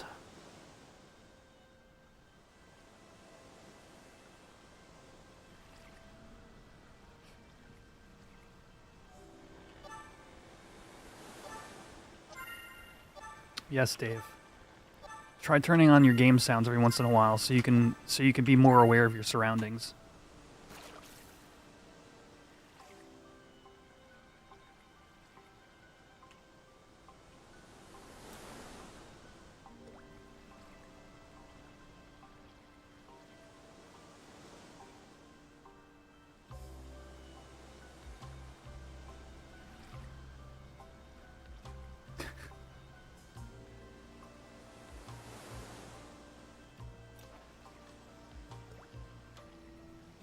I think that SE specifically made potions bad in this game because they wanted players to interact. I'm on the fence. I think that you could retool the entire item system in this game, consumable system, and I think be fine. But the amount of work you'd have to do to balance that, I don't think would be worth like dev time.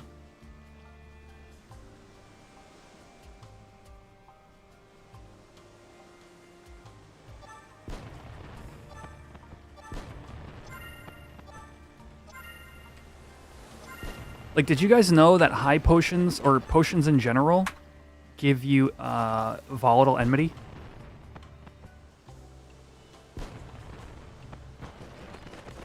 They're like really, really bad provokes.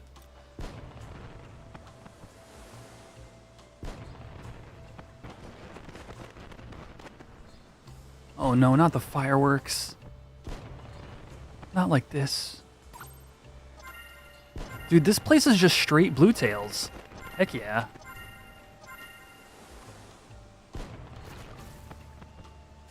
We're gonna earn some gil today, chat.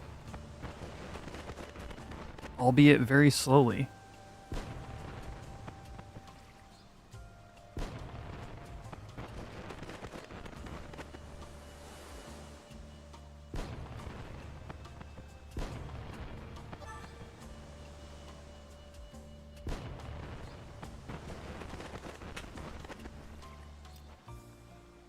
Not the place, but the rod and bait, yeah.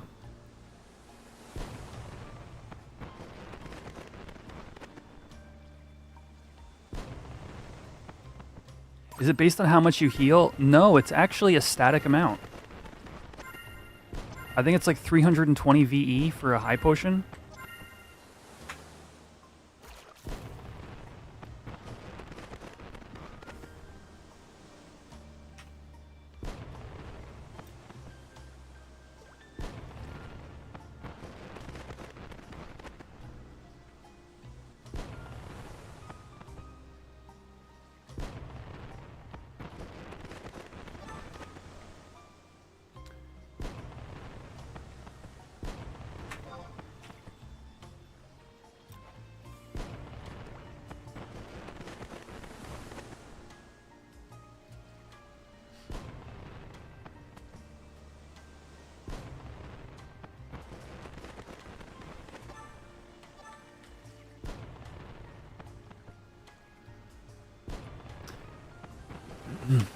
I've done some like mental like theory crafting on a chemist job.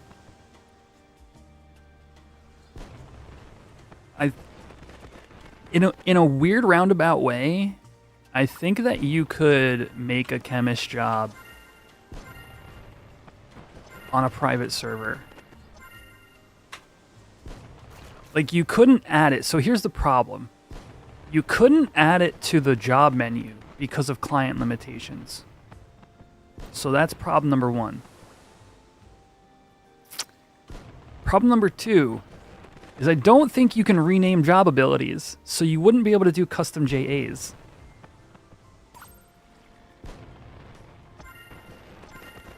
Okay, those are the real big problems. But in terms of like how a job would play, is there's a whole temp system. Buford.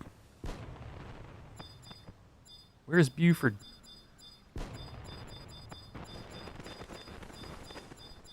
I don't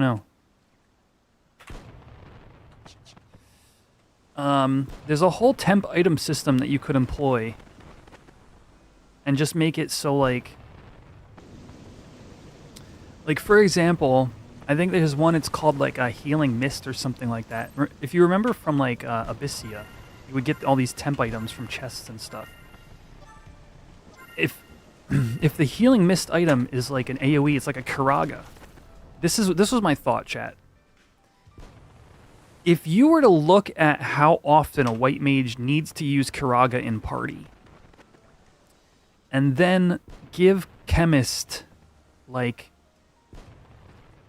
one healing mist every 2 minutes or something like that, and if they don't use it, it doesn't go away. But then once it gets used, it has like a 2-minute cooldown where it just dumps another one back into your inventory. Like, I'm thinking of it as a healer. It would be a healer job, is my thought. Because you're looking at, you know, items that remove status effects, potions that heal. And, but you would, the job would be, it would be the only job in the game that throwing skill, aside from maybe ninja. Yeah, item healer like a ninja. Ninja uses throwing skill, but you have chemist, and you just like you have throwing weapons. You have like you know, maybe magic damage, similar to the way ninja works, where you have magic damage based on ninjutsu. You can have throwing items that are like fire sachet, you know, or whatever. And so you'd be like a light magic damage dealer, but also a healer. So, like, imagine Ninja is a light magic damage dealer. Well, here it's a pretty cracked magic damage dealer, but it's also a tank, or it's also a physical DPS.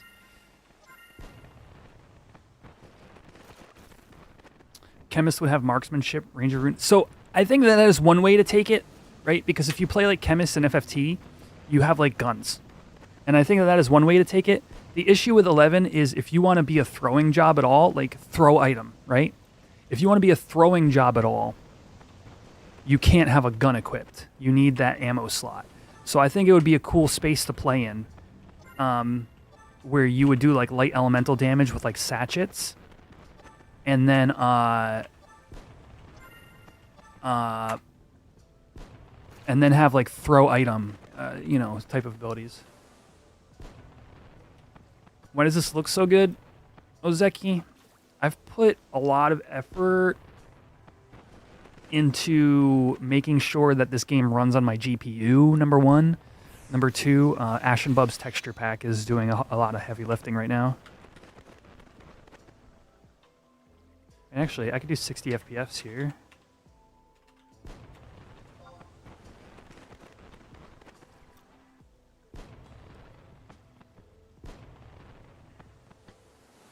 And throwing, you could have some throwing weapon skills. Yeah. It's weird to me that no job was ever like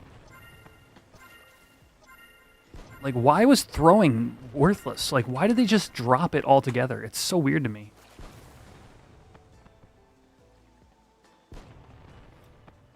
Outside of literally ninja stars. You had no idea there were texture packs? Yes, so there's a couple. A lot of people like the HD texture packs, which are like realistic looking graphics, you know, something you'd see on like you know, Unreal or something like that. I prefer Ashen Bubs. I think it gives the game like a nice cel shaded look.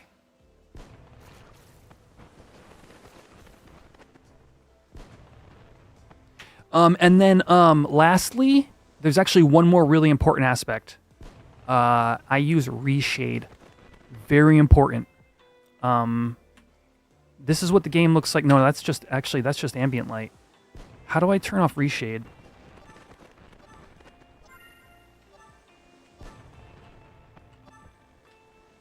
But yeah, between you know, DG Voodoo to make the game run on video card, Ashen Bub's texture pack, and reshade. I think it's right here. That's how you make the game look good. I forget how to just toggle it off and on real quick. Let me see.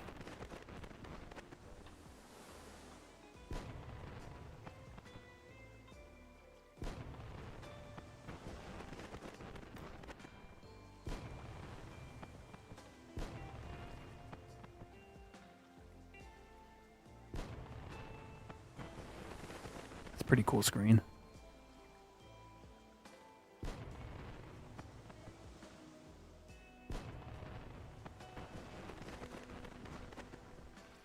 Maybe it's just this.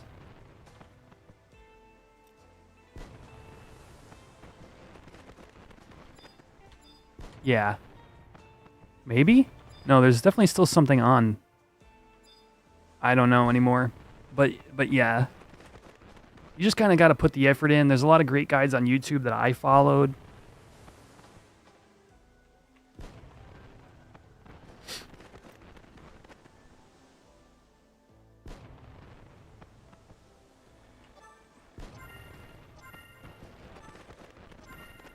Might want to unmap that. No, I'm a controller user, Tyflow.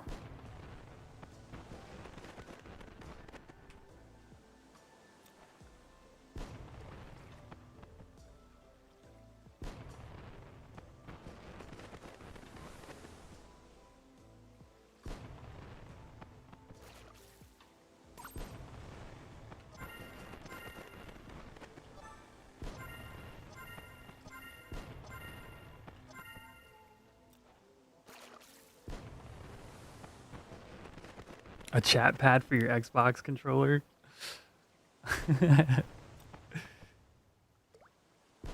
Dude, that was next level when I played on the 360. I played on the 360 version for like a month. But like back when I was on PS2, I had to have the full-size controller USB plugged into my PS2. Which was nice for typing like sentences and stuff. But man, on the fly, that little chat pad was so good.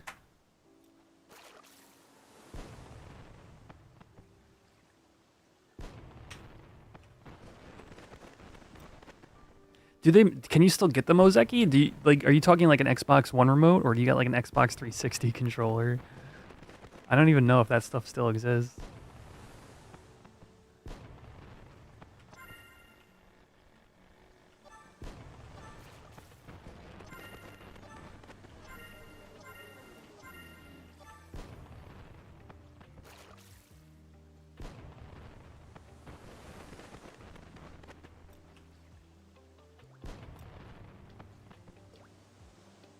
Dude, does sliced blue tails sell often? Maybe I just process this stuff. Let me see. Items. Sliced blue tail.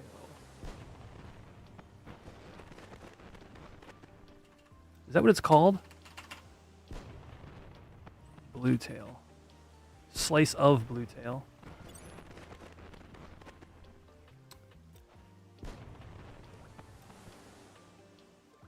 Yeah, it sells pretty often.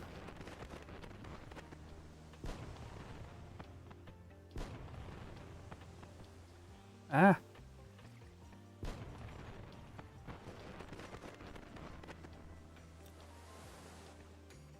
Look at all the people hanging out here, chat. It's so busy. It's so alive.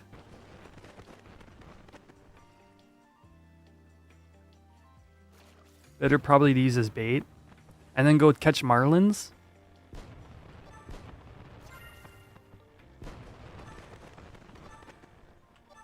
Oh, this is weird from this angle.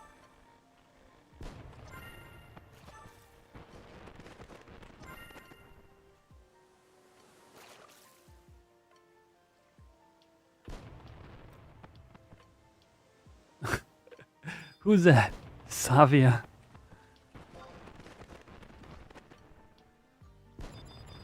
I tried to slash smile at you, but it didn't work. Is this a dat swap on my pants? It's a pivot swap, yeah. My pants and my feet are both pivot swaps. If you find me in person, oh, actually, so is my hat. If you find me in person, you'll see I'm wearing Thief Relic.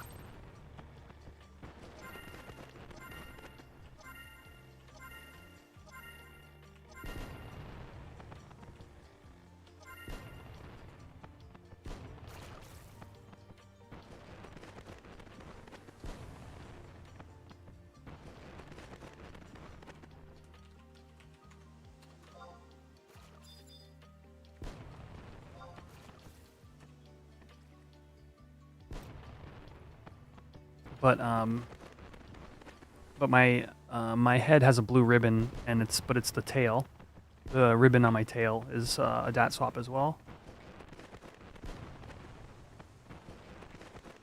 You would work the blue tails for future bait, but then I gotta hold on to them. I guess. I did want to try.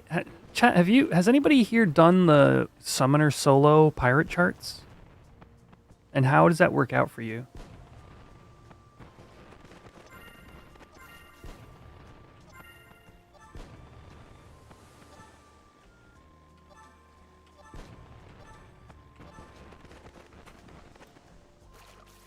Oh, you know it, Josue. Even without the pivots, got some swag. It's super easy. You stop doing them at 1 out of 62. Jeez. Why on Summoner? Because I've been told it's super easy.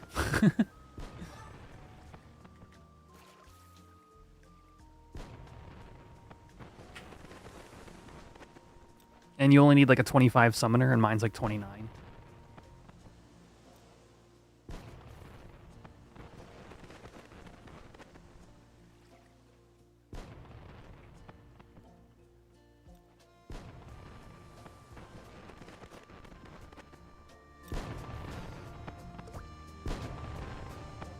How can you not love this game? Like, seriously, like... just...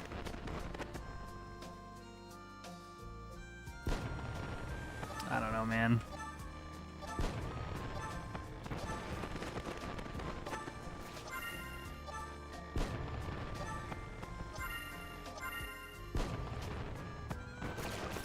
Yag Drink, Astral Flow, Judgment Bolt, run halfway to Mahara, resummon Ramu on death, Astral Flow, done.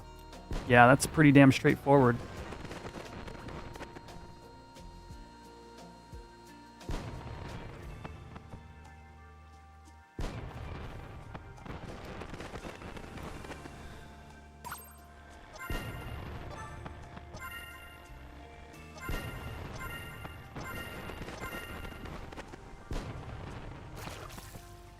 Orange juice works, just need any refresh tick. Yeah, but don't you have to have like 50 MP to Astral Flow the second time? Right? Isn't it twice your level? Or am I wrong?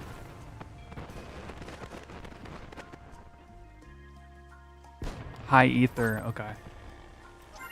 Or Ether Drop even. High Ether Drop.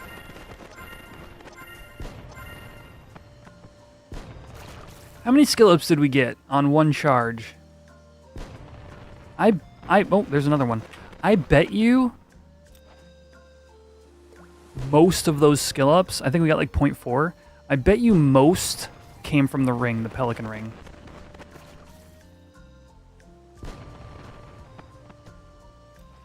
I would guess that only one of them was from actual fishing because I'm so low, I'm so close to cap on these.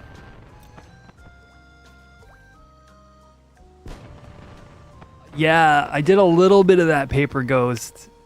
Yeah, like I said, I played on the Xbox 360 version for like 2 months or something. That was the prime Core Loca burn era. It was like 2010. My brother used to merc his Summoner 2 hour in those parties. He was the owner of the account. The original Quetch was on his account in 2010.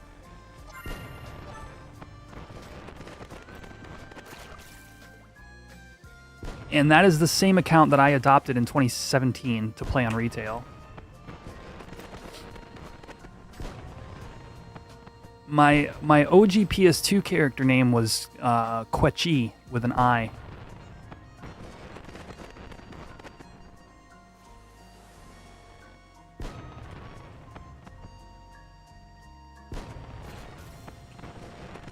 We're out of ring. Do I want to keep burning ring? Let me see. 0.1, 0.2, 0.3, 0.4. Oh, I only got 0.4 total?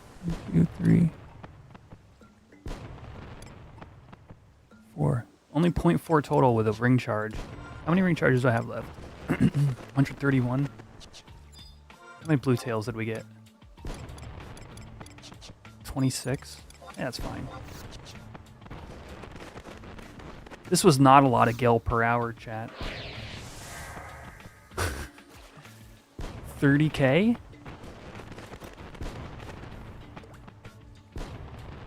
Did we make 30k an hour just now? If that?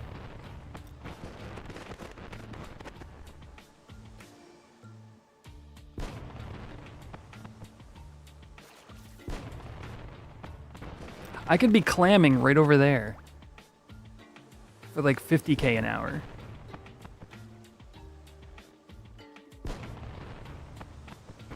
With all my beach homies.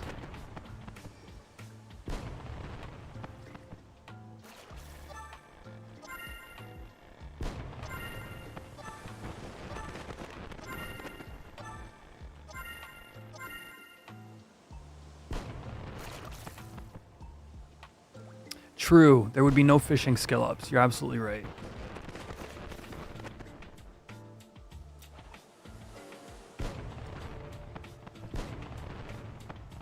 Breams? Are those at 70? When do you start fishing breams without a Lushangs? 86 cap, okay. So like 70 something.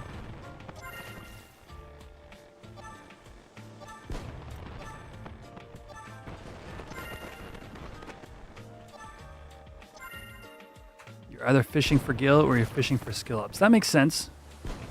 That has been my experience so far, yeah. There's a couple times where it was kind of both, but it's still not great.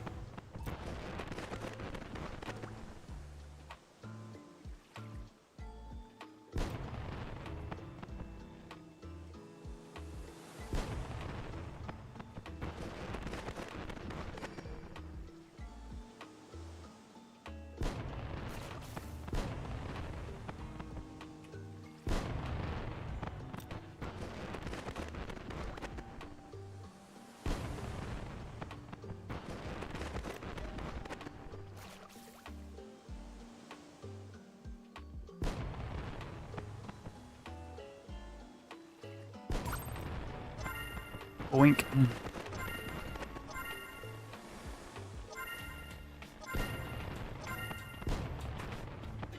You know, I had totally forgotten about fishing up frogs, Chris, until I was already past the point where it would have made sense.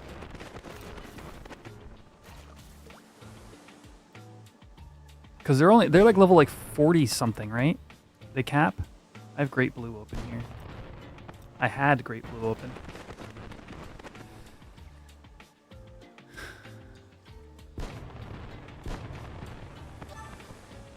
And Elshimo newts are not Elshimo frogs. 30, that's what it is. Yeah, I think I did crystal bass at that level, which are actually worthless. And I could have been doing Elshimo frogs.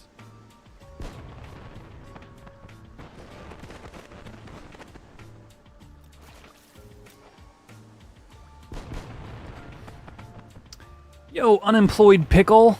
Thank you for the follow.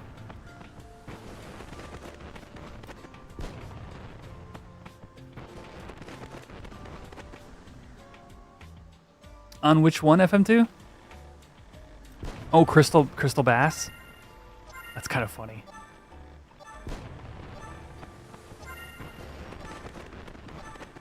For that one small level range where you might want to be skilling up fishing while you're camping KA. That is so niche. At least if you were to say to me, Crescent Fish in Dragon's Airy, I would say, oh yeah, of course.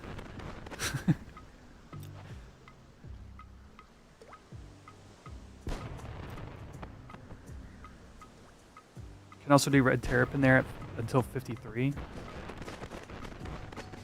That's probably more likely, yeah.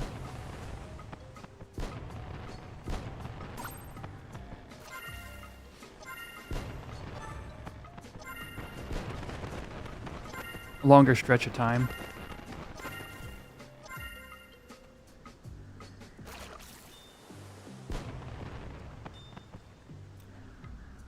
What I want to be able to do is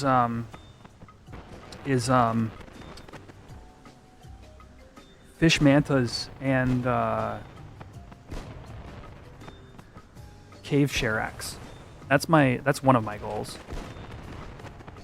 For when I feel like completely wasting my time.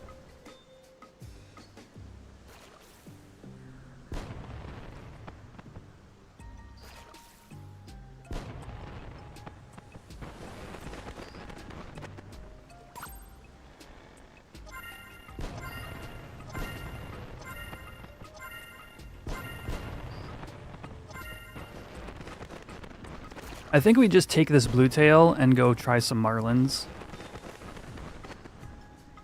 And take him to Zaldon.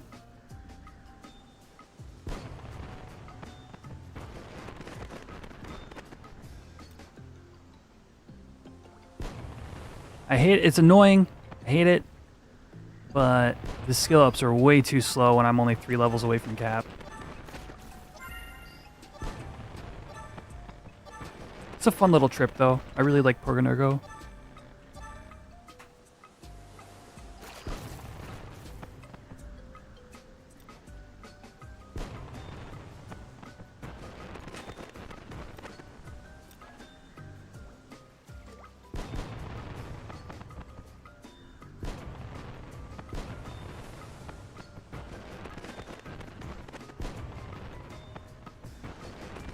You were also fishing up calamari, rings, and rusty weapons?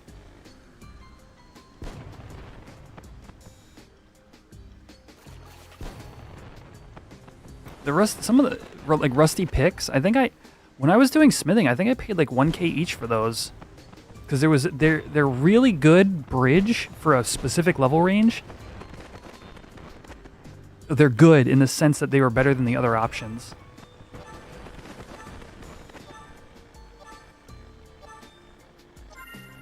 Daggers are around 1K each too.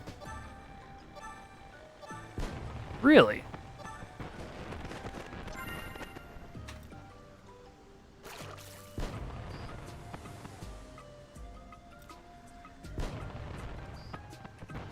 Yeah, it's something like that. And maybe it's like 44 to 45. Like getting from like 42 to 44 or something was like the recipes were all awful. Something like that. Oh. I see what you're saying.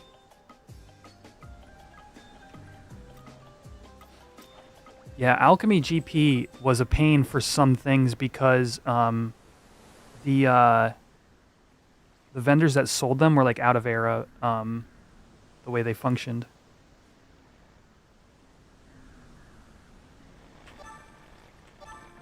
Like there's a dagger that comes up a lot in Alchemy GP that you have to go to Mahara to buy.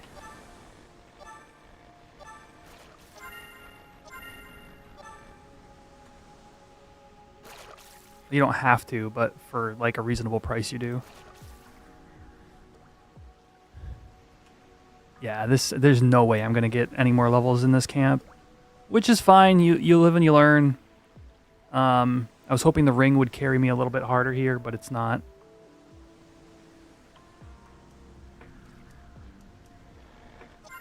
I'm 52.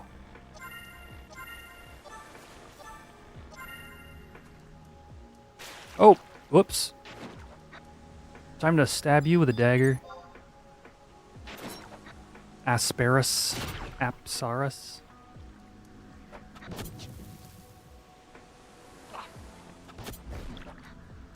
Yeah, but like when you're that close to cap, the skill ups are awful, right? I mean, that's my understanding.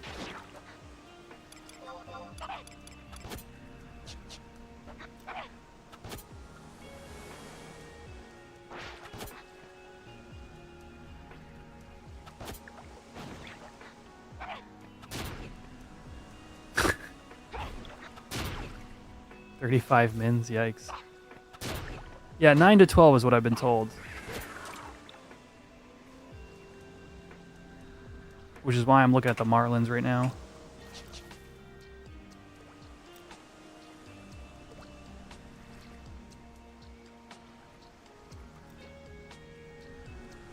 What is the time on the next boat? Ah.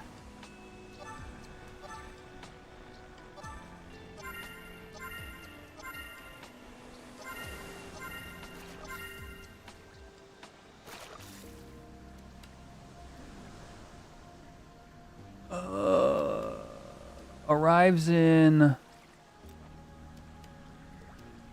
Oh, it literally departs in 1 minute and 40 seconds. I should have checked this sooner. Oops.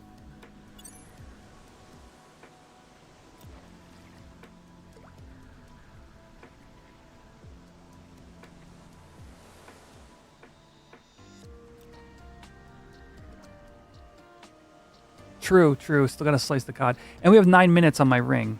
So... Wait, I should have picked that one up. Okay, you guys are saying the items are worth picking up. Yeah, I've been canceling them. I could be making 1K at a clip here.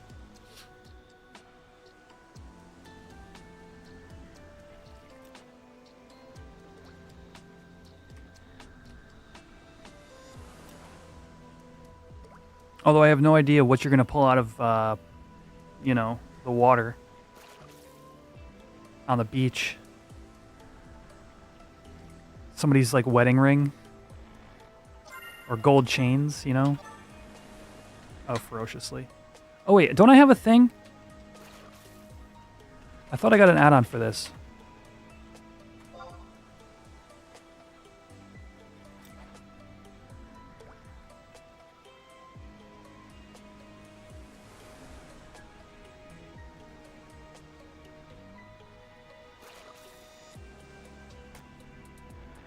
Yeah, there we go.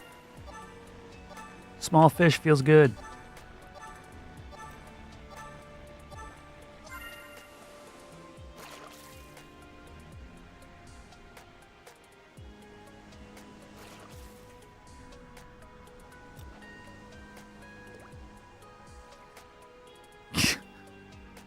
That hurts. Tomberry coats?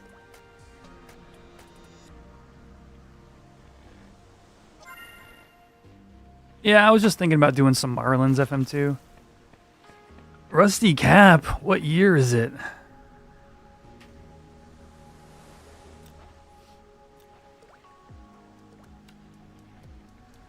Marlins are composite and bluetail, I think.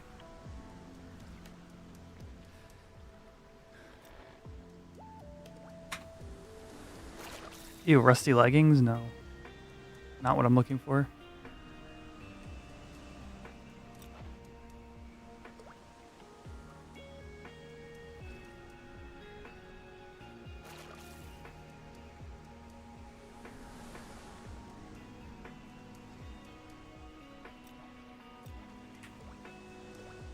Alright, looks like we may be doing an LS activity here anyway.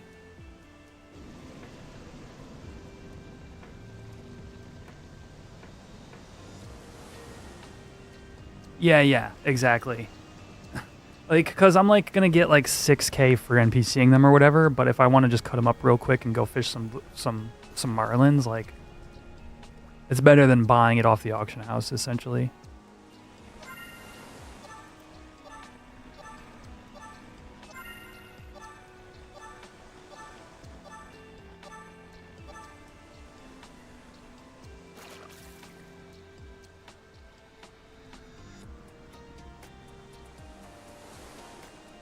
Damn, no skill ups is harsh.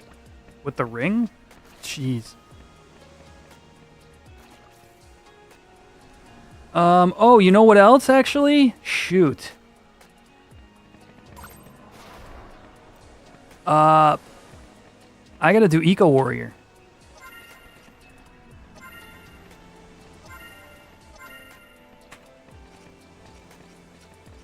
Shoot.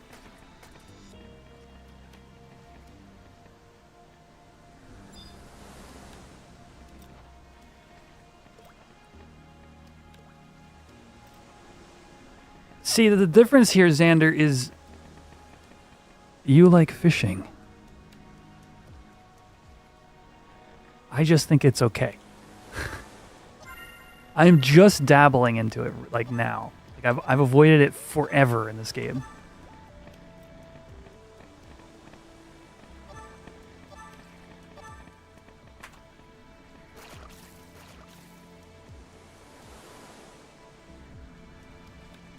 If they release Ballista, do I think anyone would actually do it? Yes. I think Ballista would be more popular here. It's hard to say then in Era. In Era, it kind of had this thing, like this casual thing people would do.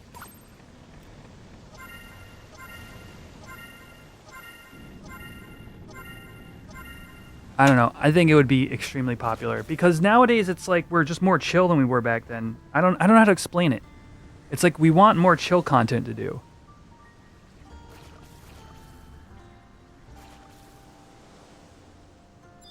Oh, there's my skill up, and I'm 53 now. Okay.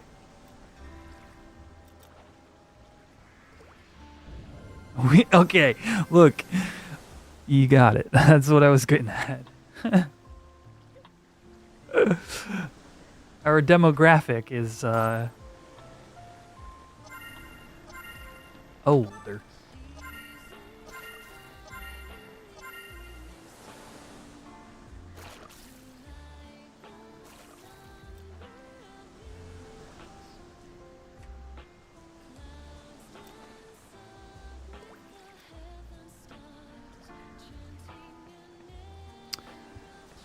I think if they drop Ballista, they would have some actual rewards this time, probably cosmetic. Yeah, you know, here's the thing is, like,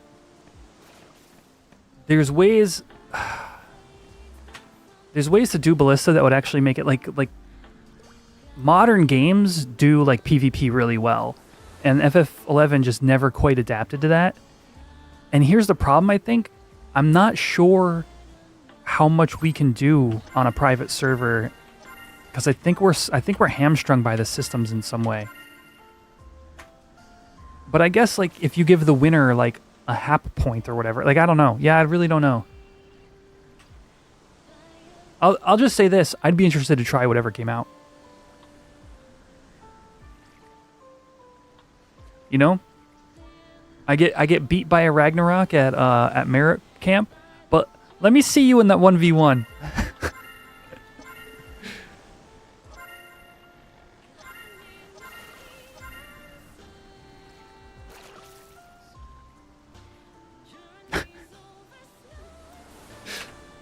We'll see how you fare then. Brenner isn't Brenner what was on this island? Oh, Ballista points. Yeah, okay. There were points associated with it then.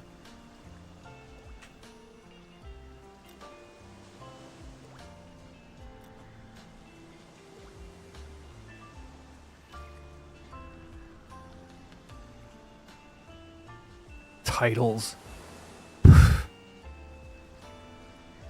Titles would be sick if you could set one and leave it. Like why do I have to change my title every time I you know, leave the Mog house?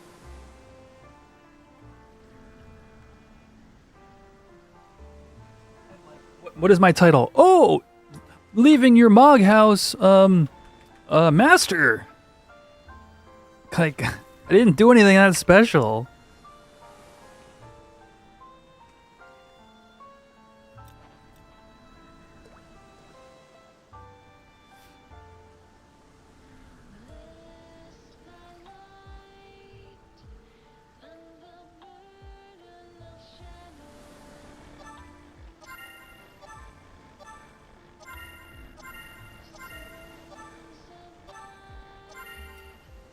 Like, what is my title right now? I bet you it's some random stupid quest or something.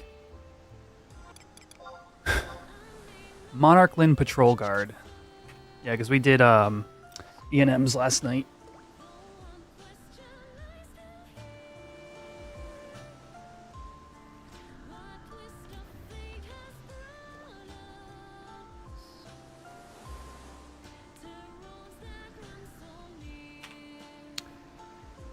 Yo, how'd the Relic knife test go? It went okay. I really want to try the same camp. Similar, at least the same buffs. It doesn't really matter to me whether it's the same relics or not. And use meat on warrior sub.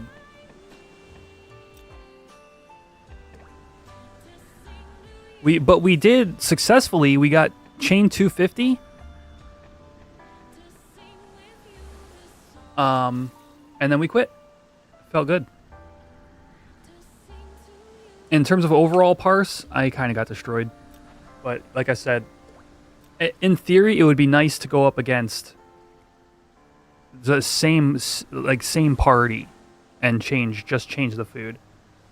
All right, I think maybe this place is dried up. Subwar white damage focus, yeah.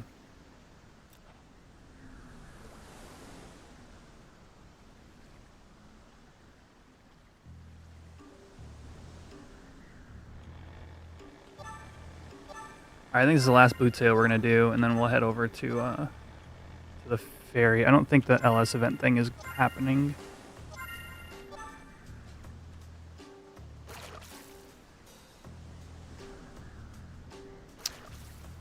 Yeah, the VOD. Yeah, as you guys know, you can always find my VODs on YouTube because we are dual streamed here on YouTube and Twitch. By the way, YouTube, if you haven't left a like on this video yet, please do. I need a D2.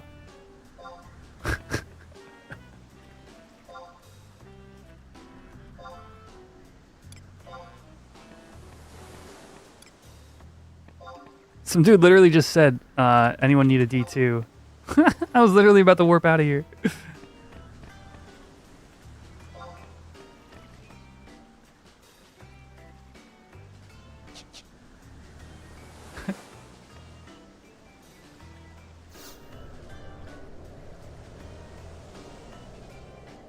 Correct, yeah. So I'd say the only thing relatively similar to a debuff at that camp is just the fact that monks counter. So it's kind of like a damage down debuff if you think about it like that. But yeah, there's no gravity, no attack down. They just dish out a lot of damage.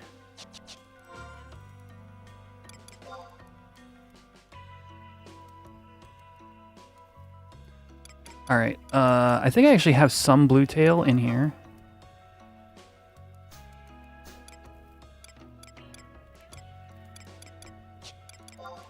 Somewhere. Check the website.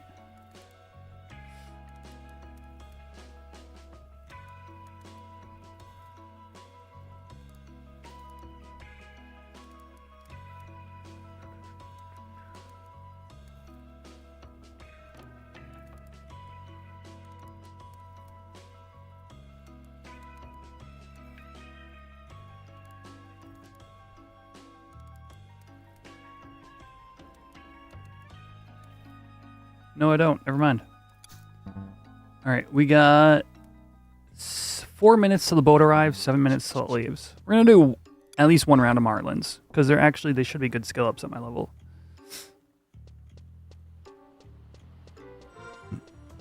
Excuse me.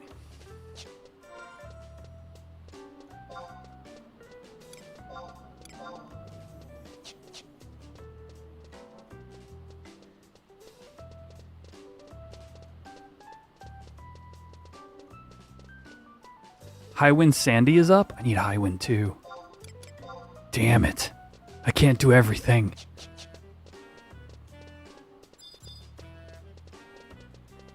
I didn't do this week, for some reason, I didn't do High Wind or Eco Warrior.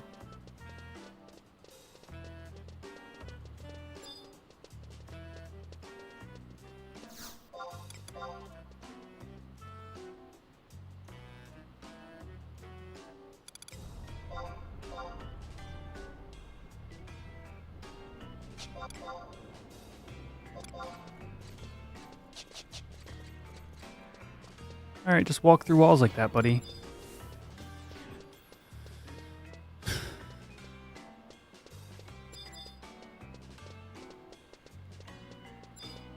Any word on upcoming content? No, we're still waiting for the rebase.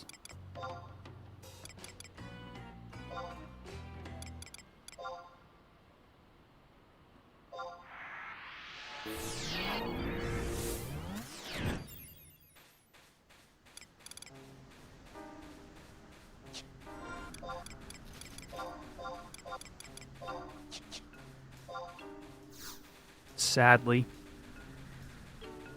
They're, you know, as far as we can tell, they're putting in the effort. It's just a really huge undertaking. But as far as I understand, like, once the rebase is done, they basically can work on the custom things they want to work on instead of having to work on the actual code base and do the custom things. I think, like, if I had one takeaway for you, chat, it's that the rebase being done frees up the devs to make all the cool stuff they want to make instead of having to also build the code base. I think that is how I've come to understand the situation.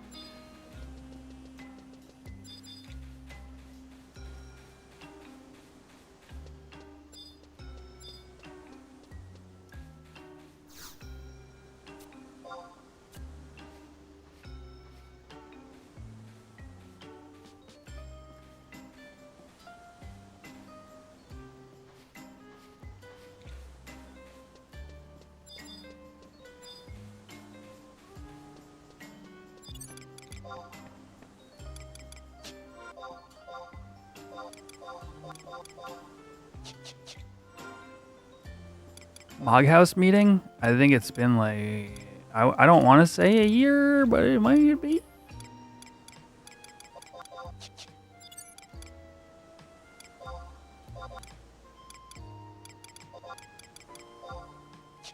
All right, I'm going to set my synth 5 macro, and I'm going to run and throw some food in the microwave.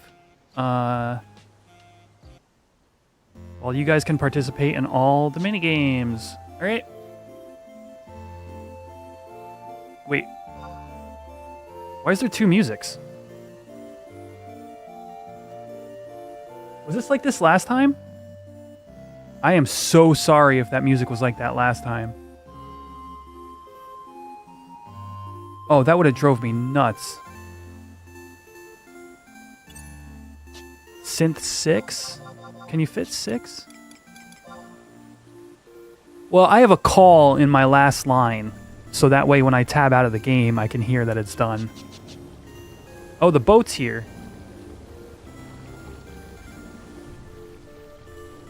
All right, let's see if the Yojimbo minigame works before I go to the microwave.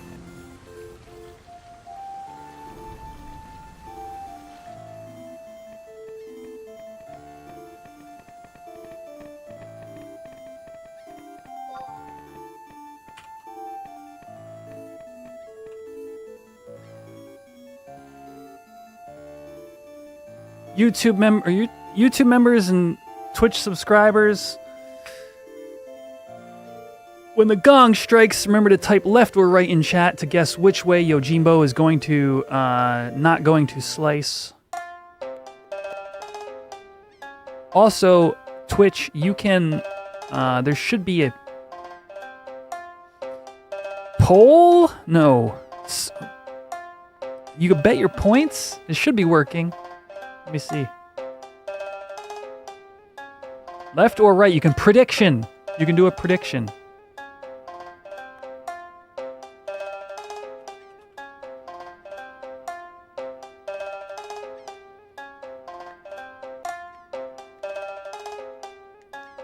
All right, let's see if Lower Juno sounds right.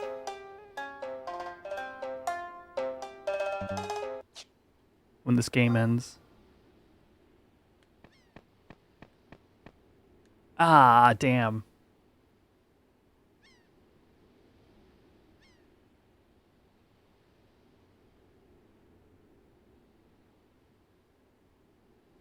Okay, that's the wrong one. Right? Or are we just in between tracks?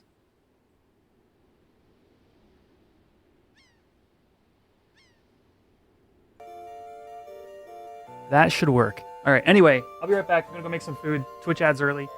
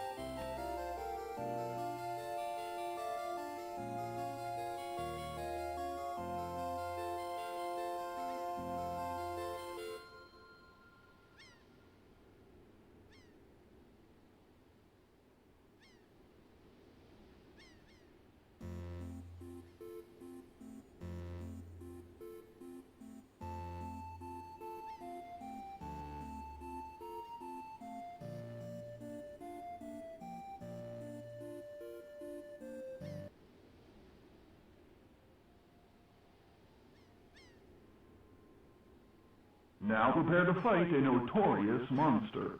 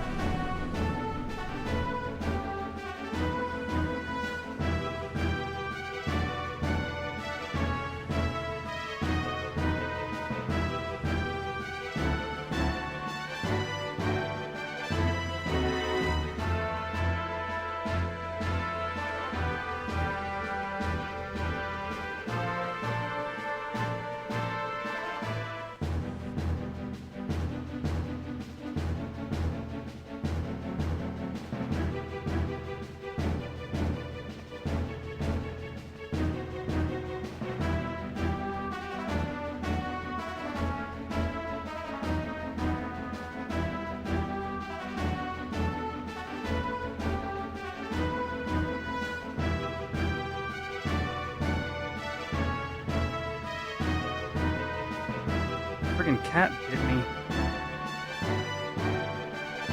We got a new kitten, chat. I was gonna bring her in to show you guys, but as I went to pick her up, she was all feisty. She was being playful. Hey, you guys won.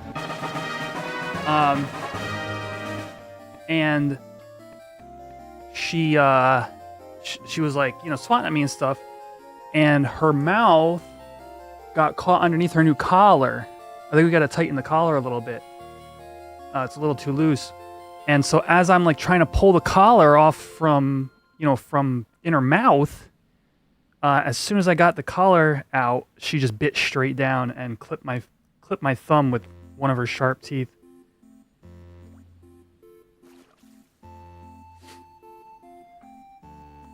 And so it could have been worse. I've been bitten worse. But anyway, I'll have to show you the new kitty another time. We had one cat. We still have one cat. Professor Oak. But he was just felt like he needed a friend, so so my brother was like playing like Pokemon Go at the park, and was randomly the kitten assignment system, let's say. The cat assignment system found him, and now we have a little void named Termina. See, I don't even want to use my ring. I'm like a minute late to fishing, and now if I use my ring, I'm gonna lose like 3 minutes on it or whatever because the boat is, you know, a certain amount of time.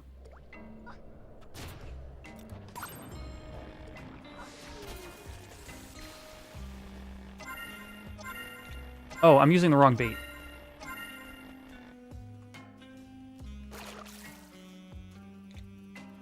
No, the ring is from the fishing contest.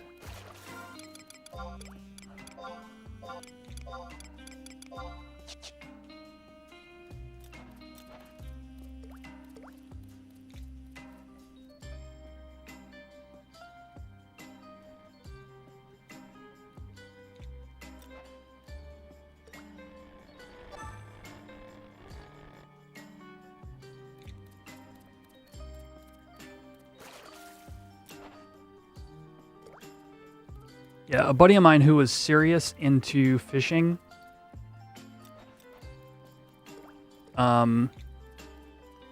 gave me a really good fish for a fishing contest like a year plus ago. And so I've been sitting on this ring. Part of the reason I took up fishing is because I have the ring. I'm like, I might as well. Which I know is a really fortunate place to be in, but...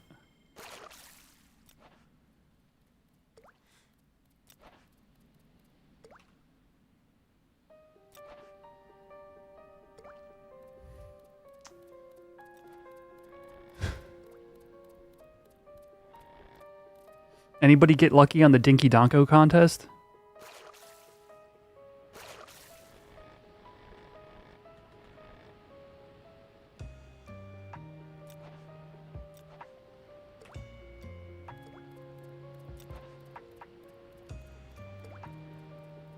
the most recent contest that ended like yesterday was catch the smallest giant donko. And so the fishing community was like, the dinkiest donko, and it stuck. I don't like whatever this is. I feel like I should sterilize this bite. I feel like I'm gonna do the smart thing here. Be right back.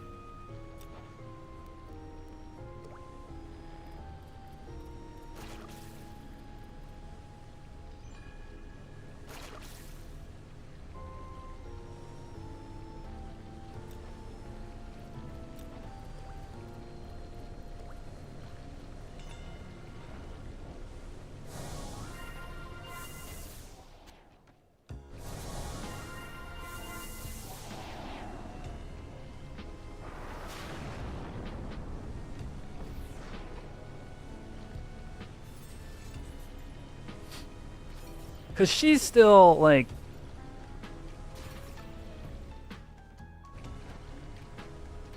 Now, I don't know if wild is the term, but...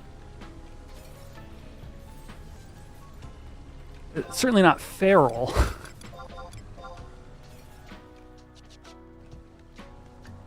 Maybe wild. She's still a little wild.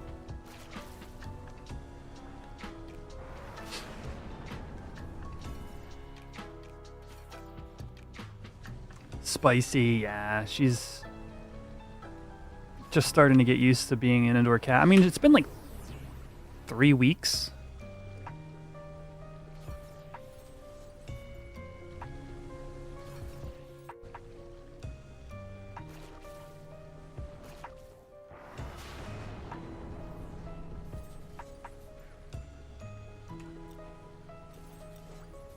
Sit in your lap and likes to be petted, but if you go to him and try to pick him up, he's out there. Oh, okay, yeah.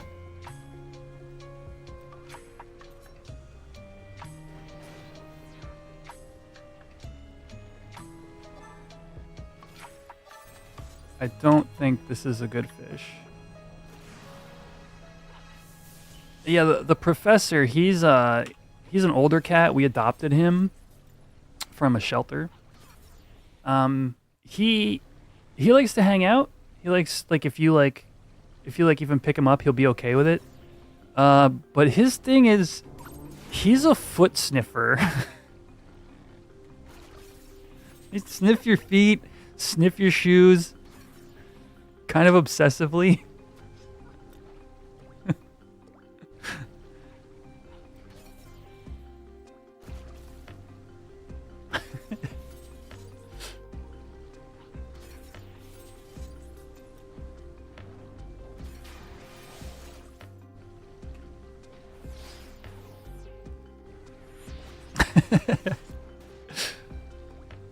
When did the pirates attack? And oh, the pirates are over there. Weird. I don't know if I've ever seen them attack from that side. Dude, I think we fished up all the marlins. Yeah.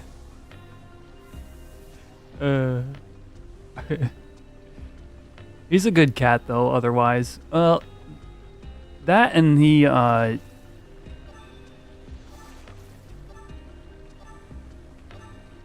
likes to try to eat the kitten's food, but, like, that's a standard thing to happen. Like, he's a big boy, and we've been actually paring down the food we've been giving him.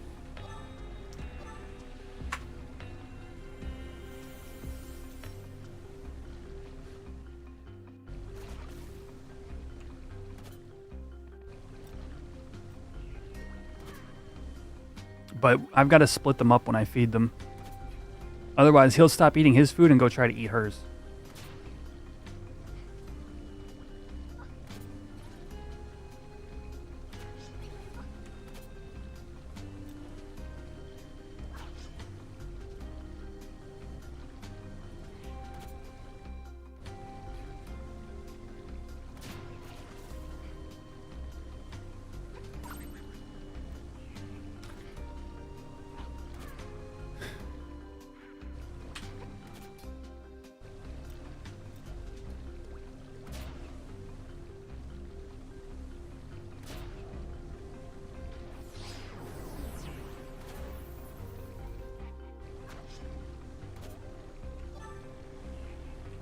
What does this mean? I sent them on the verge of an epic catch. Oh, I can't catch whatever the hell this is.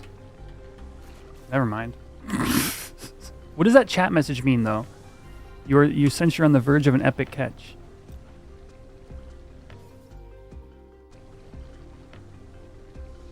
This has been trash, by the way, for skill ups. I mean, I've caught like 3 fish.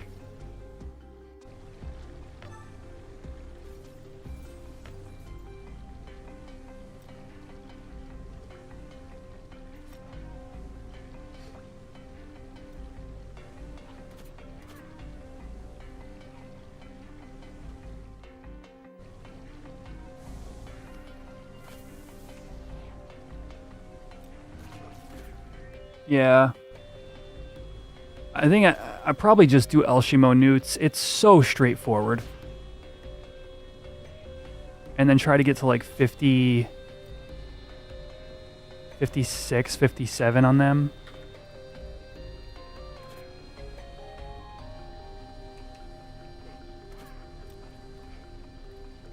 When they cap at 60. Like, nobody fishes newts, so the pool's always available. It's really easy to get to.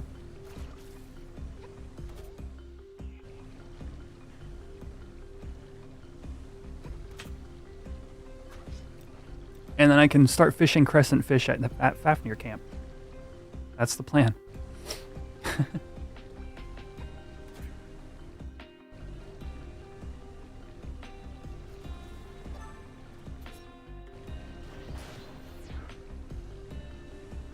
Alright, I really gotta grab my food at the microwave too. One more cast, one more cast.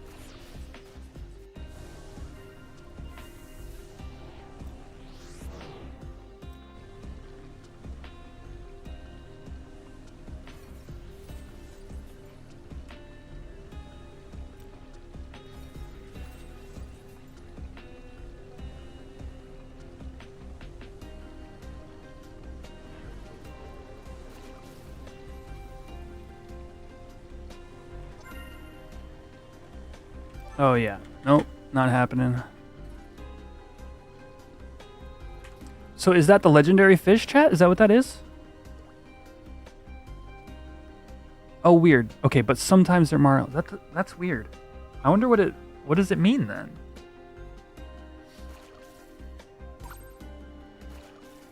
What is going on with my headphones?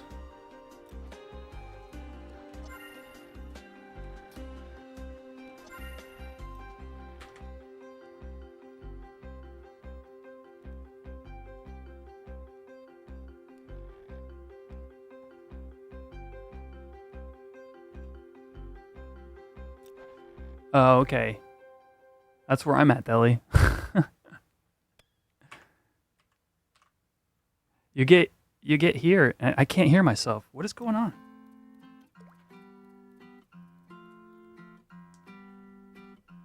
You get here and you're just like, screw marlins. What is going on?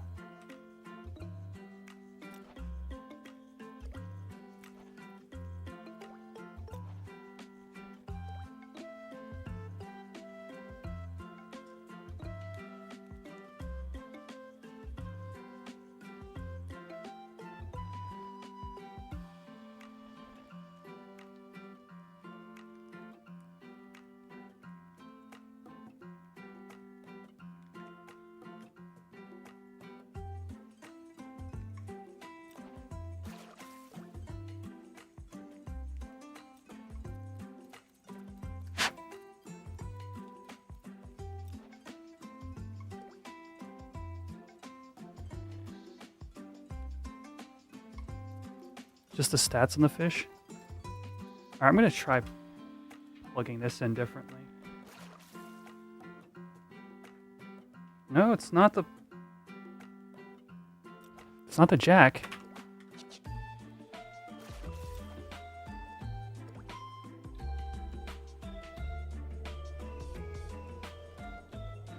I hope these aren't dying on me. I really like those headphones.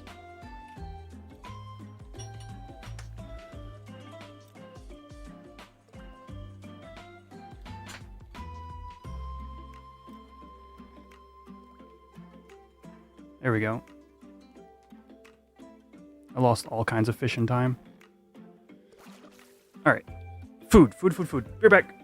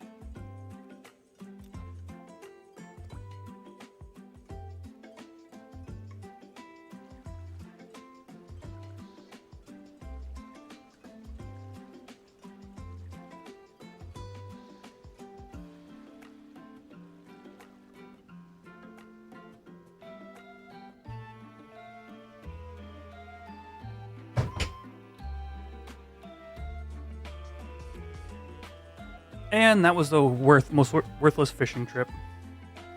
Beautiful. How many marlins did we get? 3? 4. Oh, I can't count. 2! We got 2 marlins and a guru tuna.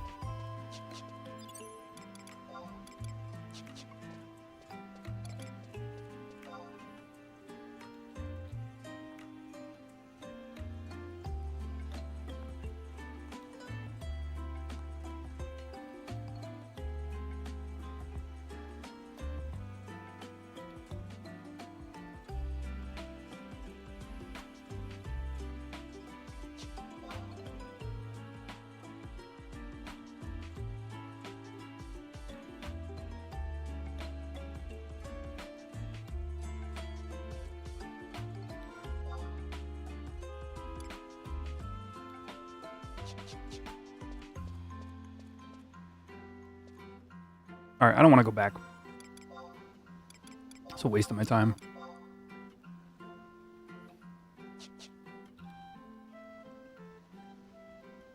Go catch newts, which are also a waste of time, but also good skill ups.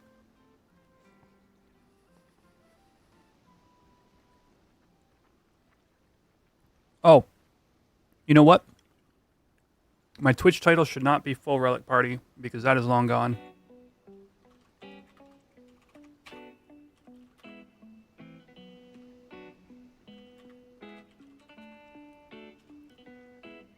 If you're tuning in late, Relic Party's well said and done.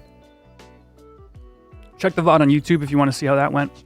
We got a little post debrief after the party as well, talking about stats, and if that's your kind of thing, definitely check that out on YouTube.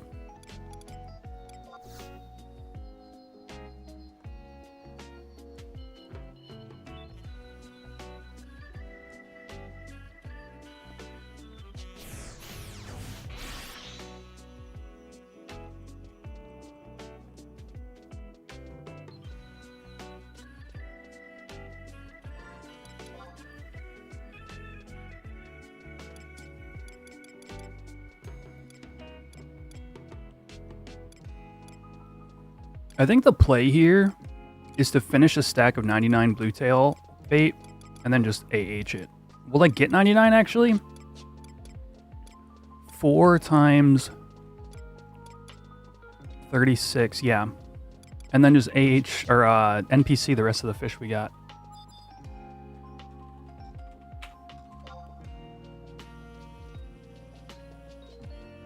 So we'll hold on to those for now. And then I'll do that all off stream. Alright, so we got a Frogler. Cougar Tuna can go.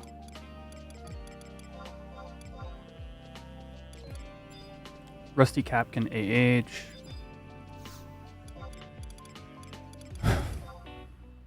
$500 gil.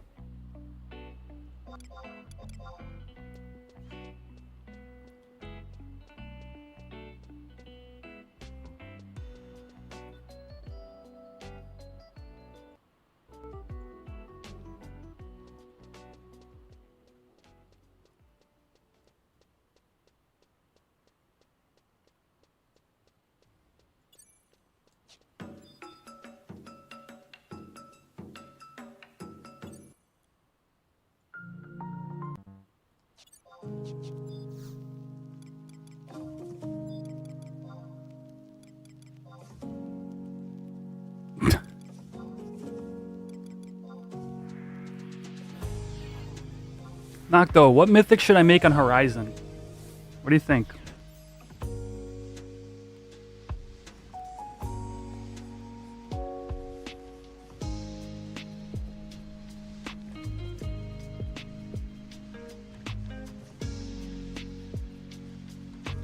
We don't know how they're going to change them yet.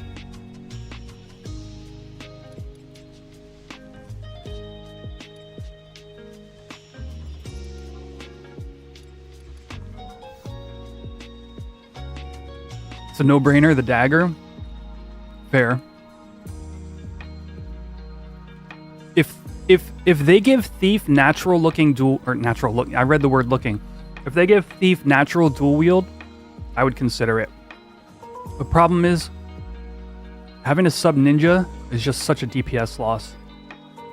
It's the best looking weapon and you don't even like Thief.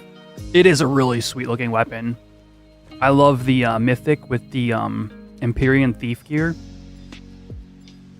It's just like, oh, so good. Like Assassin's Creed.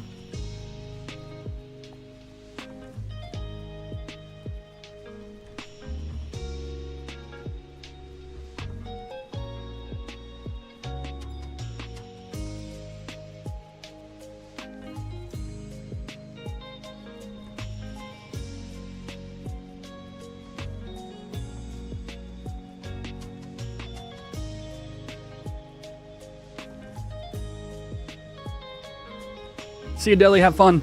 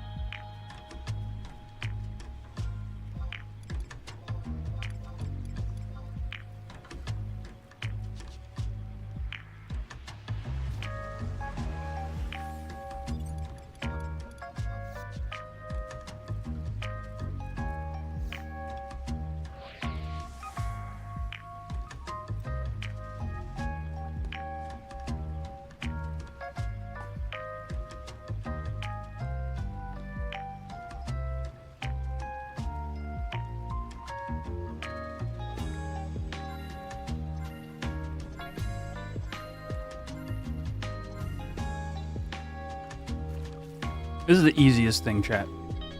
You just fish newts. There's just an endless supply.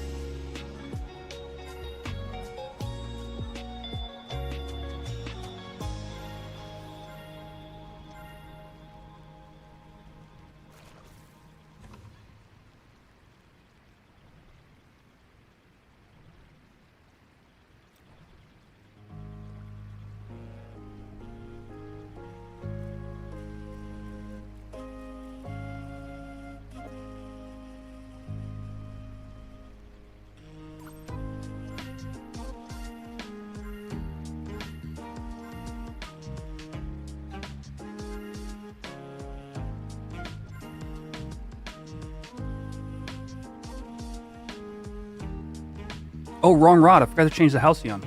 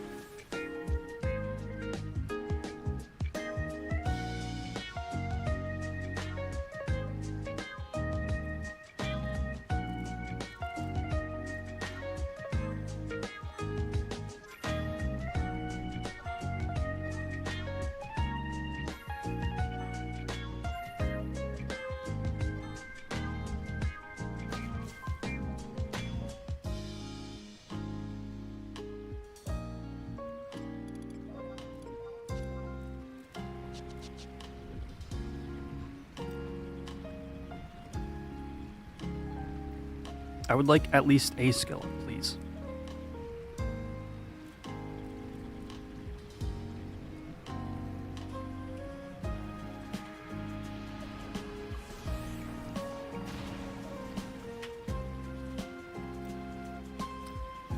You completed your shepherd's gear. Wow.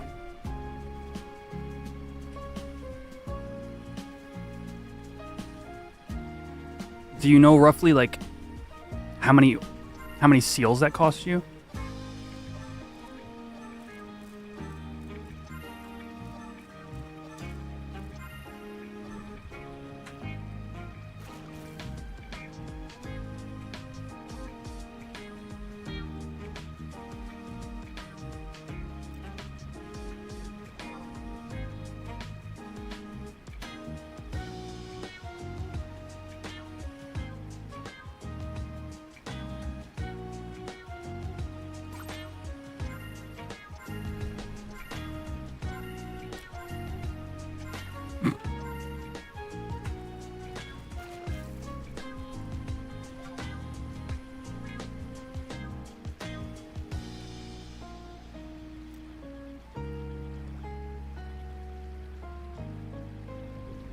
You got 1 out of 5 on your hat?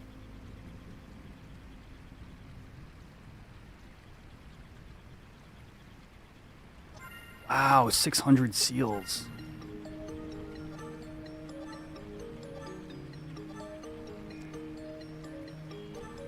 I really ought to start working on cashew, man.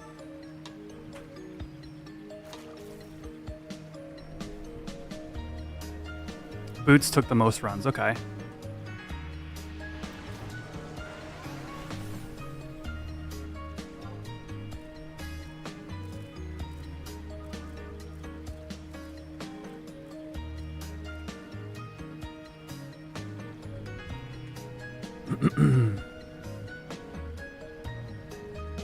Which piece is the one with the regen, pet regen on it?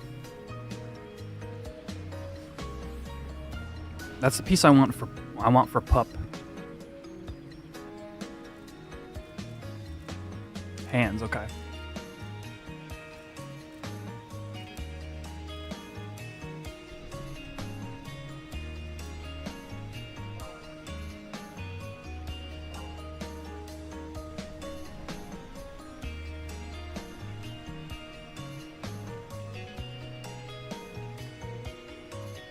Yeah. Isn't Pup on the shepherd's gear? Or am I losing my mind? I assumed it was all pet jobs, actually. Maybe I just assumed.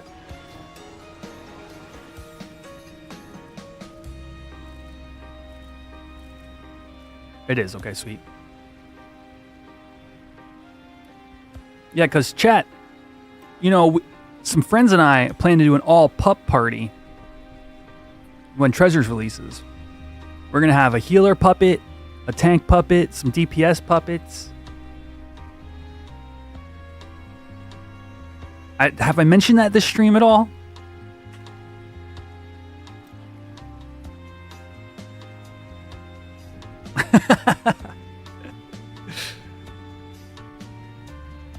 No, we're going to have to subcore heavy because the whole point is to have all puppets. You see?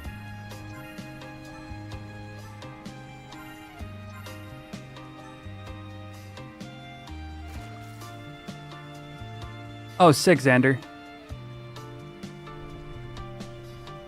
The subscribers only channel? Oh, I don't see it.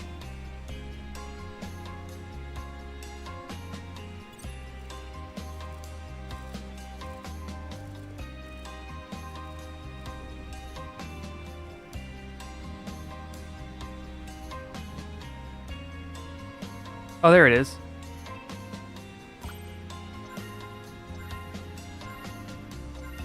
Dope.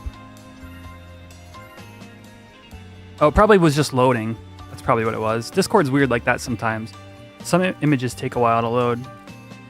Hello, skill ups? With ring on, please?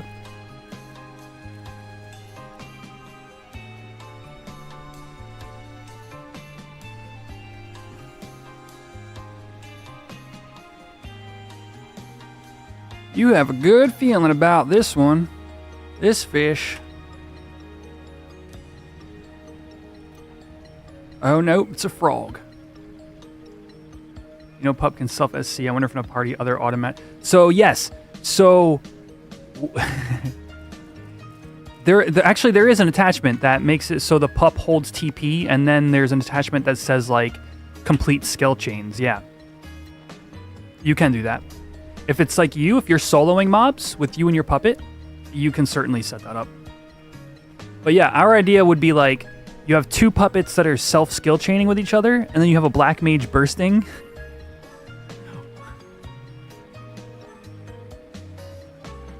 See how fun it sounds?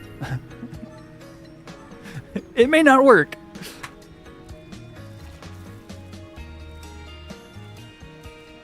Ooh, I still need Endlight. There we go, double skill up. You see why? That's what the ring does, chat. So the ring is a whole separate skill up roll. So what you see there is a normal skill up plus the ring roll.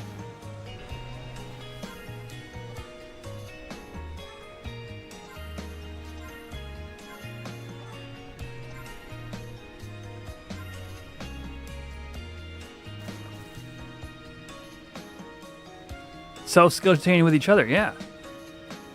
And you can just AFK. You sick all the puppets on one mob and AFK, and they just do all the work. You see, that's the brilliant part. My audio is peaking.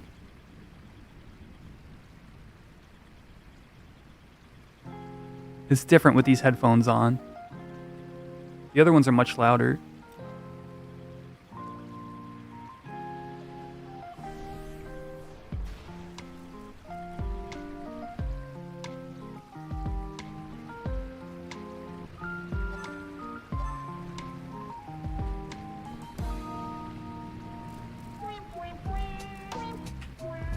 Gonna break the server. Oh man. If anything's gonna break the server, it's the cool factor.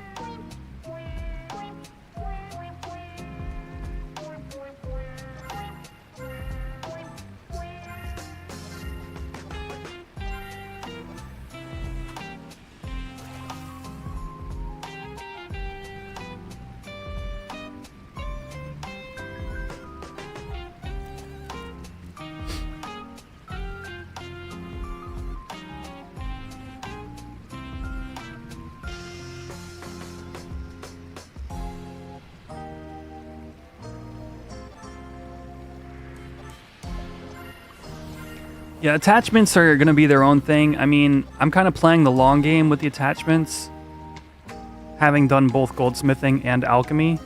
I just need a couple of more KIs from guild points. And then I think what we're going to have to do is, as like a 6-man group, we'll probably have to go farm the mats to craft everyone's puppet attachments.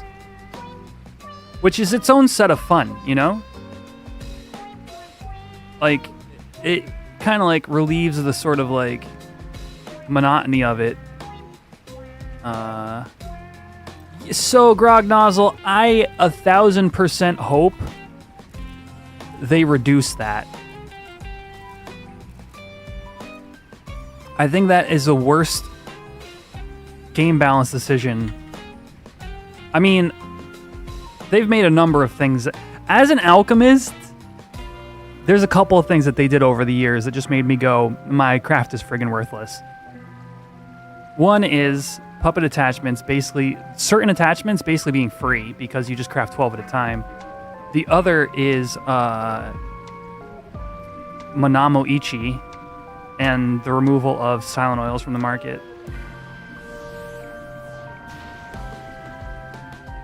But then again, there's not as much ninja sub on this server, so maybe not.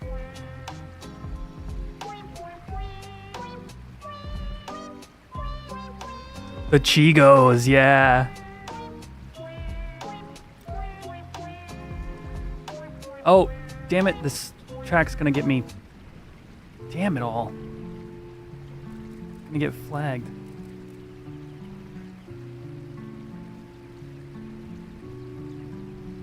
Yeah, no, like who mentioned the damn fleas. Those are the Chigos. But yeah, what do the trolls in Mount Zayom drop? Materials for crafting attachments?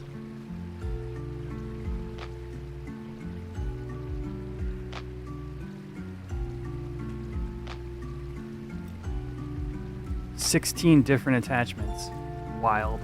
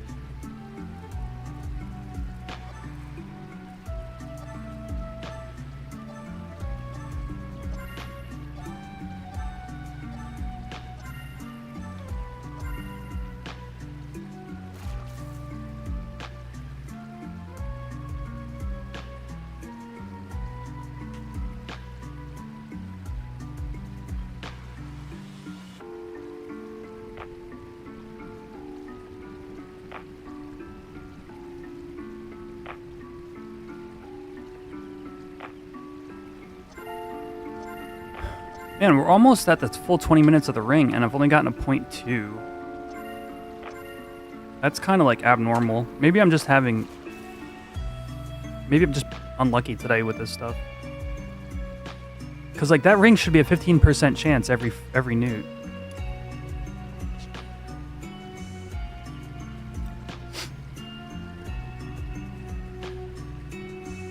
What's the phase? I think we're in waning crescent, or closer to 50 maybe, but it's waning into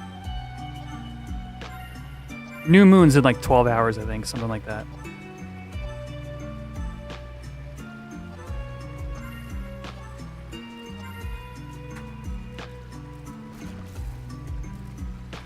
I know that because digs are 9 a.m. tomorrow. Waning crescent, yeah. 33%.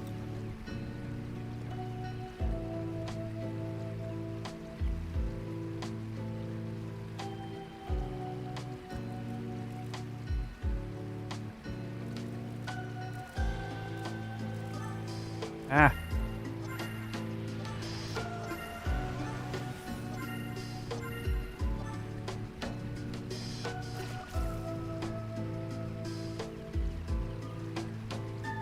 There we go. Man, how do people do this for Gil? Watch Netflix? Like, what is this? What is the secret to fishing for Gil and keeping sane, chat?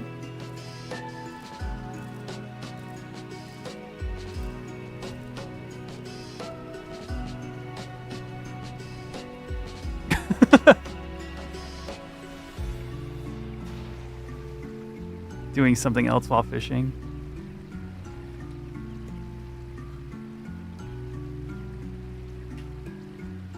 YouTube, fair enough. That's what I would be doing were I not streaming. Actually, here's one secret. Having a Twitch chat / YouTube chat to speak with.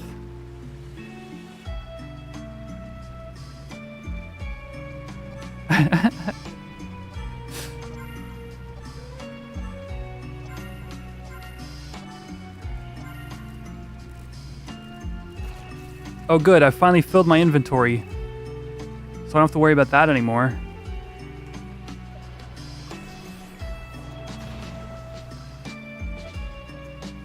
Make real money and fake money at the same time.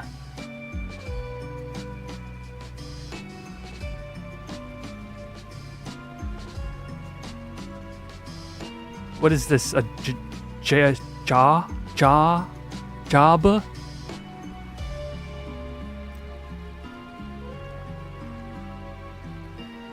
There was another streamer who used to do that kind of thing. That's funny.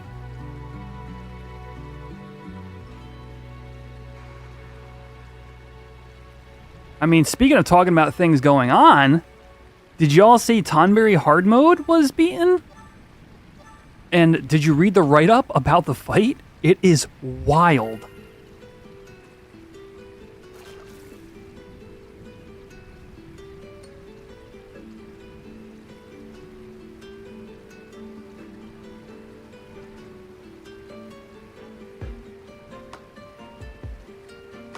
All right. Listen to this. So, for those... Okay, if you have not done the Tonberry fight yourself, maybe you watched me do it. You can watch my YouTube VODs of us fighting it if you want to see the fight in action on normal mode. So, but I do have to give you a little bit of context to understand what's up with hard mode. So, the way we did the fight, the way you would have seen me do it, is you would have seen us skill chain and magic burst light at 80%. And then at 60%, we would skill chain magic burst fire, 40 wind, 20 thunder, and then proceed to zerg the mob down till it's dead, right? Why? Well, because if you use the same magic burst twice in a row, it summons 2 avatars and astral flows you twice. It turns out, if you use the same magic burst 3 times in a row, Odin is summoned and Zentetsu-kins your entire alliance, one-shotting them.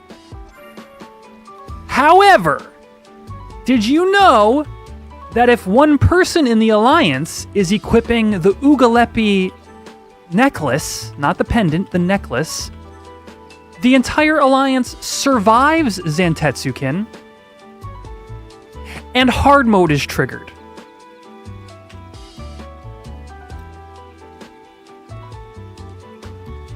Wild.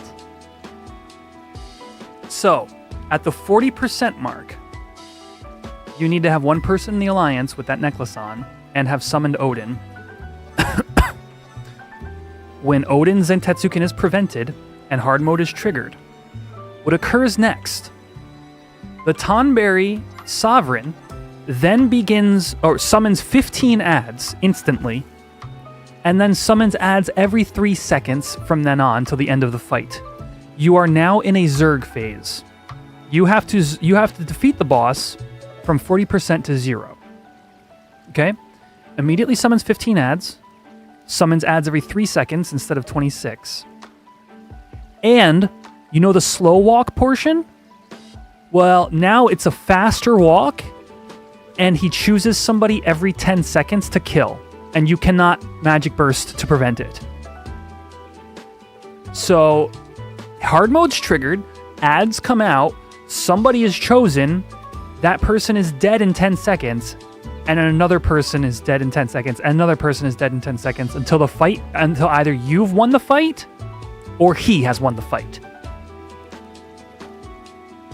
Yeah, I'm wondering,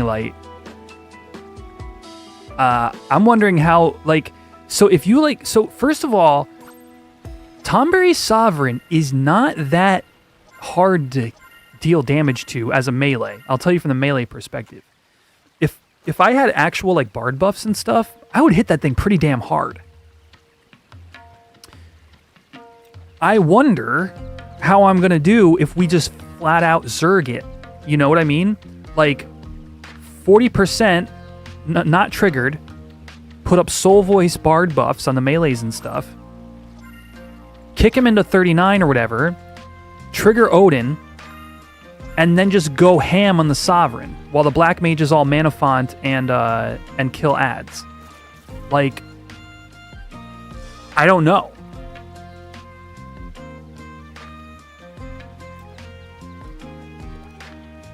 Anyway, if that sounds wild, it's because it is, and I really hope Demo gives it a try. If we do, I will 1000% be streaming that. So there's a chance you could see that as early as Monday, chat.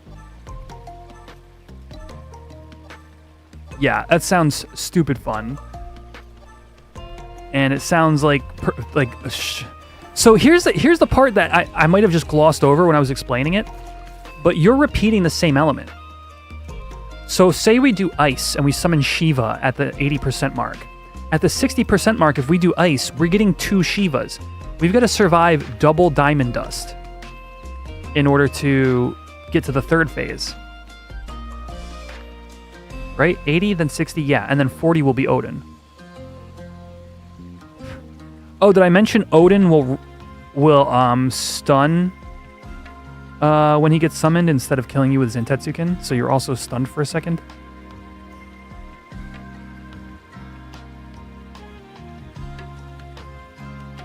I don't know. This just sounds stupid fun.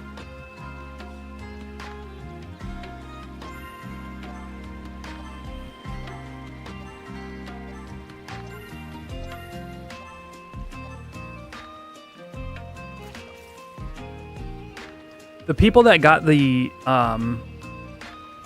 win, by the way, got full drops. Let me see.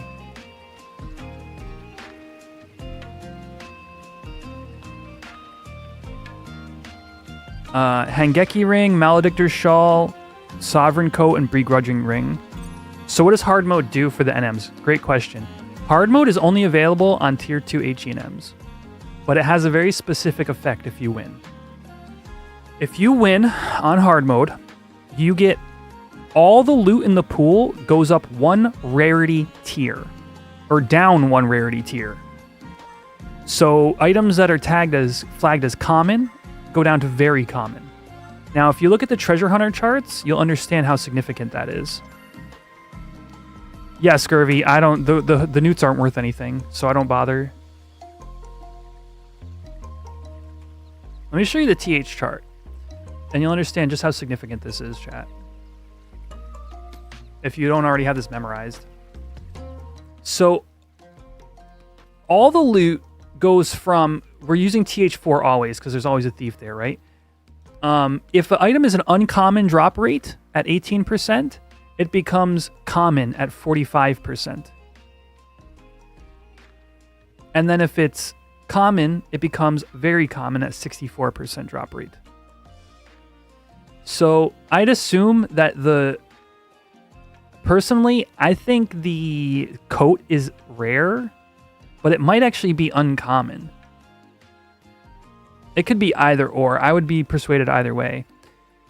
So you're either gaining a 10% drop rate to the coat or a friggin' 27% drop rate. Like, this is just wild. Like, the fact that they got a full pool does not surprise me. Hangeki Ring, Maledictor's Shawl, Sovereign Coat, Begrudging Ring, and the new cosmetic. Oh, there's a second part to your question, Xander.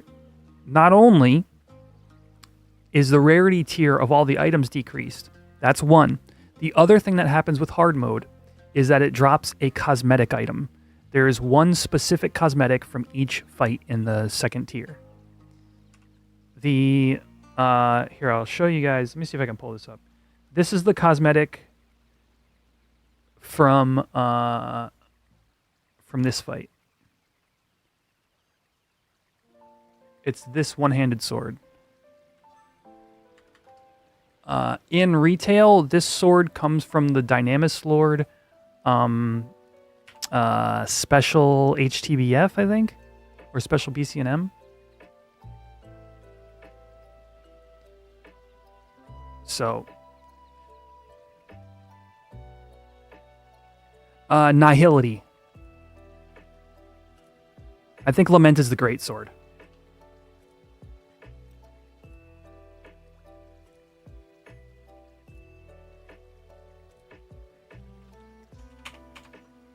Here's Nihility. And I think Lament is yeah, exactly what that is. Should have been a staff for the summoners. Summoners get Levin from, is this a summoner thing? They get the staff from I think this is from Mammoths.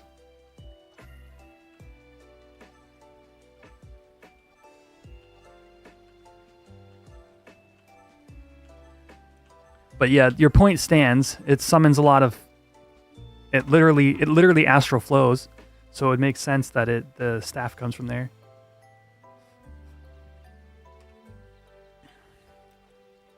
And then the third one, because there's only 3 hard modes. Remember, the third one is the Aegist. And yes, you heard me. You heard that right. The Aegist. It's an Aegis lookalike. But it's based on like Japanese theater.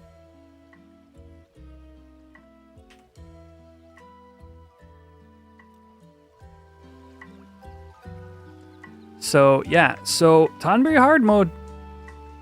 It's the real deal.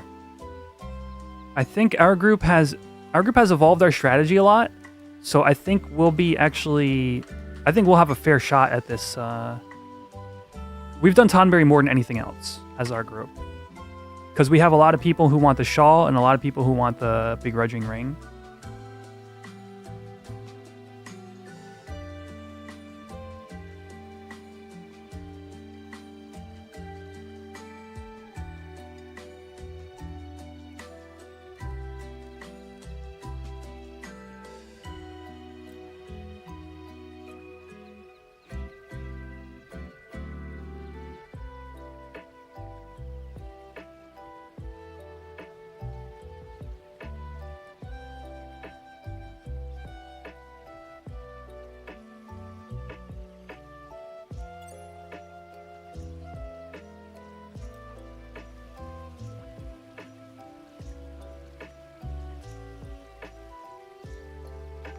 Yeah, but I would say the one big drawback to these loots or newts is I'm not really accomplishing anything else.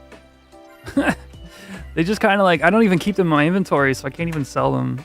Like, it's just literally just pure skill ups. At least with like chocobo digging, every day I go out, it's for money, but it's also skill ups.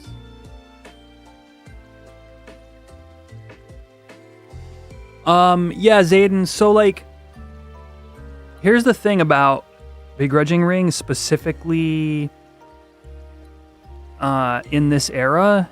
It's on this server, it's 2 accuracy, 3 crit rate, 7% damage taken. So it's a little bit nerfed compared to retail. The thing is, there is very little gear that has plus crit rate on it in era. And a ring slot is an especially good place to find it. So as long as you're accurate, let me put it simply. If you are accuracy capped, what rings are you going to wear? And 3% crit rate is an excellent answer to that question.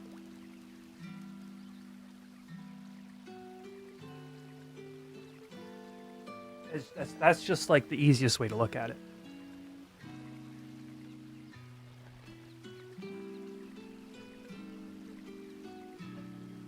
But I mean, I believe in retail, I was still using begrudging ring in like my evisceration sets up until a few years ago.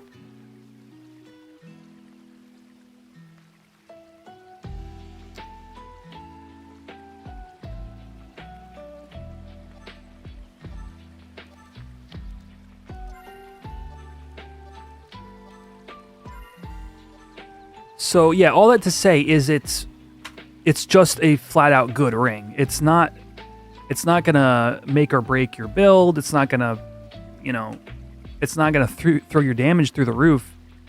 But it's like, it makes sense.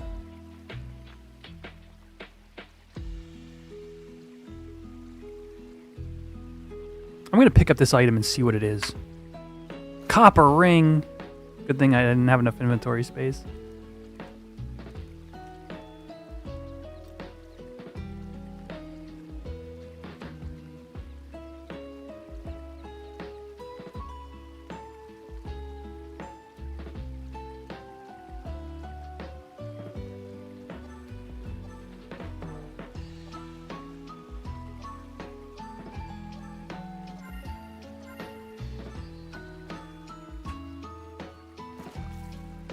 But yeah, I was hoping it was 5% crit rate. But now looking back on that and actually using it, I think 2 accuracy, 3% crit rate is a nice balance. I think it's actually very strong. So I'm happy with it. We got to use it today on the mountain. I think if I do go back and use meat like I had suggested, I'll probably switch to Toreadors. It's a hard say because essentially 2.5 hit rate versus 3% crit rate is the trade-off. Probably favors hit rate.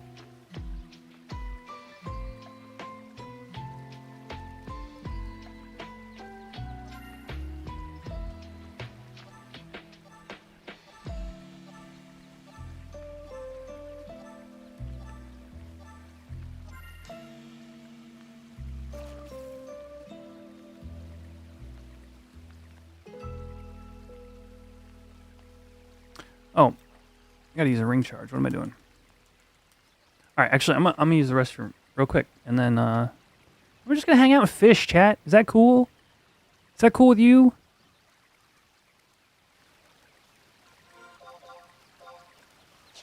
I can't dig because digging tomorrow is for ores. So, and I gotta get to 78 fishing so I can do the Abisu quest. I think.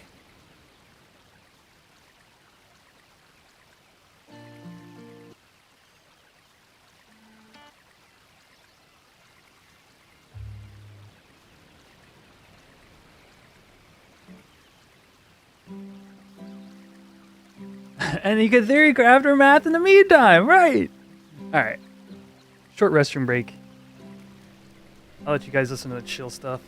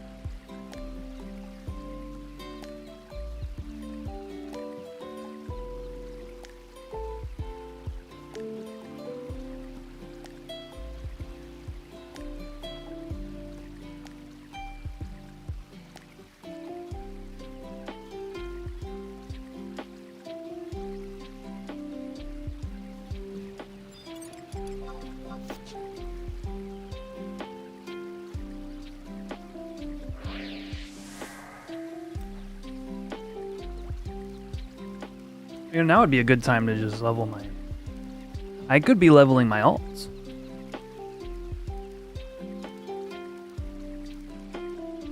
The thing I keep saying I'm going to do. One of the many things I keep saying I'm going to do.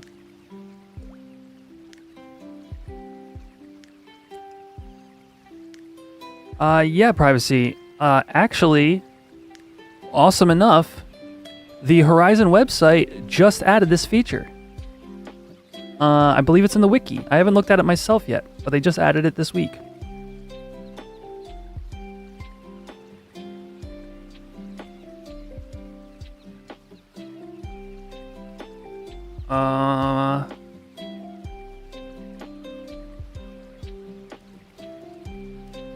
Oh, dark mode? Oh, there's a dark mode on the friggin' wiki. Let's go!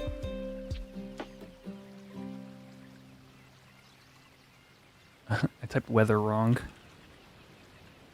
I typed weather wrong twice.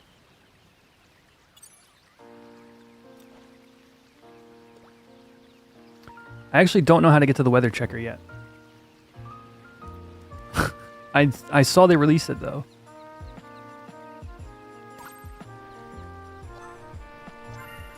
Go to the zone page on the wiki. Okay. Like the individual zone itself.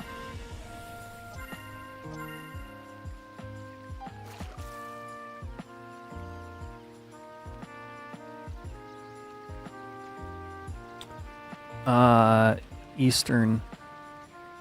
Holy cow. Eastern Altepa Desert. Oi. Click enter.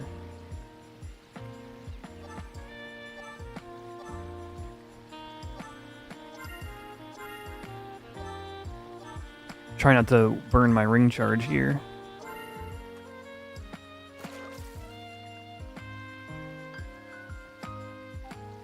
Here you go.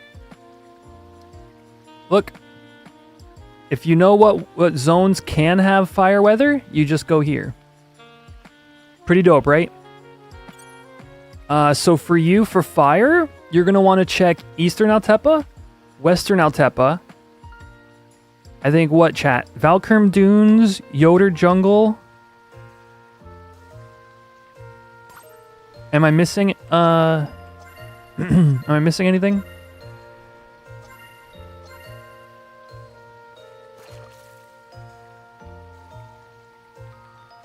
Yeah, super cool for those of us who do like chocobo digging.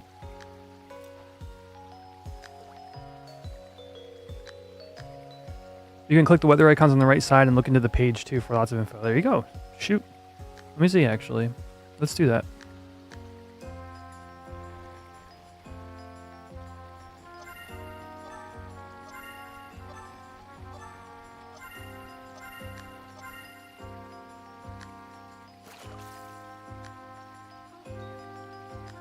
Oh, okay, this is like serious like weather. Oh, yeah. Okay, so you can look at fire, and then you can scroll down to see what zones it can appear in. Cape Terrigan, Valley of Sorrows, Kuftal Tunnel. Okay, there you go.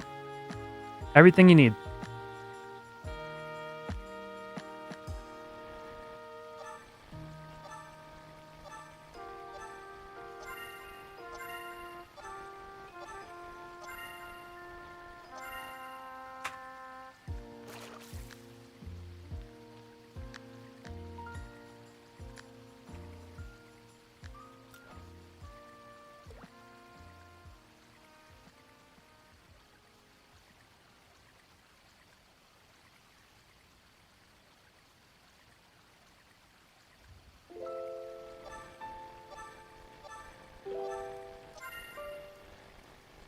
I will for sure be using that over FF Era tomorrow morning for chocobo digs.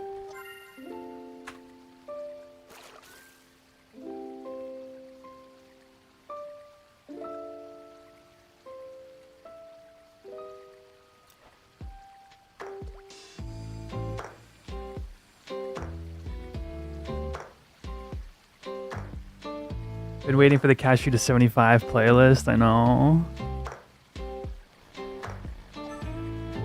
Cashew. Oh.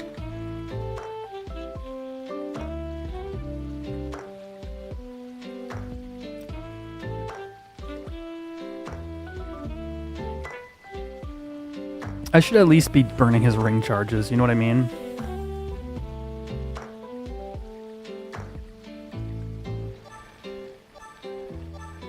Maybe what we do Monday is we level Cashew some, and then we do H&Ms in the evening. So I'll do like an afternoon stream and do a few hours of hardcore leveling.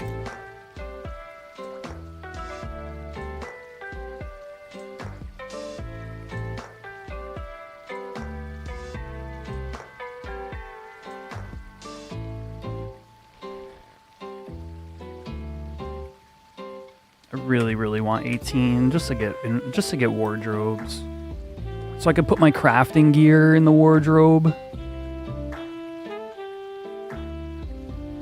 Cause like he's a crafter, so he needs his crafting gear, but that means it always has to be in his inventory.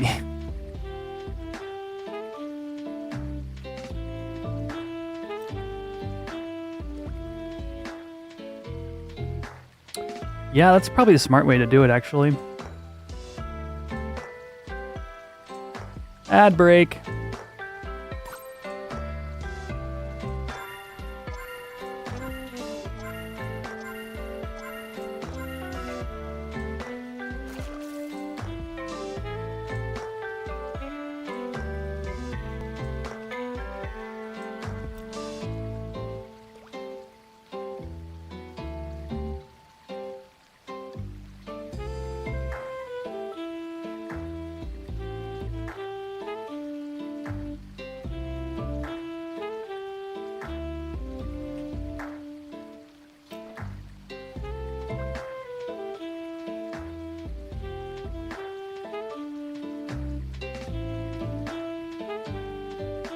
Level 20 Paladin soloing in Tarangi.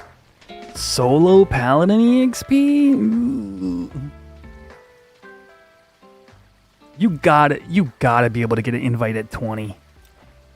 I don't imagine like Kufim, Roland Berry.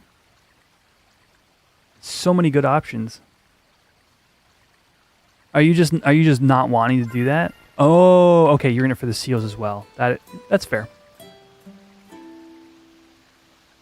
Oh, Xander, you were saying something about the Shepherd set earlier. I think I went AFK or something.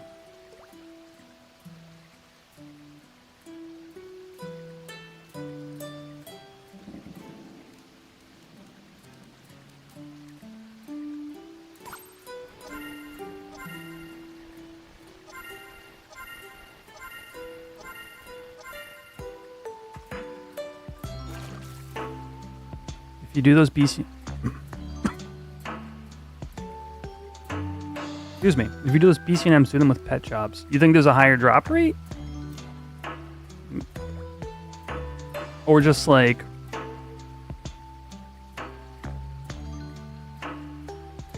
You think so? I feel like they would tell us if that were true.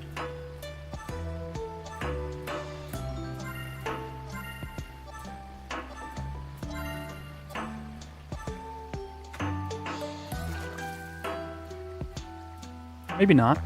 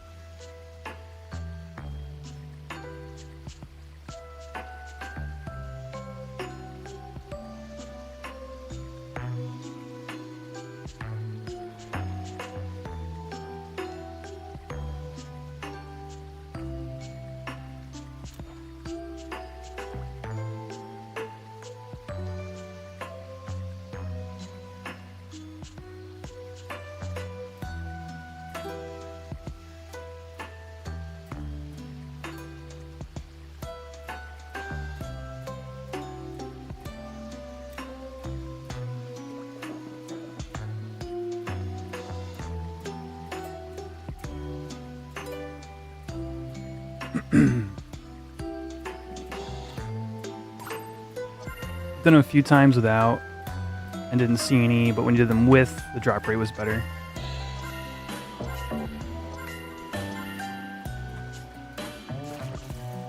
Yeah. It just stinks because the sample size is big enough, or small, and oh, hey, level 54 fishing is small enough where confirmation bias could be at play. But it's a fair suggestion.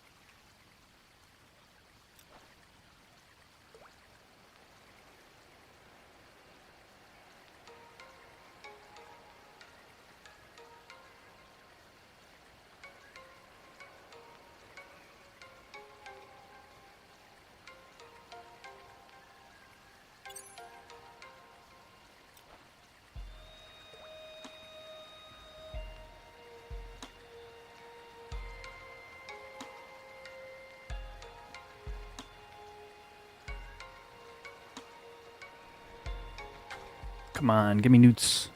Give me newts so I can leave them in a pile on the ground. Just a pile of newts. Stewing. In the desert heat. Tonberry comes up like, hey, you gonna eat that thing?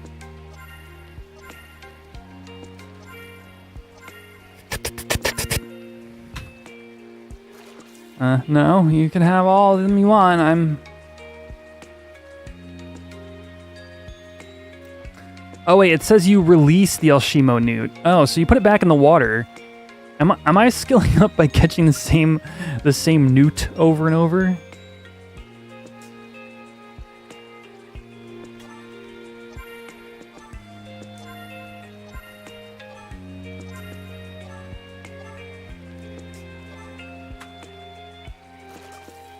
Potentially, I guess. Hey, 0.1, let's go. 54.1. Fishing is a massive time sink.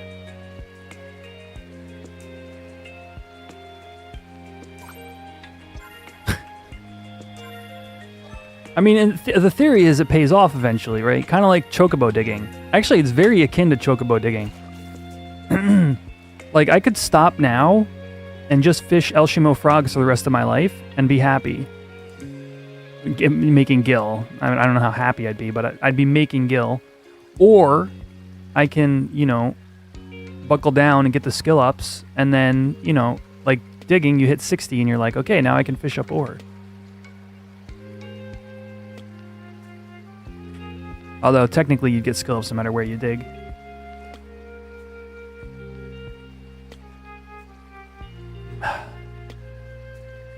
Is shooting fish beast soloable? You'd like to try for Shepherd's Bonnet? I have no idea. Does anybody know? I think shooting fish you want a duo.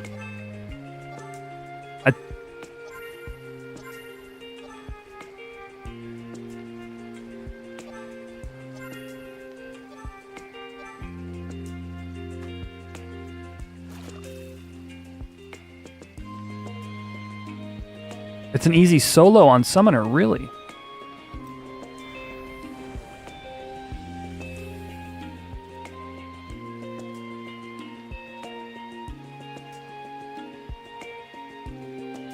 Is it just Astral Flow?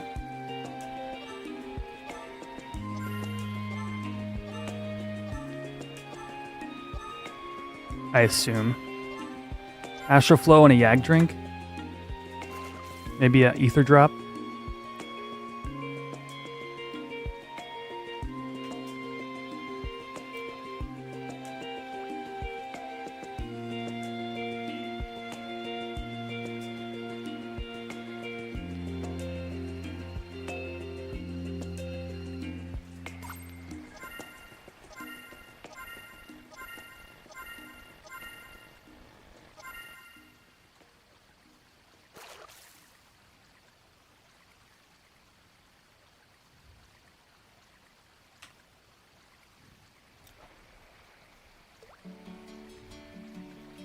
Well, it sounds like there's your best answer. Privacy. So maybe not. If Beast, you might want to just duo, but it looks like potentially... I don't trust this fish. Potentially, you could level Summoner up to that level and have an easier time. Potentially solo.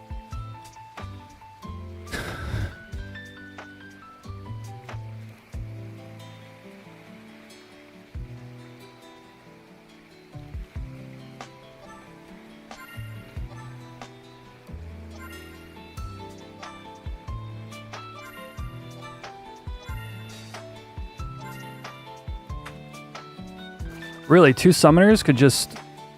Is it 1 summoner per mob in shooting fish? Is that how you do it?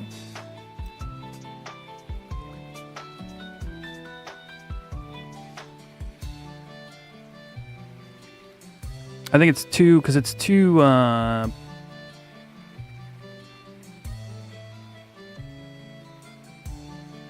Isn't that one 2 pugils? Or am I thinking of something else? Is it 1 pugil? Look, I have no fishing rod. What is this? It's 3 pugils, okay.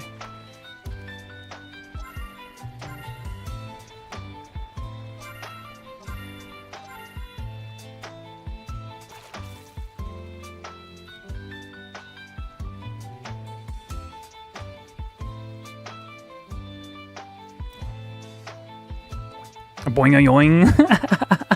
I've never watched the rod like that. Hold on, hold on. Hold on, chat.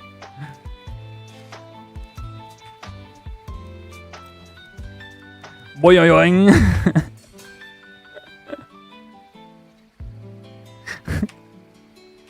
I'm wasting my ring charge. Oh, okay. I've had my fun. Making you want to fish? In retail? I don't know, man.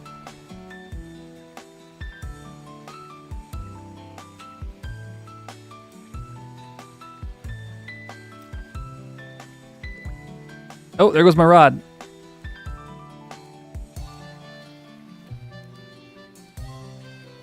My rod is doing all sorts of strange things, isn't it?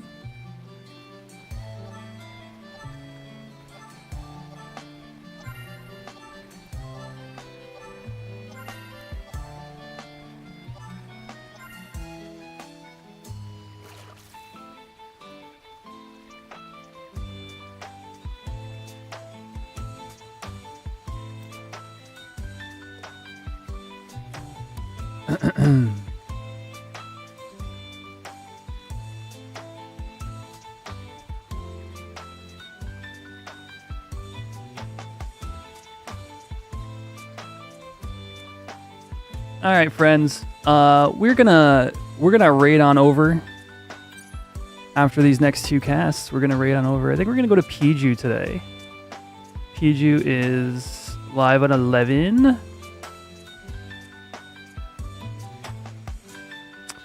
Yeah. Ring charge is 30 more seconds long. But it's been fun hanging out today. I hope you all enjoyed experimenting on the mountain merit party like I did. And if you missed that and you want to watch it, remember all my VODs are available on YouTube. If you are watching on YouTube, remember to drop a like before you go today. I hope you guys have a great evening and a great rest of your weekend. Likely next stream will be Monday. VOD